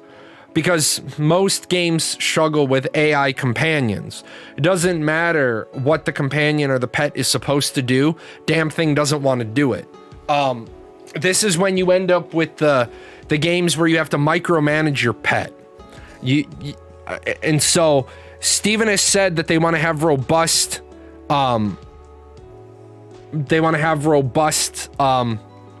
AI. We're just going to have to hope that they nail that. In Ashes, it could be based on the class combination. No, it wouldn't be. Because in Ashes of Creation, you are not a rogue mage. People need to get this out of their head. In Ashes, you are not a rogue mage. You are a rogue with the mage school of augments. Rogue mage doesn't get any mage abilities. You do not get the rogue kit and the mage kit. You get the rogue kit. So in Ashes, the only kit you have is your base class. If you're a rogue, you're a rogue. It doesn't matter which of the 8 flavors of rogue, you're a rogue. If you are a cleric, you are a cleric. It doesn't matter what else you have. So.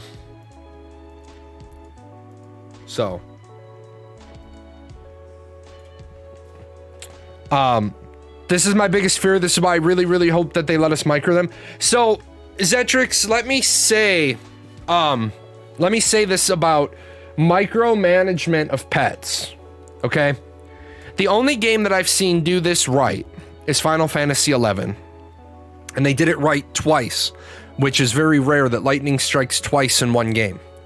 One was Puppet Masters, and one was Summoner. English isn't your native language? That's cool then. Now I understand. Now I'll remember that. Now I got you. Now I'll understand. I got it. In Final Fantasy XI, your summons, you rotated them in and out to do things. I rotate Titan in to cast Stone Skin. I desummon him. I rotate Garuda in. She throws Blink. I rotate her out. I rotate this in. I put regen on. I rotate that out. Now, if my tank goes down, I very quickly speed summon Titan, and then Titan starts to shadow box with the mob, and Titan tanks for me. The problem is my MP is ticking down. Final Fantasy XI summoners were brilliant. The Puppet Master was also brilliant. For the most part, you controlled your puppet. The point is you were kind of weak and the puppet was kind of strong, and you worked the system through the summon. I don't think that becomes micromanagement of the pet. I think that becomes how it should be. If you're a summoner, in my mind, if you're a summoner, you're like a warlock. You're summoning an elemental to fight on your behalf. You shouldn't be that strong. The elemental should be that strong. You should be very, very piecemeal, doing nothing much. I think micromanagement of the summon is the way to go. I think that summoners should have a very, very small kit of spells that they're doing on their own. The summoner should have a very small... So here, let's do it this way. The summoner up here should have... Ready? 1, 2, 3, 4, 5, 6, 7, 8, 9 summons. This should be their summon cube. This is tank, this is healer, this is damage dealer, this is stage 1, 2, 3. I'm sorry, this is number of 1, 2, 3.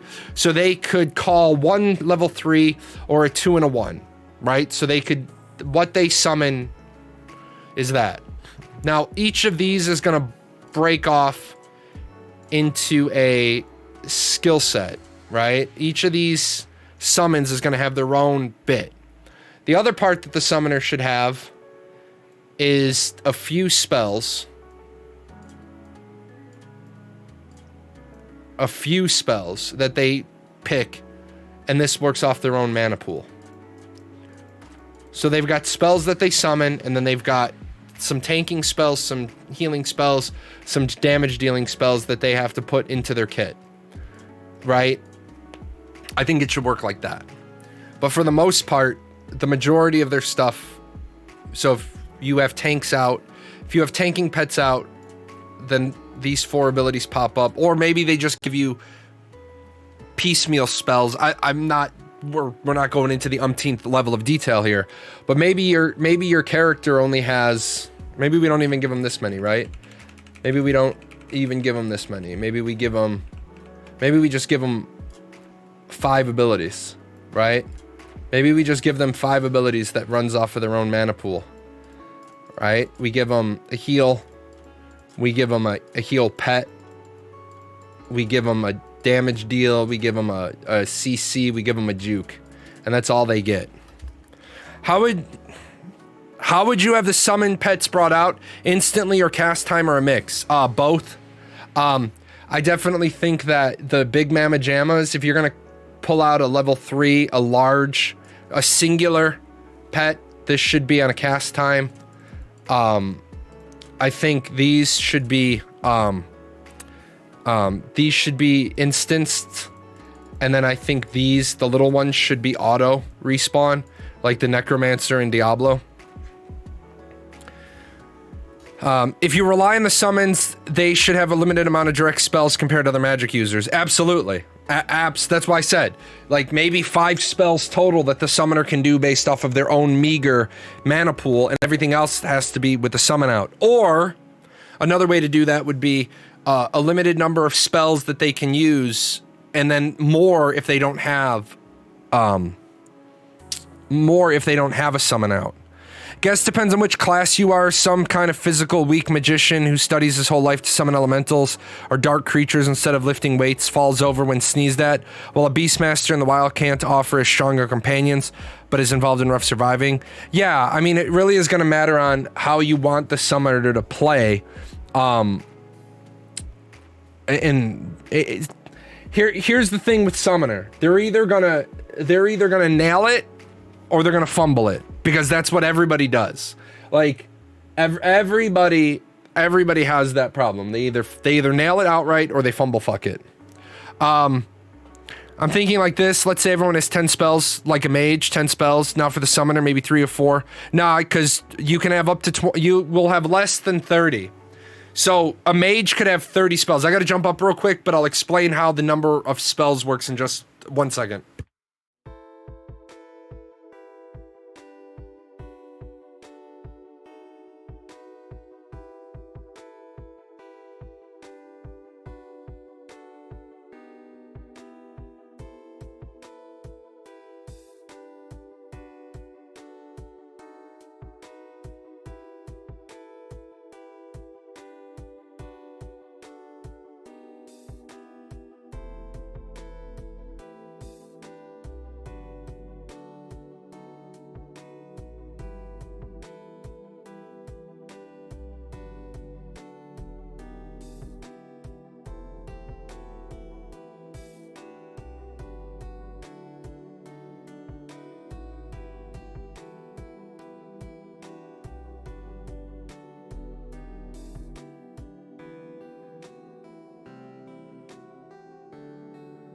Okay, so the way it's going to work in Ashes is you're going to have, right now, everything's subject to change, but right now you can have 75, let me use text. You can have a 75 to 25% split on abilities, tab to action. So you could have 75% tab, 25% action. You could have 25% tab, 75% action. You're going to have something like that. You're going to have less than 30 abilities on your hotbar. This is going to be a mix of archetype abilities and weapon skills, right? Now, what you're gonna have is choice, right? So 2, 3, 4, 5, 6, 7, 8, 9, 10. 1, 2, 3, 4, 5, 6, 7, 8, 9, 10. And 1, 2, 3, 4, 5, 6, 7, 8, 9, 10. Pretend these are all the same size. Now, I could be a cleric and I could have all 30 abilities. I have enough skill points, right? I have enough skill points that I can take each ability. Now, I have each ability at level 1. However, I could also be a cleric with 10 abilities at level 3. One of the things I always laugh about, why are there some abilities you expect the cleric to take? Not my problem. Not my circus, not my monkeys.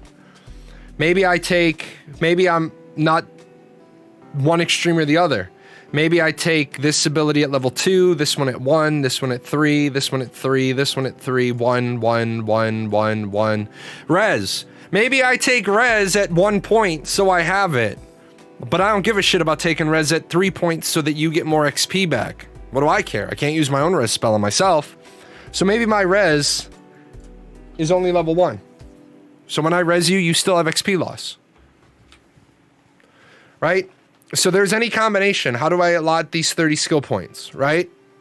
Now, does that mean that there's going to be 30 archetype abilities? No, it doesn't. Some of these are going to be weapon skills. Now, can I specialize in 2 weapons? Sure, but then what you're going to do is you're going to have, let's say each weapons tree has 10 abilities, 10 actives, right? If you have axe and you have club, this same pool of 30 points gets split between the weapons. So, hot swapping weapons, doable? Yes. A good idea? Maybe not. Do we have any confirmation? No, not at the moment. Let me see.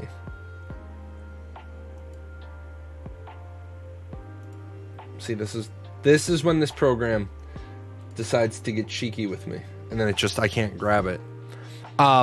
Would making the summons use combination spells based on the summons they got? Have them access certain spells, but then those spells become stronger when a summon is out. Defensive use while DPS summon is out instead does counterattack. Now you're trying to get too complicated there. Remember, you got to keep it simple. You got to keep it simple. If you want to know why you got to keep it simple, look no further than Final Fantasy XIV Summon. That poor archetype, or that poor class in Final Fantasy, has been changed so many different times. Nobody even knows how to play the damn class anymore. Because if you haven't played Summoner, you're actually better off playing Summoner if you haven't played Summoner in a while, so you have to relearn it. You can limit the spells available to be cast based on the summons out. You could do that. And you should do that, but not the core organic abilities of the summoner. The core organic abilities of the summoner should be the same regardless of what summon they have out. The abilities that are going to be tied to the summon they have out are their abilities. 14 taking away summoner's dots really hurt. Yes, it did. Yes, it did. Because there was a dot class, and I don't know why they felt we need to take a dot class and make it not a dot class, because I don't feel that they gave summoners enough in return. They took away their dots, and now it's kind of like, oh, really? Okay, why does this hold on a second.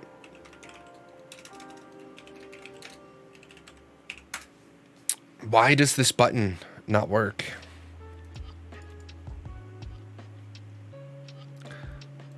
Stream Raiders. Back to segment.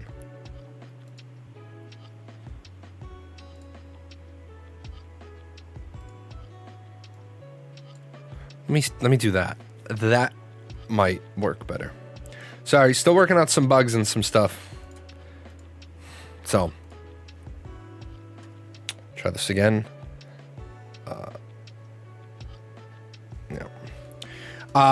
Especially when I'm reaching for reses, I've got no damage going out. Yeah, I mean, that's a problem. I really like the Magus from Warhammer as a summon-based class. Anyone remember that? No. They're not bugs, they're features, exactly. They gave Summoner a lot of flashy effects in return. I have not played Summoner yet. I will be honest, I have been completely slacking on Final Fantasy. I do not like the Endwalker expansion. So I do not like it. Sam I Am. I do not like Green Eggs and Ham. I do not like this expansion that they've done. The expansion, in my opinion, is just bad. It is just a bad expansion. I'm hoping to power through it, but I really don't like it. I really, really don't like it. So, I'm gonna be busy, man. I gotta get this. I'm gonna have to do this recap video. We need to have a short segment at the end of the show talking spoilers when you get done. No. I won't spoil. I won't talk Final Fantasy for a long time. Not for a long time. But yeah, tomorrow morning I gotta get up and I gotta knock out my recap video. So a lot of good stuff out of today's live stream. Talk to Q&A. You can pick a locked out node for your siege scroll, but it's possible that the node's protection is gonna run past your scroll expiration, which, if you realize, that gave us some insight to the length of the siege scroll, and it lets you know that it's possible that the siege scroll is good for less than 21 days. So Steven sometimes doesn't realize the answer he gives more insight. And so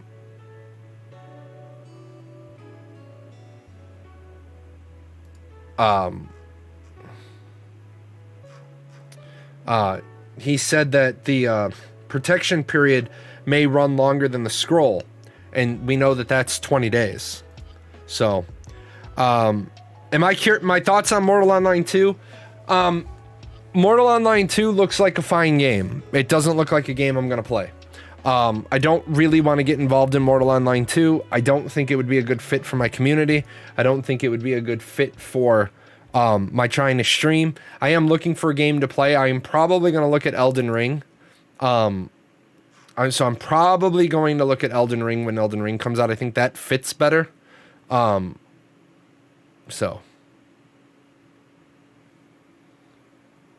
it doesn't look like it's worth a monthly sub from here. That's one of the things. So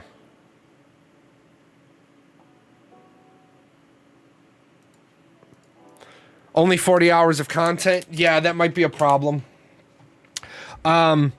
Somebody asked about Underrealm naval content, and there's not going to be Underrealm naval content. I know all the people who want to live in the Underrealm, you're not going to have naval content. I mean, you might be able to summon a boat if there's a lake down there, but the Bard formation thing, I'm glad Steven sort of backed away from that. So, I will talk about Endwalker much further down the road when there's been a reasonable amount of time for people to complete it. I probably won't talk about Endwalker until about May, when everybody's had a chance to finish it. I think 6 months is a long enough window of opportunity. Of course, I'll put a channel up, and because remember, we're not going to see the final story, final part of the story until we see all the side stuff. So, but the Bard formation thing, I'm glad he walked back on that. The group mount thing, it was like, yeah, they're going to be more difficult to obtain. It wasn't a big surprise.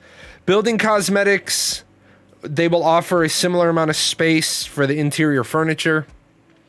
A large home will have more space for furniture. I mean, you know. Am I going to check out Lost Ark? I've already checked out Lost Ark, and let me tell you what Lost Ark is. Lost Ark is Elyon is an isometric game. Every attack is AoE. Anybody who says there's going to be riveting PvP in Lost Ark is lying to you. There's not going to be riveting PvP. Any game that is a collection of how can you string together AoE abilities, that's Diablo. That's not riveting combat. People were confused about the mount combat. The mounts were going to have charges, tramples. We've known that for a long time. The corruption thing, as Steven said, exactly what I said. The more corruption in an area, the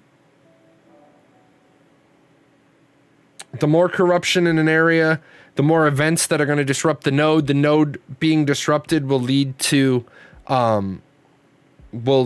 problems. So the armor cosmetic, the question is which armor cosmetic is going to look better with Unreal Engine 5. I think the answer that Steven gave here is, he says, well, it's really not going to make a difference except for Lumen. Remember, people, Unreal Engine 5 does nothing for dynamic meshes. Nanite is for the environment. You need to back your shit down, Phelan. You don't get to decide what one of my viewers gets to discuss with me. I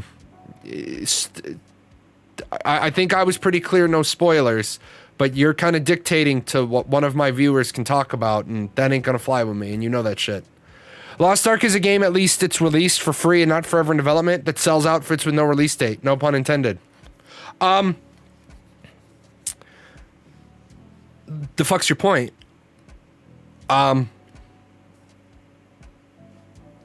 If you can now take that and roll that up into a point, that would be good.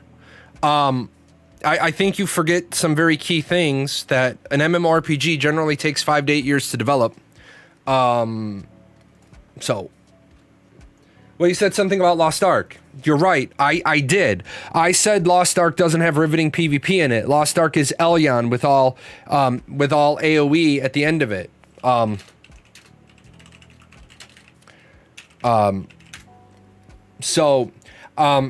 want you to realize something. Lost Ark started its development in 2011. It's also an Unreal Engine 3 game. So, if you're gonna say Lost Ark is a game that's released, it's a game that's releasing in the West in 2022. It's been released in the East. I don't give a shit. What are you playing it in the East? You're not playing it in the East. You're playing it in the West.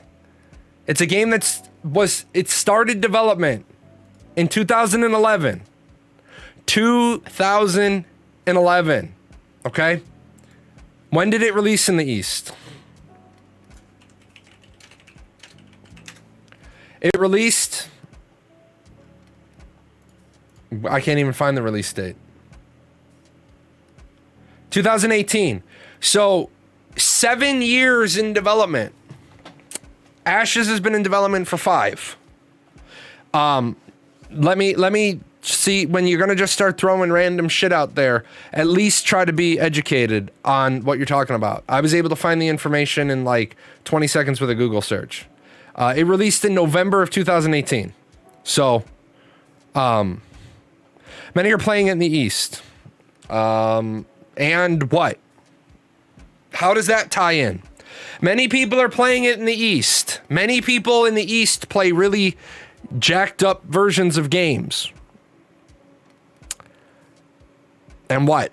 Its Eastern version has also got pay to win in it. That's the one thing they've done for the Western version. They've taken out the pay to win. Actually, wait, no, I take that back. Didn't somebody just tell me that the Founders Packs are pay to win? Now, of course, that gets into the subjective pay to win, pay to get ahead, pay for convenience, pay for whatever. But it's a game that was in development for 7 years, and they didn't do an Unreal Engine 4 upgrade on it. Why were you even developing?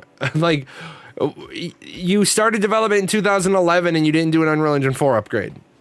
It's another Bless Online. It's Elyon. It's an Unreal Engine 3 game. That's fine, but it's not going to be. It's not going to be Game of the Year material. What Lost Ark is it's game of right now, because the market is so dead that anything that we can play, we'll play, because we're that desperate. We're on our hands and knees crawling across the desert, aiming for a mirage, and when we get to the mirage and we find out it's not real, we'll sit down and we'll drink the sand.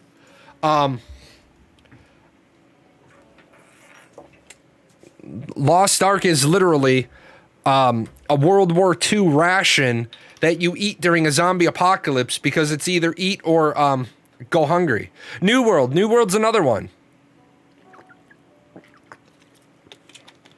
Anybody who tells me that New World is a good game better be able to justify other than they don't care because they released it and they made a bunch of money, but I'm still going to say, I'm still going to say New World was a failure even by sales because New World supposedly took $500 million to make and they made about $260 million back on it. I used it as a fishing game for a little while.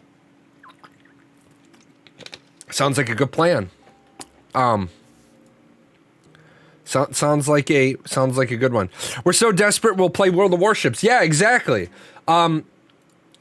Unfortunately, I haven't had a chance to jump in. As I told you guys at the beginning of the show, this week has not been a good week. My daughter is losing her fucking mind right now. My daughter's puppy has parvo. She's probably gonna lose that puppy, but now she's flipping out. She's got to put her service dog somewhere. She's 20 hours away, so it's not like she can just, bring the service dog over here while she tries to save this puppy's life. So it's sadness all around. New World flopped. They lost money. It's negative profit venture tax write-off for Amazon at this point. Absolutely. It absolutely is, just like their other 4 games. In theory, we could be, but needs a ridiculous amount of work to... No. Lost Ark has no way to be Game of the Year material. Lost Ark is game of right now. Elden Ring looks like it might be something. The Harry Potter game looks like it might be something. But these are games that you're going to play for 20 minutes. Like, literally, you might play for 2 weeks. There is nothing. New World is what you're referring to? Yeah, New World is a great alpha. New World is an amazing alpha. I don't know why... Gordon Ramsay would be like, this is so undone. What the fuck is Elden Ring? It's a game coming out soon. If you haven't looked it up, it's an upcoming action role-playing game developed from Front Software and published by Bandai Namco Entertainment. The game, directed by Hitaka Mizaki, was made in collaboration with fantasy novelist George R.R. Martin, who provided material for the game's setting. So we got another game coming. It's Raw, yeah. Did you guys see the one? Yeah, February 25th. So end of the month. Did you guys see the clip of Gordon Ramsay when he was actually a human being? Because you know that a lot of that is for the show. But there was a contestant on Hell's Kitchen, and Gordon Ramsay was asking the kid. He was a kid. I think he was 18 or 19, asking the kid questions. Asking her questions, and Gordon Ramsay says, well, unfortunately, you're going to be eliminated at this point in the show, but I'm paying, and you're already accepted at, and I'm paying for you to go to the local culinary school near where you live. And I was like, damn, that was nice of him. You see his face and you want to punch him. That's not nice. Oh, punch something. That's not, okay, that's good. Big from Soft fan here and was excited for Elden Ring. Open world Dark Souls sounds incredible. Yeah, I'm interested. So we talk about the idea of open world Dark Souls combat. I'm very interested to see if they can pull that off, because that is going to have an engineering marvel. So I'm going to AFK for a while. What happened that the chat is verified only? Somebody with their making all of the inappropriate usernames, so I put it back to verified only. It's just the fastest way to get rid of the little trolly bitches. So I can actually, if the person keeps doing it, that's fine. I can actually flip that off right now. So do that now. Did I see Blizzard's survival game? Yes. Let me tell you. The MMORPG world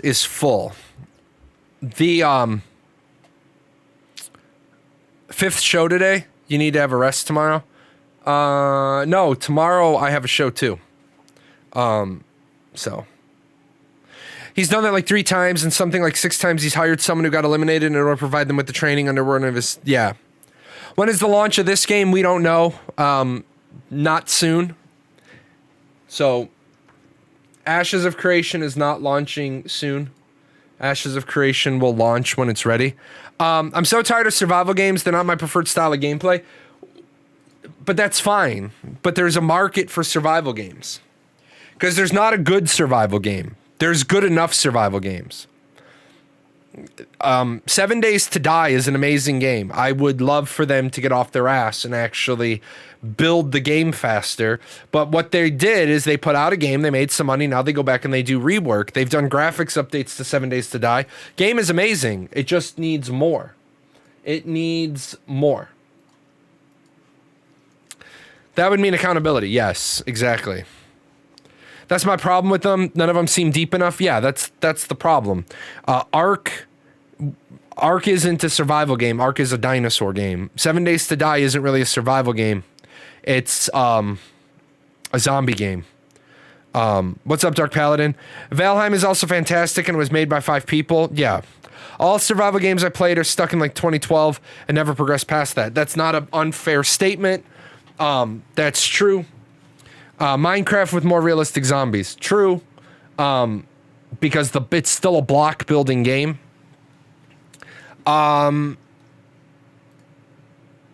So yes, all very true. Survival games, the problem is the forest. I don't think the forest ever really caught on. Wolfus covered the forest. I didn't. So that is what it is. The problem is with survival games is it's hard getting creator keys for a lot of games. A lot of these companies are doing half of what they need to do. Space Engineers is pretty good. I can get a key to Space Engineers. I can get a key to Space Engineers if I want it. Hidden Deep, 20 sci-fi action thriller. What is this? That's nice graphics. There's to hoping Blizzard under Microsoft will get back to making good games, and that new survival game will be a testament to this. So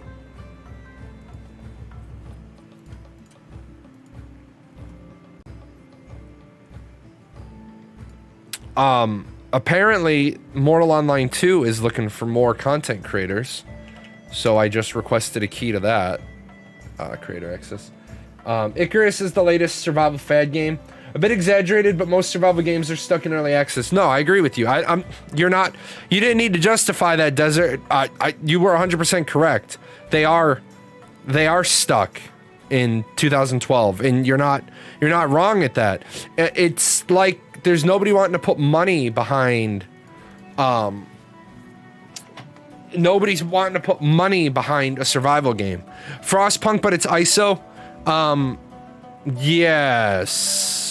Yes. I played the Hidden Deep demo and it's 10/10 to be honest. Nice. Nice, good stuff. Yeah, what game was I playing? Core Punk. Core Punk is probably the hardest game I've ever played. Like, I'm not kidding. It is one of the hardest games I have ever tried to deal with. It's like, in most survival games, not personal survival games, but where you're like the top-down management, you're always like, okay, I need to save everybody. Nah, this is a survival game. You played Core Punk? Yeah. You need to... You almost need to accept the fact that you're gonna lose people. Like, it is that type of you're just going to lose people, and you're going to lose people, and you're going to accept it. It is really what it is. Where the hell did I have it installed though? Okay. I have it somewhere. It's like there was a huge wave of survival games after Minecraft made its rounds, but almost none of them followed through. I agree. There were a lot after Minecraft because people were after that. If Minecraft can make that much money, then so can I. Like The Walking Dead, yeah. Rust followed through. No, Rust didn't really follow through. Rust was good enough, but I haven't heard of Rust doing amazing things since. I haven't heard of Rust being like, oh my god, what the fuck, barbecue chicken. Maybe I'm wrong. I appreciate you. Oh, never mind. I'm about to respond to my own. I'm about to read my own lurk bot. You guys notice Sprocket bot is now all valid and shiny. Where the hell do I have this game?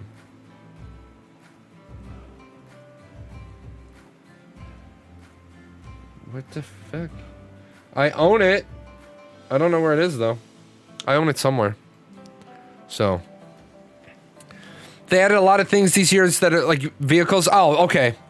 If as long as they've been handing out or developing things. It's also a tier 3 subscriber. Yeah, Grumpy Old Man. As a partner, I'm entitled to X number of bot accounts, and so Sprocket Bot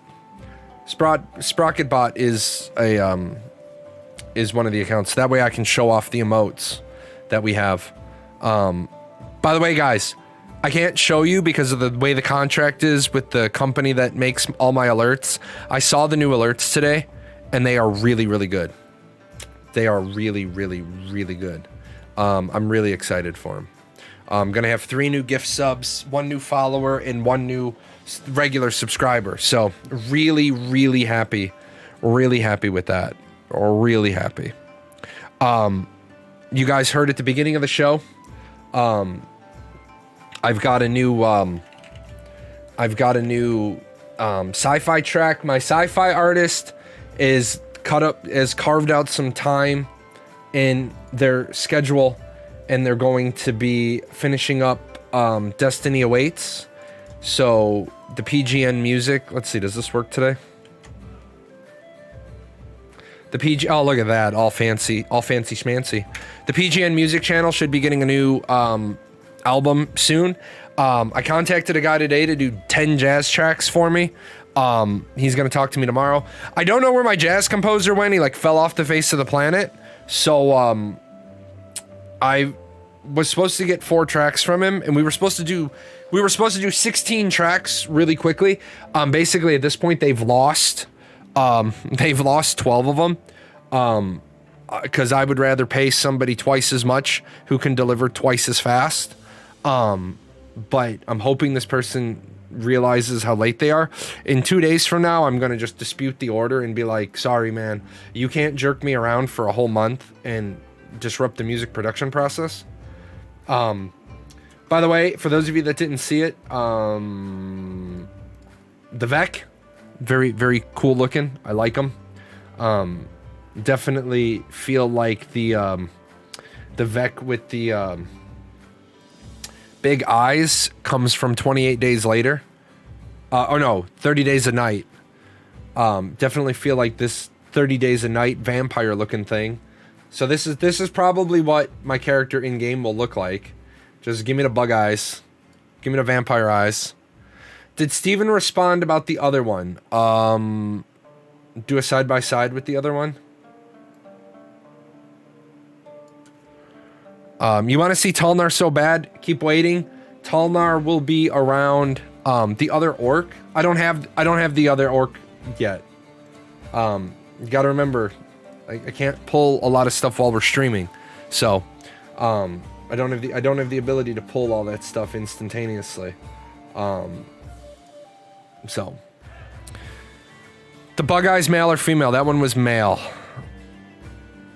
Did Steven respond about the height question? No. Steven did not answer me. So.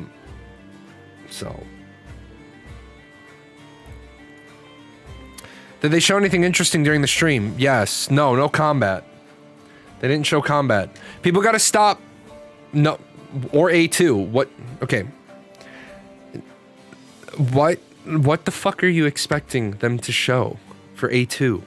A2 is not going to be for months and months and months and months and months and months and months and more months and more months. Put your expectations into check. Manage your own expectations. Alpha 2 will not be for months. Months and months and months. Anything that's not mounts would be nice. Well, then they did nice because they showed off a bunch of races. As you saw, I was showing you just one of the races. So Alpha 2 in February got it. I will slap you. I didn't think it's a proved weapon, but if I play a Vec with a blowgun, I'd be so happy. There aren't any blowguns, unfortunately. There aren't any blowguns. It would be nice if there were, but there's not. So, Alpha 2, February 31st, confirmed. Yes, right.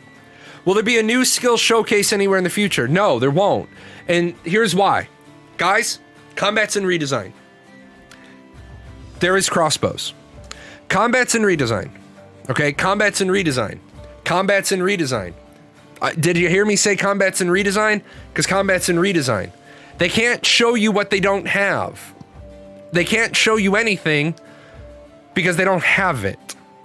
If they had it, they could show it to you. This is where, remember I said earlier about YouTube people and the giving YouTube viewers a dislike button is bad?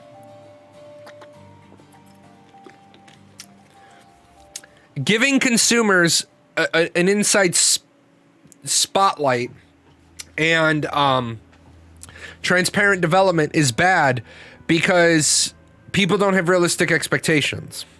You will notice that I never hold Intrepid Studios to an unrealistic expectation. I hold them to standards, but they're not unrealistic. Combat is set in sand. Combat isn't even set in sand. Combat is set on writing on napkins in the conference room.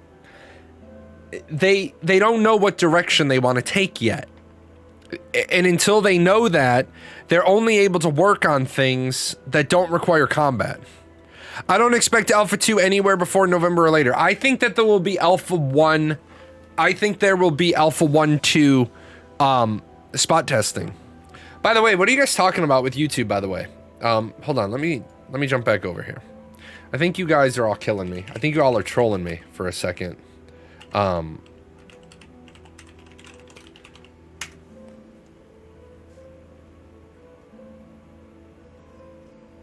Oh, hold on.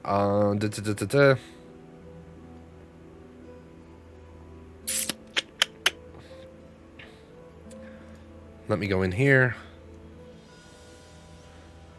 Let me go in here. Let me go in here. Nope, let me go in here.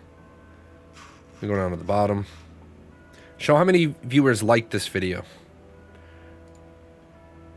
Okay, let me go here. Let me go here. What did nobody... Oh, okay, it shows how many viewers liked the video, but not how many disliked the video. Okay.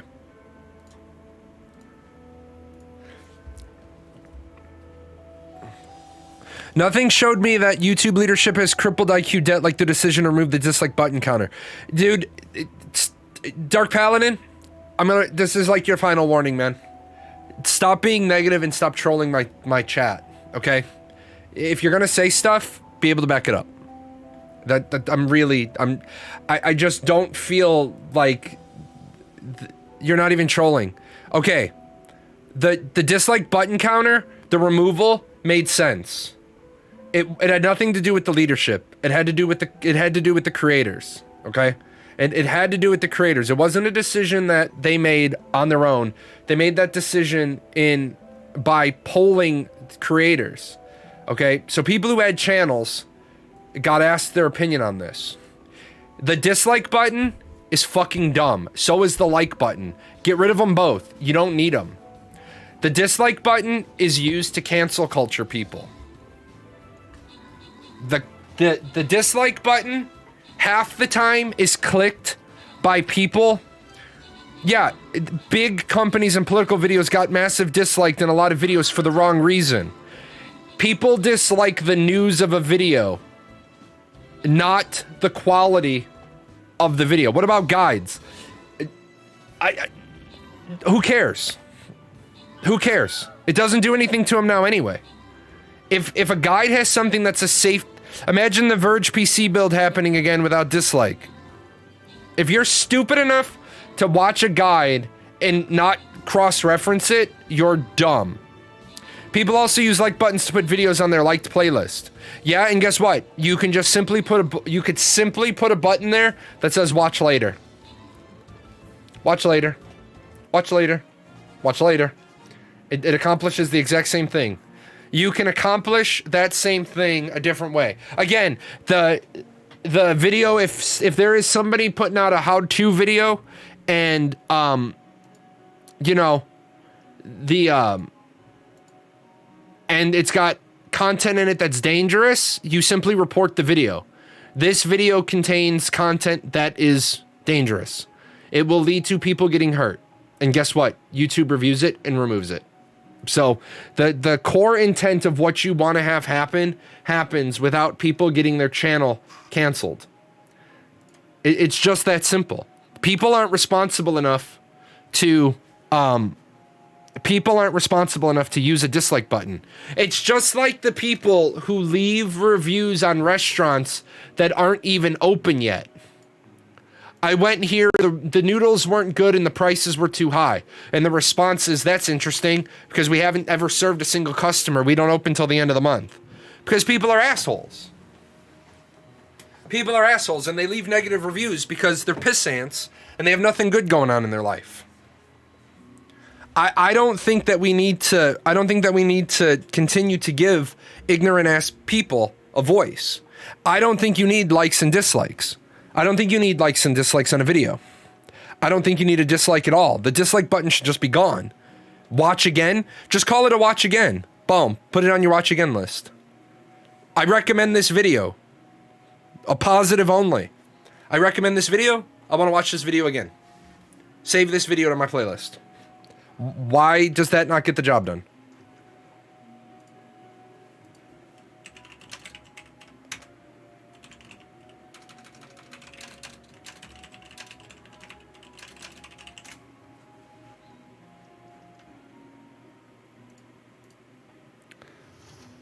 They have a watch later on YouTube. They do, but not everybody knows how to use it. Can't they at least enable comments everywhere maybe? Otherwise, there would be no way for people to get feedback. Why? Dark Paladin, you specifically. There are people who probably have you shadow banned on their YouTube account. There are probably people who have you shadow banned. So you see your own comment, but nobody ever comments underneath your comment. Because you're shadow banned on the channel. You see your own comments on that channel, but nobody else can see your comments. That already exists. Why do I have to have comments enabled on my video? That's my video. That's my house. That's my channel. That's my platform. That's my comedy club. That's my classroom. Why does your opinion on what I do matter two shits? I don't want comments from people. I have probably 150 people shadow banned on my YouTube channel. I don't give a fuck. If you say some ignorant ass shit, I hide from channel. Boom, hide from channel. Nobody else can see your comment. Why do you have the right to leave a comment on a video if the person doesn't want any comments? Only learned the watch later function after my like playlist reached its number limit. Nice. Nice. But this is the thing. If a person is putting out bad information, and not subjectively bad information, like somebody puts out, a good content creator should have a 5950 instead of a 5900. That's subjective information. If a person is telling, not just bad opinions, bad factual information, report the video. I actually left a review on a restaurant nearby and I got a phone call from the health department about it. Is there an option for nobody can't comment? Yes, there is. There is turn comments off for this video. There is literally, I can turn comments off for this video and you're done. You're not shadow banned. You have a moderator sword. You can't shadow ban you. I'm not going to piss off my website developer. I'm still trying to figure out what Ashes 101 should look like. Ordered something at the counter and a cockroach shark took my money. Yeah. I didn't know shadow banning was a thing. Feels like bad and brilliant option at the same time. Yeah. I rarely like or dislike videos. Lots of people do. It's like you'll notice on my videos, so my YouTube channel doesn't grow. My Twitch channel doesn't grow because I understand that I am hard to deal with. I am hard to deal with. My content is educational and people get like flashbacks. People get like flashbacks of school, right? People don't want that shit. But when I make a good video, it takes off. It's just like, I celebrate my peers' success. If my peers are doing great shit, I'm happy for them. But I saw a video, Everything You Need to Know, or the 64 classes of Ashes of Creation explained. It has 133,000 views the last time I looked at it, and there's absolutely no information in this video. So, how do people make clickbait content? I can't do that. I have this thing called integrity. I can't make clickbaity content. And when somebody calls my content clickbaity, I actually go back and look at it and be like, what's clickbaity about this? A few of my friends are teachers and I like learning, so I don't Twitch too hard. Yeah. Ashes isn't even sure how the classes will work yet, but I do. Click here. Yeah, you know, it's like the guy that came on to... What the hell? What do you want? What do you want, phone?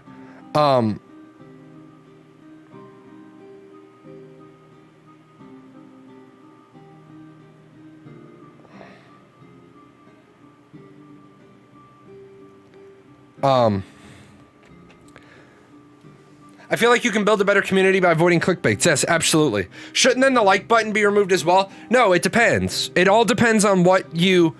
I think the like button should be gotten rid of. And it depends on what the user base needs. Do you need a like button? Do you need a promote this video button? Do you need a I support this video button? I understand that there has to be some level of way to filter things up to the top. But everyone's upset about the dislike button being taken away. Well, then take away the like button too. Just take away the like button as well. And then there will be some other non-binary, I recommend this video. I rate this video good. So, they should at least take the ratio of likes, views, and watch time to recommend videos. Yeah, and that right there. That right there is where YouTube needs to go. They need to go by likes, views, and viewer retention on each video. If a video has 30 seconds of average viewer retention, I don't care if that video has 20,000 likes and 20,000 views. If it's a 10-minute video and it has 30 seconds of average viewer watch time, that's a bad video. That's how the algorithm should figure out whether or not to promote it.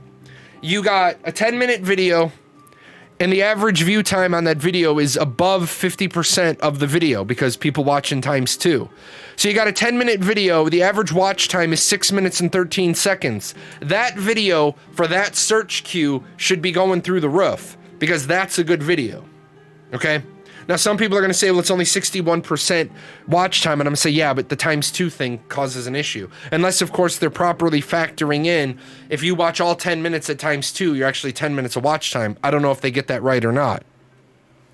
The only latest thing is the new banned words on YouTube. Especially watching videos about worst people in history. Can't even say the name of a Nazi leader. So... if you properly document here, I wanna grab this because this is important to me.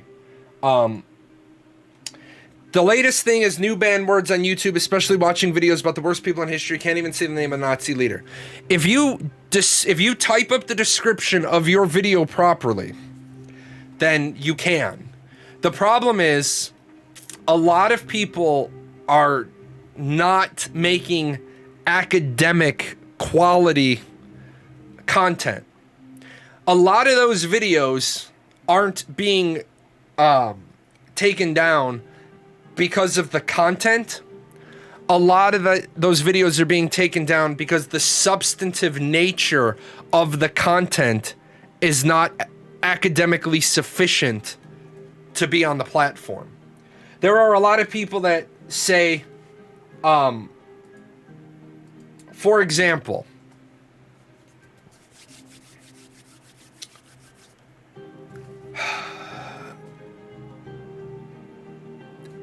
people get all their heckles on their neck get all crazy if you use a statement like Hitler was justified in his actions, and people are going to lose their shit.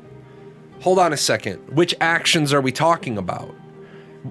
Are we talking the systematic extermination of a race? No, fuck no. He wasn't justified in that. Was he justified as the duly appointed political leader of a country who had been subjugated to a horrible Treaty of Paris? Yeah.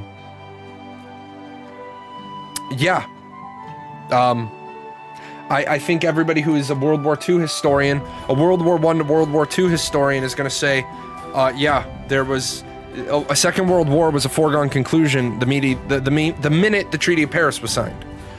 But, you know, people just want to get bent out of shape. Okay, well, you're never going to be able to have an academic conversation if we start censoring words. The First Amendment only protects you from government censorship. That is true. You are always subject to being censored on a private platform. I like to make my own decision too, but I don't always have enough information. If I see a video with lots of dislikes, I know to look for more information. Right. But again, half of the people that dislike a video dislike it for the wrong reasons. It's not like you have to go through some training in order to get the dislike button. The dislike button, people, like I said, about Reddit. If you put a Reddit post up and it gets early traction, it will go positive. If you put a Reddit post up and it gets early negative, it will get just bombarded into 12% upvoted. That doesn't mean that it doesn't necessarily mean that it's a good first initial post. It doesn't mean it's a bad first initial post. But Reddit is not the place. Reddit is fucking cinema sins, and the points do not matter. Karma does not matter. Karma does not make a good post good or a bad post bad. I have seen the most ridiculous shit have over 10,000 upvotes. I have seen some of the most important things I've ever found of a piece of advice or piece of information down. So then I'll see that and I'll think, oh, they used it for the wrong reasons. I'm capable of information literacy beyond the initial glance of a dislike meter. Shulid, why do you fucking think that I'm talking to you as an individual and not talking to you as a representative of all of the people out there? A person is smart. People are dumb. Comes from Men in Black. You seem like you're justifying your right to have a dislike button, and I'm trying to point out that I don't know you, I don't know if you're smart enough to use a dislike button, I don't know if you're not smart enough to use a dislike button, but are you really trying to tell me that the whole fucking world is smart enough to have a dislike button? Because you never said so, I know that now. I think you need to factor in the fact that there's 95 viewers in the channel. And I've never said you specifically. I've most of the time said people. And unless you are more than one people, you're not a people. You're a person. The way Reddit does it is a fucking shit show. Stack Exchange is a lot better. The moment you give people a voice, cancel culture becomes a thing. What if they take watch time into account to decide whether your dislike would count or wouldn't? No, because then people will just leave the video run so that they could leave the dislike. There is no good way to deal with people because people are ignorant and stupid. People...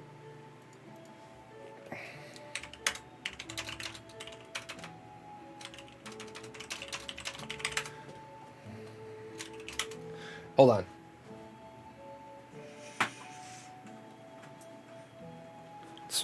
My kid's outside playing. My wife's going to get dinner. It's like, I'm trying to stream. What the fuck? It's like, what if YouTube only gave 3? No. Why? Okay, YouTube accounts are free. Guys, you're trying to put Band-Aids on the problem. Why do you need a dislike button? It is a private, YouTube is a private platform. Why do you need to have a voice on somebody else's content? If that person wants to give you a voice on their content, they will open up their comments. If they don't want you to have a voice on their content, then you don't need it. When people say, I need my dislike button back, why? Why are you so relevant that you get to dislike something? Why do you think anybody gives a fuck about your dislike? If people were using likes and dislikes responsibly, that would be great. Okay, but I'll tell you, I have a bunch of haters. I am a walking example of why the dislike button is is asinine, right? I can put out a video, and if my haters happen to be online at that exact moment, I can have a video that's been out for 1 minute, and it can have 6 dislikes on it. How in the blue fuck, if my video has been out for 1 minute, can I have 6 dislikes on it already? Because I'm easy to hate, exactly. People are going around disliking videos because they don't like the creator. And that's not the point. Is it worth the time spent waiting for videos? So I can dislike misleading videos, severe clickbaits, or bad guys. Dark Paladin, knowing you as much as I do, you shouldn't have a voice, Dark Paladin. Honestly, I say this honestly, with all sincerity. You shouldn't be entitled to dislike people's shit. Because you like to dislike shit and then be wrong and then get corrected. And I doubt that you would go back and fix your dislike. You are overly opinionated, which is fine if you're making the content. But you are overly opinionated on shit that you're ignorant about and you're wrong about. So no, I don't think you would. That's the problem. I genuinely don't believe that you as a person should be allowed to have a dislike button.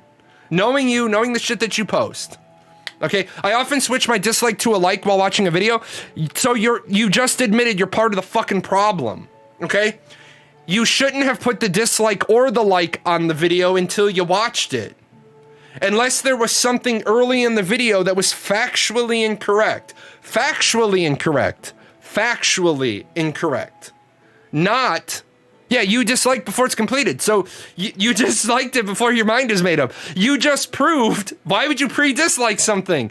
You literally just proved to the chat that I wasn't wrong in saying you as a person, as an individual, should not have a dislike button. Because you literally just said I disliked it before I watched it. Why dislike a video is a bad thing? YouTube hide videos with more dislikes, can't handle dislikes, what they lose. Because of how the algorithm works. If it was a factually incorrect statement, but later on in the video said so, that was an example of a mistake. No, because you're supposed to watch the entire video before you fucking downvote it. Before you dislike a video, you should watch the video. If a person has a factual mistake, if a person has a factual mistake in the video and they correct it later on, then that is a video that you should dislike and leave a comment and say, at 3:37 you state this and that's factually incorrect. But you literally just said, I'm gonna dislike the video before it's finished. The fuck? That's why you just embodied why people shouldn't have a dislike. Also, like I said, there are people who don't like the news, right? I have no idea why YouTube does this, but for YouTube videos which are considered for kids, the comments are turned off, which is okay. But it's weird how you can't press the save button to put a video into playlist. The button is just grayed. I didn't know. I didn't know you couldn't do that. Put an option to rate the video after the video finishes with a 5-second timer. No, you don't need to do that. Why do you need... Okay, why does everybody suddenly feel that your opinion fucking needs to be taken into consideration? That's what I'm getting to, okay?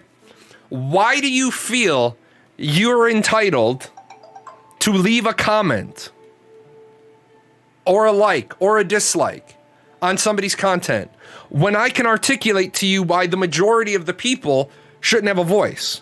Number one, we've got people disliking videos. No, dude, you're like backpedaling all over the place, Dark Paladin. You're like, I pre-dislike videos, and then if they change my mind, I like it. No, get the fuck out of here. There's a reason why I dead nailed pegged you is you shouldn't have a dislike button. One issue with removing it when YouTube takes 100 years to take down a video on reports. That's not true. Okay, that is not true at all. If you flag the video for the right reason, I've seen videos get taken down in as little as 15 minutes.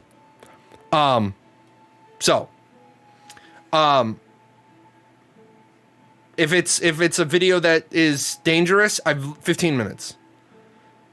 If you don't like something, don't watch it. If you don't like your creator, don't watch them. But don't be a child and downvote everything that comes out just because of the news they said it factual. Yes, exactly.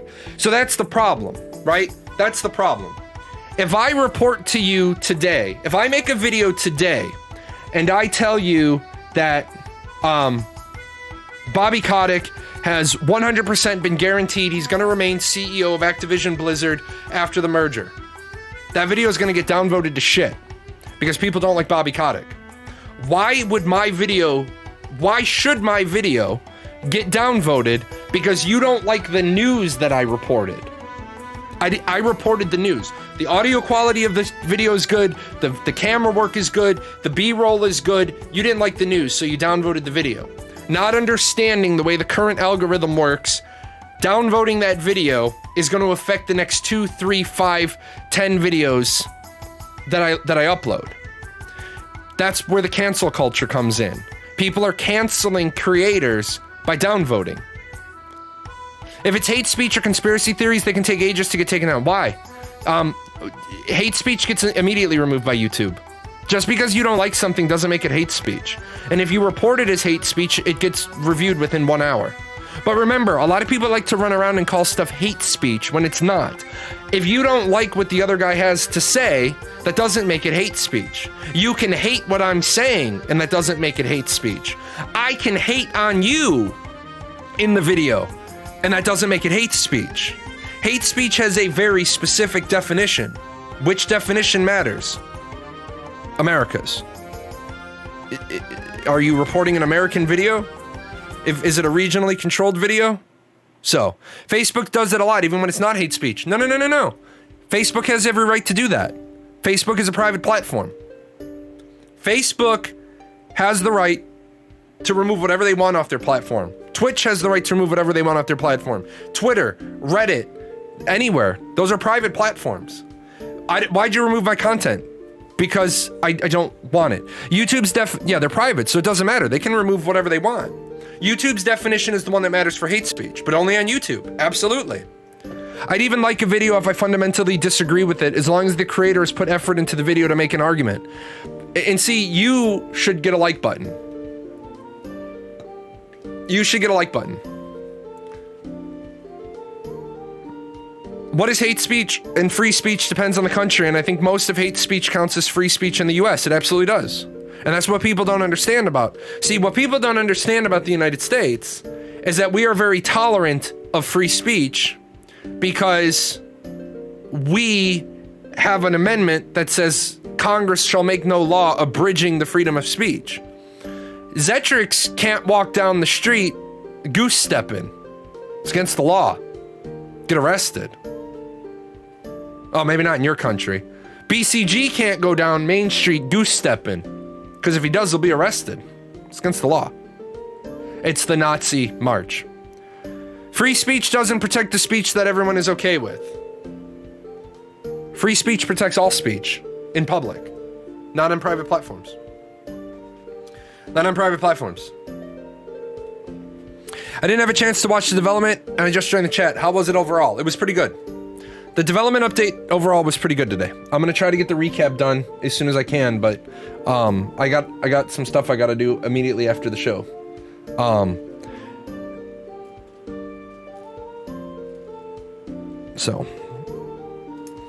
But yeah, the problem is people get offended by what other people are saying.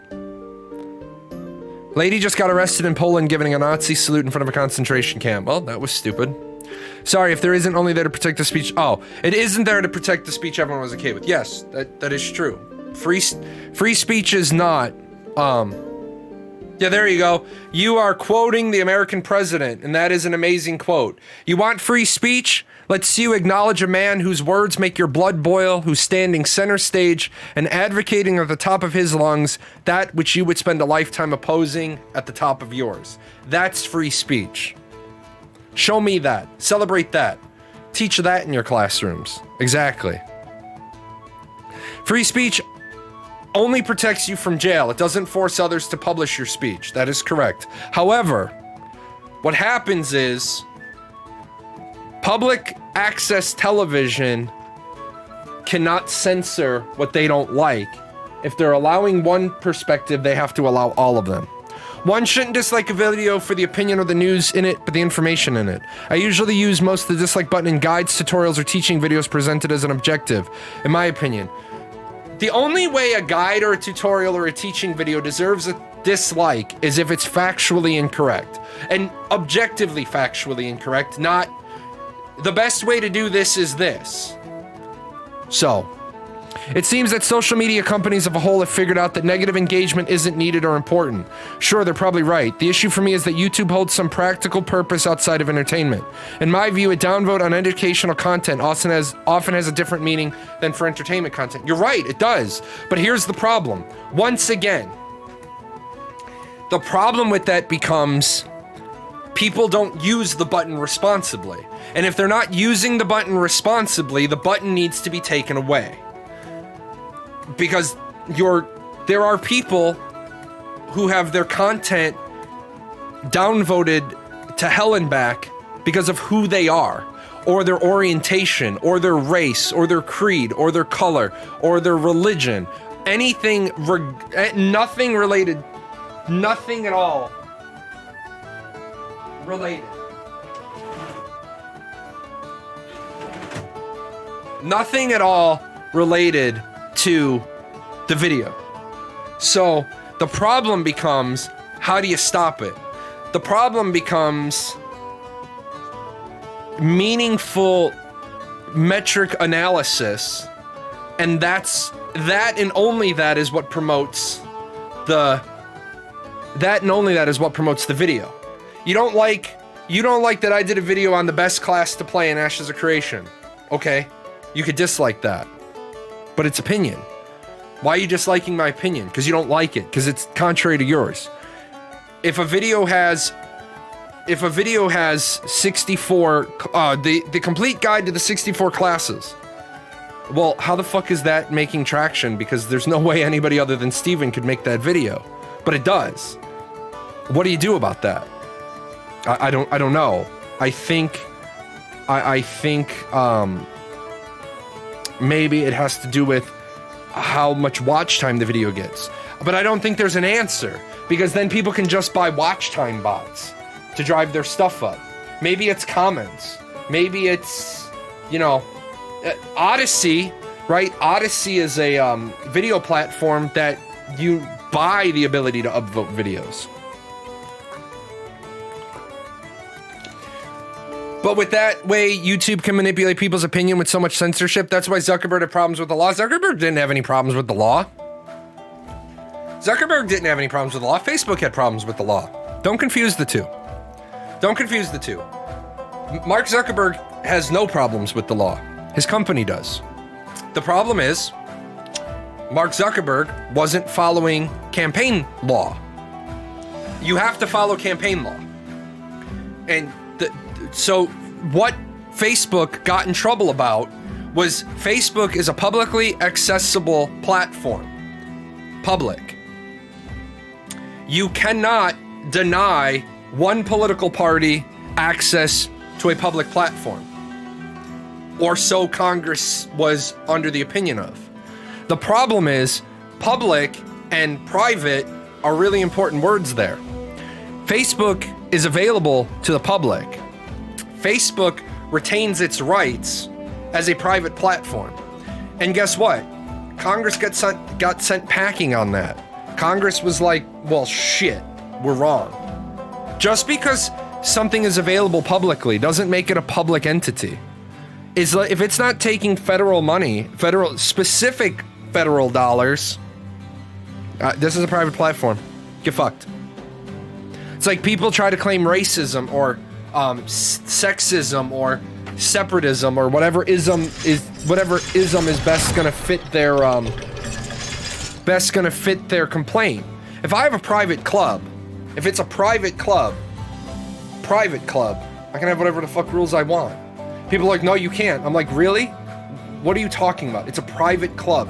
I can have whatever rules for admittance I want. Wait, did you take federal money? Yeah, well, now you can no longer do that. You took a federal grant, you took a federal loan, you took federal funding. Okay, now when you took that, in those 1,700 pages of shit you agreed to, you agreed to follow all these other subsequent rules and laws. People forget that. I would say that they can't hide behind any protection specifically limiting their liability from the feds either. That's true. Fact checked is based on opinion and not facts. Zuckerberg admitted it. And that's fine. What the fuck does it matter? It's a private platform. That's the thing you're not realizing. It is his private platform. Facebook is not publicly funded. It's not publicly funded. The problem that Congress is trying to say is that they have the right to regulate something that has the ability to influence elections. And they've already been told, no, you don't. No, you can't. The big part is the Congress was like, you have to give everybody an equal voice. And his response is, no, I don't. Facebook is in more trouble based on their tracking software. Than they are for limiting people's access to, like, political data. You gotta remember, just because you get called to testify in front of Congress is wrong half the time. So, what has Facebook actually been fined for?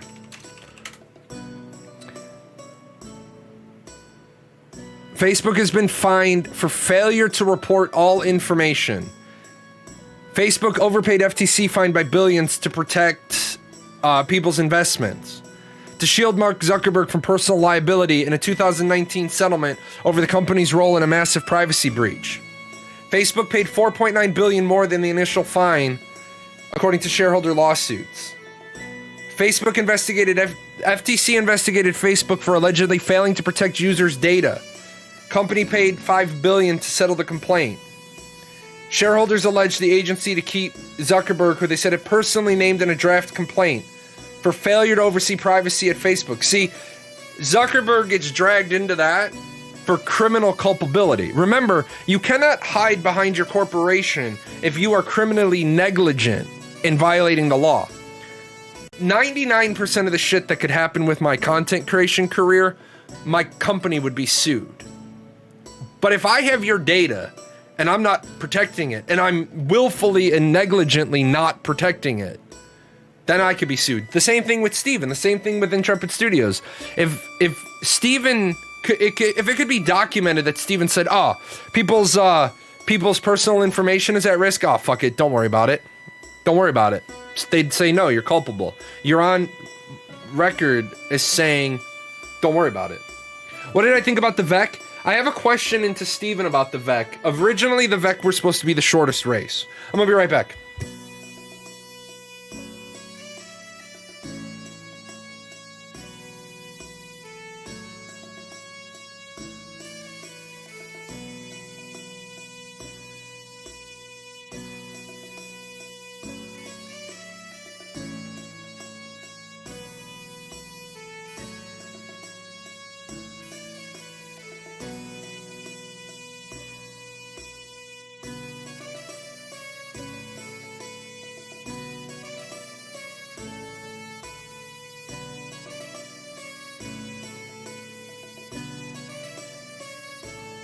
So yeah, did they do comparison? Yeah, they said they said that the VEC are going to be chest high to the Renkai. So in the Renkai, we already know how big the Renkai are going to be in comparison to the humans. So VEC are going to be about the same size as the Valoon. Who even still uses Facebook? Families use Facebook. Families are really, Facebook is really handy for families because it allows you to have basically an online shared digital photo album. So why did Elon Musk delete his Facebook account and tell everyone who followed him to do the same? I don't know. Am I Elon Musk? Messenger is still used, yeah. Facebook Messenger is still used. Basically, Facebook has useful tools. Facebook has useful application. It's mainly, families is a big one. When you're a parent, grandparent, great-grandparent. So, why does Elon Musk do anything? Yeah, why? So let me just say this. When you're such an asshat that Anonymous, when Anonymous has decided that you're their new target, Elon better recognize, does he know something we don't? I have no idea. How the fuck would I know what Elon Musk knows? Why does Elon Musk do anything? You know, why does he do anything? Why did he declare himself Emperor of Mars? Why did he make stupid ass statements that got Anonymous's attention, and now Anonymous is actively going after finding every dirty secret about him? Elon Musk thinks that his Joe Rogan interview is the worst thing that has ever happened. Well, how do you say that you want to make the world a better place and then turn around and have it be known that the 8-year-olds that are mining the lithium battery, the components for the lithium batteries for your cars, are basically living in the worst of the worst third world country standards? Like, if you want to be the guy that changes the world, maybe you don't need to have however many hundreds of billions of dollars you have and pay regular people to mine the stuff for the lithium batteries. Tesla child labor for batteries. How Tesla should combat the child labor in the Congo. Last week, Elon Musk announced that Tesla plans to manufacture 20 million electric-powered vehicles by 2030. His bold growth target dovetails with California Governor Newsom's announcement that he will propose that his state require all new cars and trucks to be non-gasoline powered by 2035. Okay? In the Congo, child labor and unsafe mining conditions are common. The problem is it's great to say we're going to give protections to everybody, right? Does Tesla own the mining company? Doesn't matter if they own the mining company or not. Doesn't matter if they own it. If I get given documentation and proof, that the place I'm buying whatever resource from is using child labor, then yeah. Is he legally liable for it? He didn't hire them from what I heard. He just buys the chemicals from people that use Dude, yes, he's fucking legally liable for that. You're condoning child labor. What can Tesla do about a company, the type of labor used to excavate lithium? Not buy it from companies that are using child labor? How does capitalism ever make any? You guys are basically all just saying it's okay that the companies he buys from uses child labor. Have you ever heard of economic pressure? Exactly. I'm not going to buy from you until you start paying your customers, until you start paying your workers a living wage. The only way to change his mind is to vote with your wallet. You're absolutely right. You also realize that the United States could just turn around and say, you know what? We're going to just impose a huge tariff on that incoming lithium. I'm not saying that's okay, but I can't imagine these are competitive companies in the Congo or whatever that mine that don't use child labor. So here's how that works. Instead of paying them pennies, walk up to them and say, I give you $50 billion a year in business. Stop using child labor. I'm going to ask Argentina for their supply. What I would like you to do is I would like you to hire adults, and because I'm going to build a school right there, and I would like you to make sure that all the kids go to the school. How did we stop child labor in the United States? We created public schools and we fined companies that use child labor. Are the kids forced to work? Again, if you're giving a mining company $50 billion a year, put money into their infrastructure.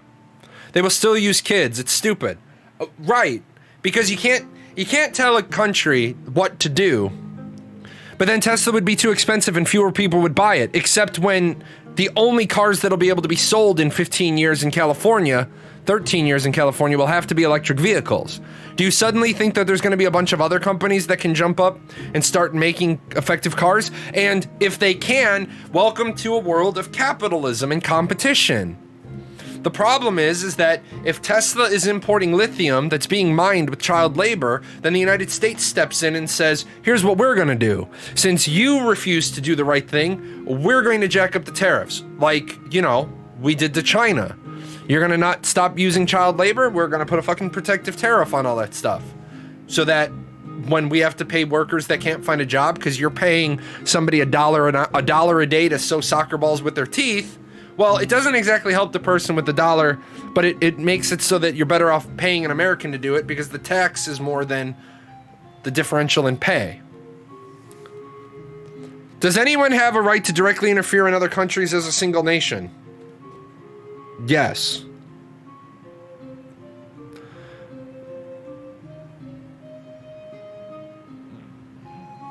Anybody that signed a treaty has the right to enforce the treaty. Beyond treaties, no. We still allow children as young as 12 to work if it's a privately held company and run by the family. Correct. But that's the reason why they chose that child labor company, isn't it? Because it's cheaper. But the point is that you as the American company pay more, so it can pay its workers more. That's how that works. You don't have to have $100 billion. If I had $100 billion, you know what? There wouldn't be a homeless veteran. Period. If I got handed $100 billion, I would literally pay people to drive around and find veterans off the street, and I would give them a home. Because with that kind of stupid money, you do what you want to do. Of course, it's because it's cheaper. Why do you think Nike opens factories in India and Pakistan? Because they can. Because they can. Until the US says you can't import that shit. So, when the United States decides to put a tariff on imports from India and Pakistan, then Nike says, well, shit. They're going to charge us a $35 tariff. Well, at that point, we're better off making them in the US. There have been a lot of cases where people have hired a production in the contract, no kids. The producers still use kids, but hid it for long. Well, that's because people don't actually go and inspect anything. And, you know, it's because they want to be right in the spirit, or they want to be right in the text of the law, they don't actually want to comply with the law. I would bring up an unverified example, but it's neither confirmed by YouTube, except working environments was not acceptable. Again, if you don't have it verified, then don't share it, because be part of the solution, not part of the problem. That's one problem with globalism. You're correct. It is a problem with globalism. It's just like I told you guys. Everyone hates Amazon. I don't know why you hate Amazon.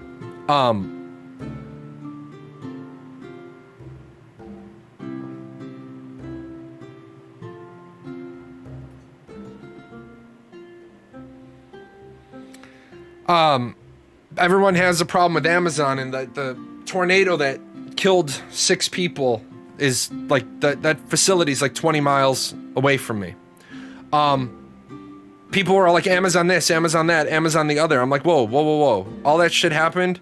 Well, for two things. Number one, the middle level manager, he was at fault because he didn't follow the fucking manual.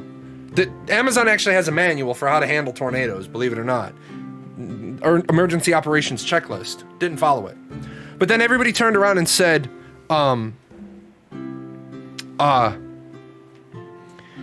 the building was built wrong, and everyone wants to blame Amazon. Amazon's like, the fuck are you talking about? Here's the local county safety code. We built the building according to it. But everyone wants to blame Amazon. Where are the people blaming, you know, Collinsville Safety Department, Collinsville building inspectors saying, well, you didn't inspect the building. And they're like, well, we did. We inspected it to the building code, the universal building code. And so people are like, well, why isn't the universal building code changed? Well, you notice that it's 2 months after the tornado and nobody gives a shit anymore. So people have the attention span of a goldfish. That's why I do what I do for the Ashes of Creation show. I make sure that the problems stay center stage until they're addressed. Where'd my kid go? My rodent is outside somewhere. It's dark and she's supposed to be inside somewhere, but she's with 2 friends. So, is there even enough known lithium deposits in the world to facilitate a full transition to electric cars? No, probably not. Probably not. I just about lost my mind over these people and that building code stuff. Yeah, I mean, people don't understand that if I build it to the building code and the building code is wrong, if I didn't build it to the building code, I wouldn't be able to. My rodent, my child. If I didn't build it to the building code, you would have shut my shit down anyway. So, it's I'm damned if I do, I'm damned if I don't. I don't have much faith in humanity because in the end, what most people care about is money, and those that have virtue are the ones that end up losing in the end without changing a single thing. That is ultimately right here. Nope, not this one. This one. This is the problem with humanity right here. There is not much faith in humanity because what most people care about is money, the state of nature. And those that have virtue are the ones that end up losing it in the end without changing a single thing. Yes. That's why hydrogen vehicles are the future and not electric cars. No, they are not. If you think hydrogen vehicles are the future, you need to do a whole lot more reading on hydrogen cars. Have you seen horrific car crashes today? Now have a horrific car crash with a fucking hydrogen bomb attached underneath it. Yeah. Hydrogen is too heavy. That's the other problem. It's just like, guys, you got to get into the nitty gritty. You got to do the reading. You got to do the diligence. Ethanol is horrible for the environment. Ethanol is absolutely horrible for the environment. People are like, well, ethanol burns cleaner. Yeah, ethanol burns cleaner. 1 gallon of ethanol burns cleaner than 1 gallon of gasoline. You're absolutely right. You're 100% correct. 1 gallon of ethanol does burn cleaner than 1 gallon of gasoline. The problem is 1 gallon of ethanol doesn't take you as far as 1 gallon of 1 gallon of gasoline. So you end up burning more ethanol than you do gasoline, and so your pollutant count is actually higher. And then you didn't count all the pollutant count all the way back from the car to the production. Making ethanol is horrible for the environment. Making ethanol is so damaging to the environment, but everyone is convinced that ethanol is everyone thinks that ethanol is like the way forward to stop global warming. Have you seen electric cars burning down? A lot more dangerous than normal gas cars. Well, I haven't personally seen an electric car burn, but I would understand that an electrical vehicle burning, I mean, fire departments are going to have to modernize. So if there's going to be more electric vehicles on the road, then they're going to have more, the appropriate extinguishing foam. So yeah, let them turn food into energy, the same people who complain about world hunger. Yes, you cannot extinguish an electrical vehicle with water. That is correct. You cannot use a water-based extinguisher. But again, you shouldn't be having giant fires in electric vehicles. But, you know, I would assume a battery burning is harder to deal with than fossil fuel. Yes, because a fossil fuel fire is simply, you take away any of the 3 sides of the heat pyramid and you deal with a standard internal combustion engine fire. But when you are dealing with an electric vehicle, you have to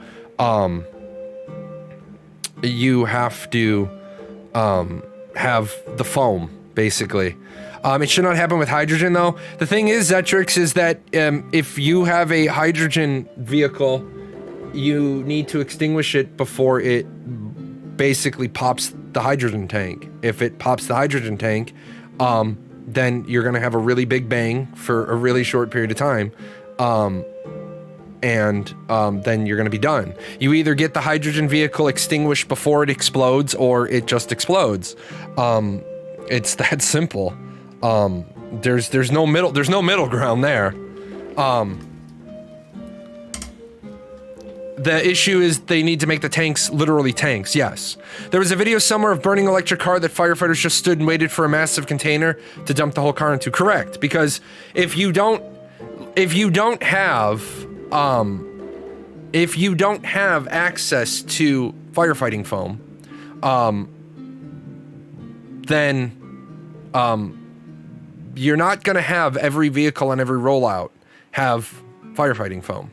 If you guys have ever seen the pictures of an Air Force hangar where the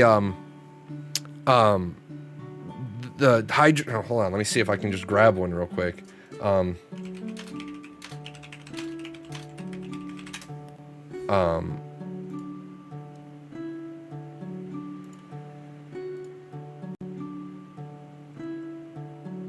This is what happens when...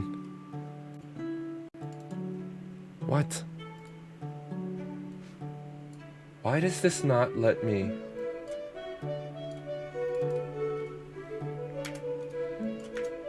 Why does it not let me grab from my active... Like, whenever I do this, it doesn't let me do it. There we go.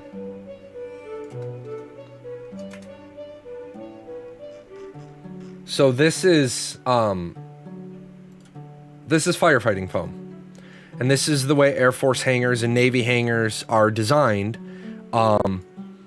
If there is a fire of any magnitude in the hangar, the hangar fills up with foam because it immediately stops all the fires. This is why you'll see in the hangar the aircraft, the aircraft are, yeah, that's only about 15 gallons. That's probably a little bit more than 15 gallons. That's pretty deep. That's pretty intense. There's probably more than 15, but they fill up the whole hangar to protect the asset. Now, of course, everybody involved, it's a pain in the ass. How long does it take? No, I'm looking at his as well. I think that's a little bit more than 15 gallons. I'm thinking that's a little bit more than 15 gallons. It's not hundreds of gallons. I'd be interested to know how many gallons that is. That shit expands forever. But how long does it take to clean up? A long time, because it gets into everywhere, because it fire protects everything. Does it affect the stuff in the hangar? Yeah. That is why, right? That is why when people wonder why there are so many stringent requirements about the type of container and why is it sealed and why are you always closing your toolbox? Always? Why you always, it seems like a lot of extra effort. So what happens to the people in the hangar? You run. You fucking clear the hangar, man. You run the shit away.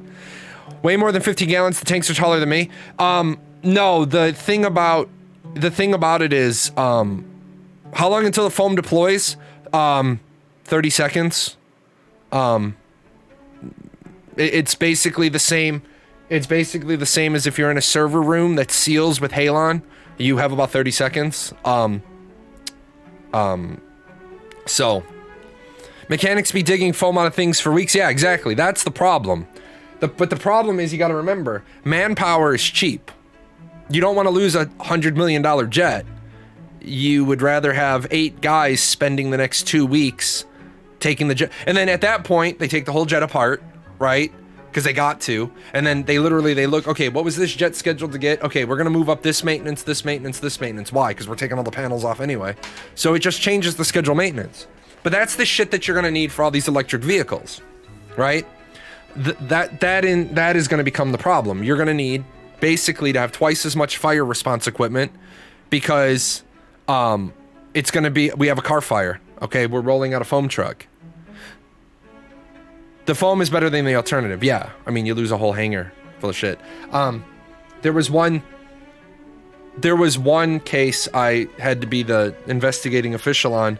I don't know why I got it, but somebody burned the cockpit of a B-52, and I got asked if the fuel could be at fault. And I was like, Why the fuck would they have fuel in the cockpit? How the fuck does that work? But that's that shit people just try to get anybody else to blame. But I thought today's live stream, let's switch this up a little bit. I thought today's live stream was really, really good. I thought today's live stream was better than a lot of them. I think they need to stick to trying to get down to 60 minutes. Okay, trying to get down to 60 minutes would be great. Oh damn, let's we gotta finagle, man. We just been talking and BSing here. I gotta do this, man. I didn't realize we were almost out of time. Then I gotta go find my kid. So let's do this. How long? They're at 3 minutes and 34 seconds. It's been such a long time since the Golden Feather and I have been back to back, guys. My Golden Feather compadres are up in 3 minutes, and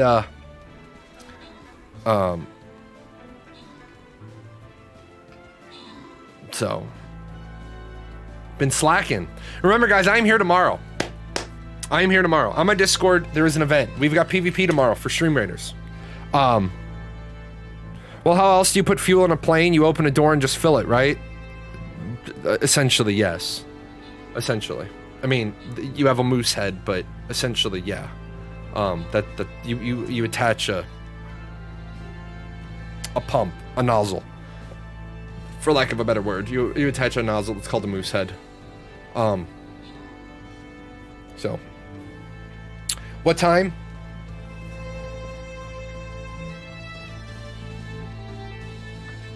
Uh, 2 o'clock, I think. Let me check my Discord. Sorry. I'm parenting. I'm parenting by remote right now at the moment. My kid wanted to go out, and she 3 o'clock. 3 o'clock Eastern. Just checked. I'll be here at 3 o'clock Eastern. Might be early. Oh, come on, guys. We gotta cross the whole map. What are we doing? Crossing the whole map. With that said, oh, we got a minute. There we go. All right, so let's pop out here to the chat. Oh, back chat lobby.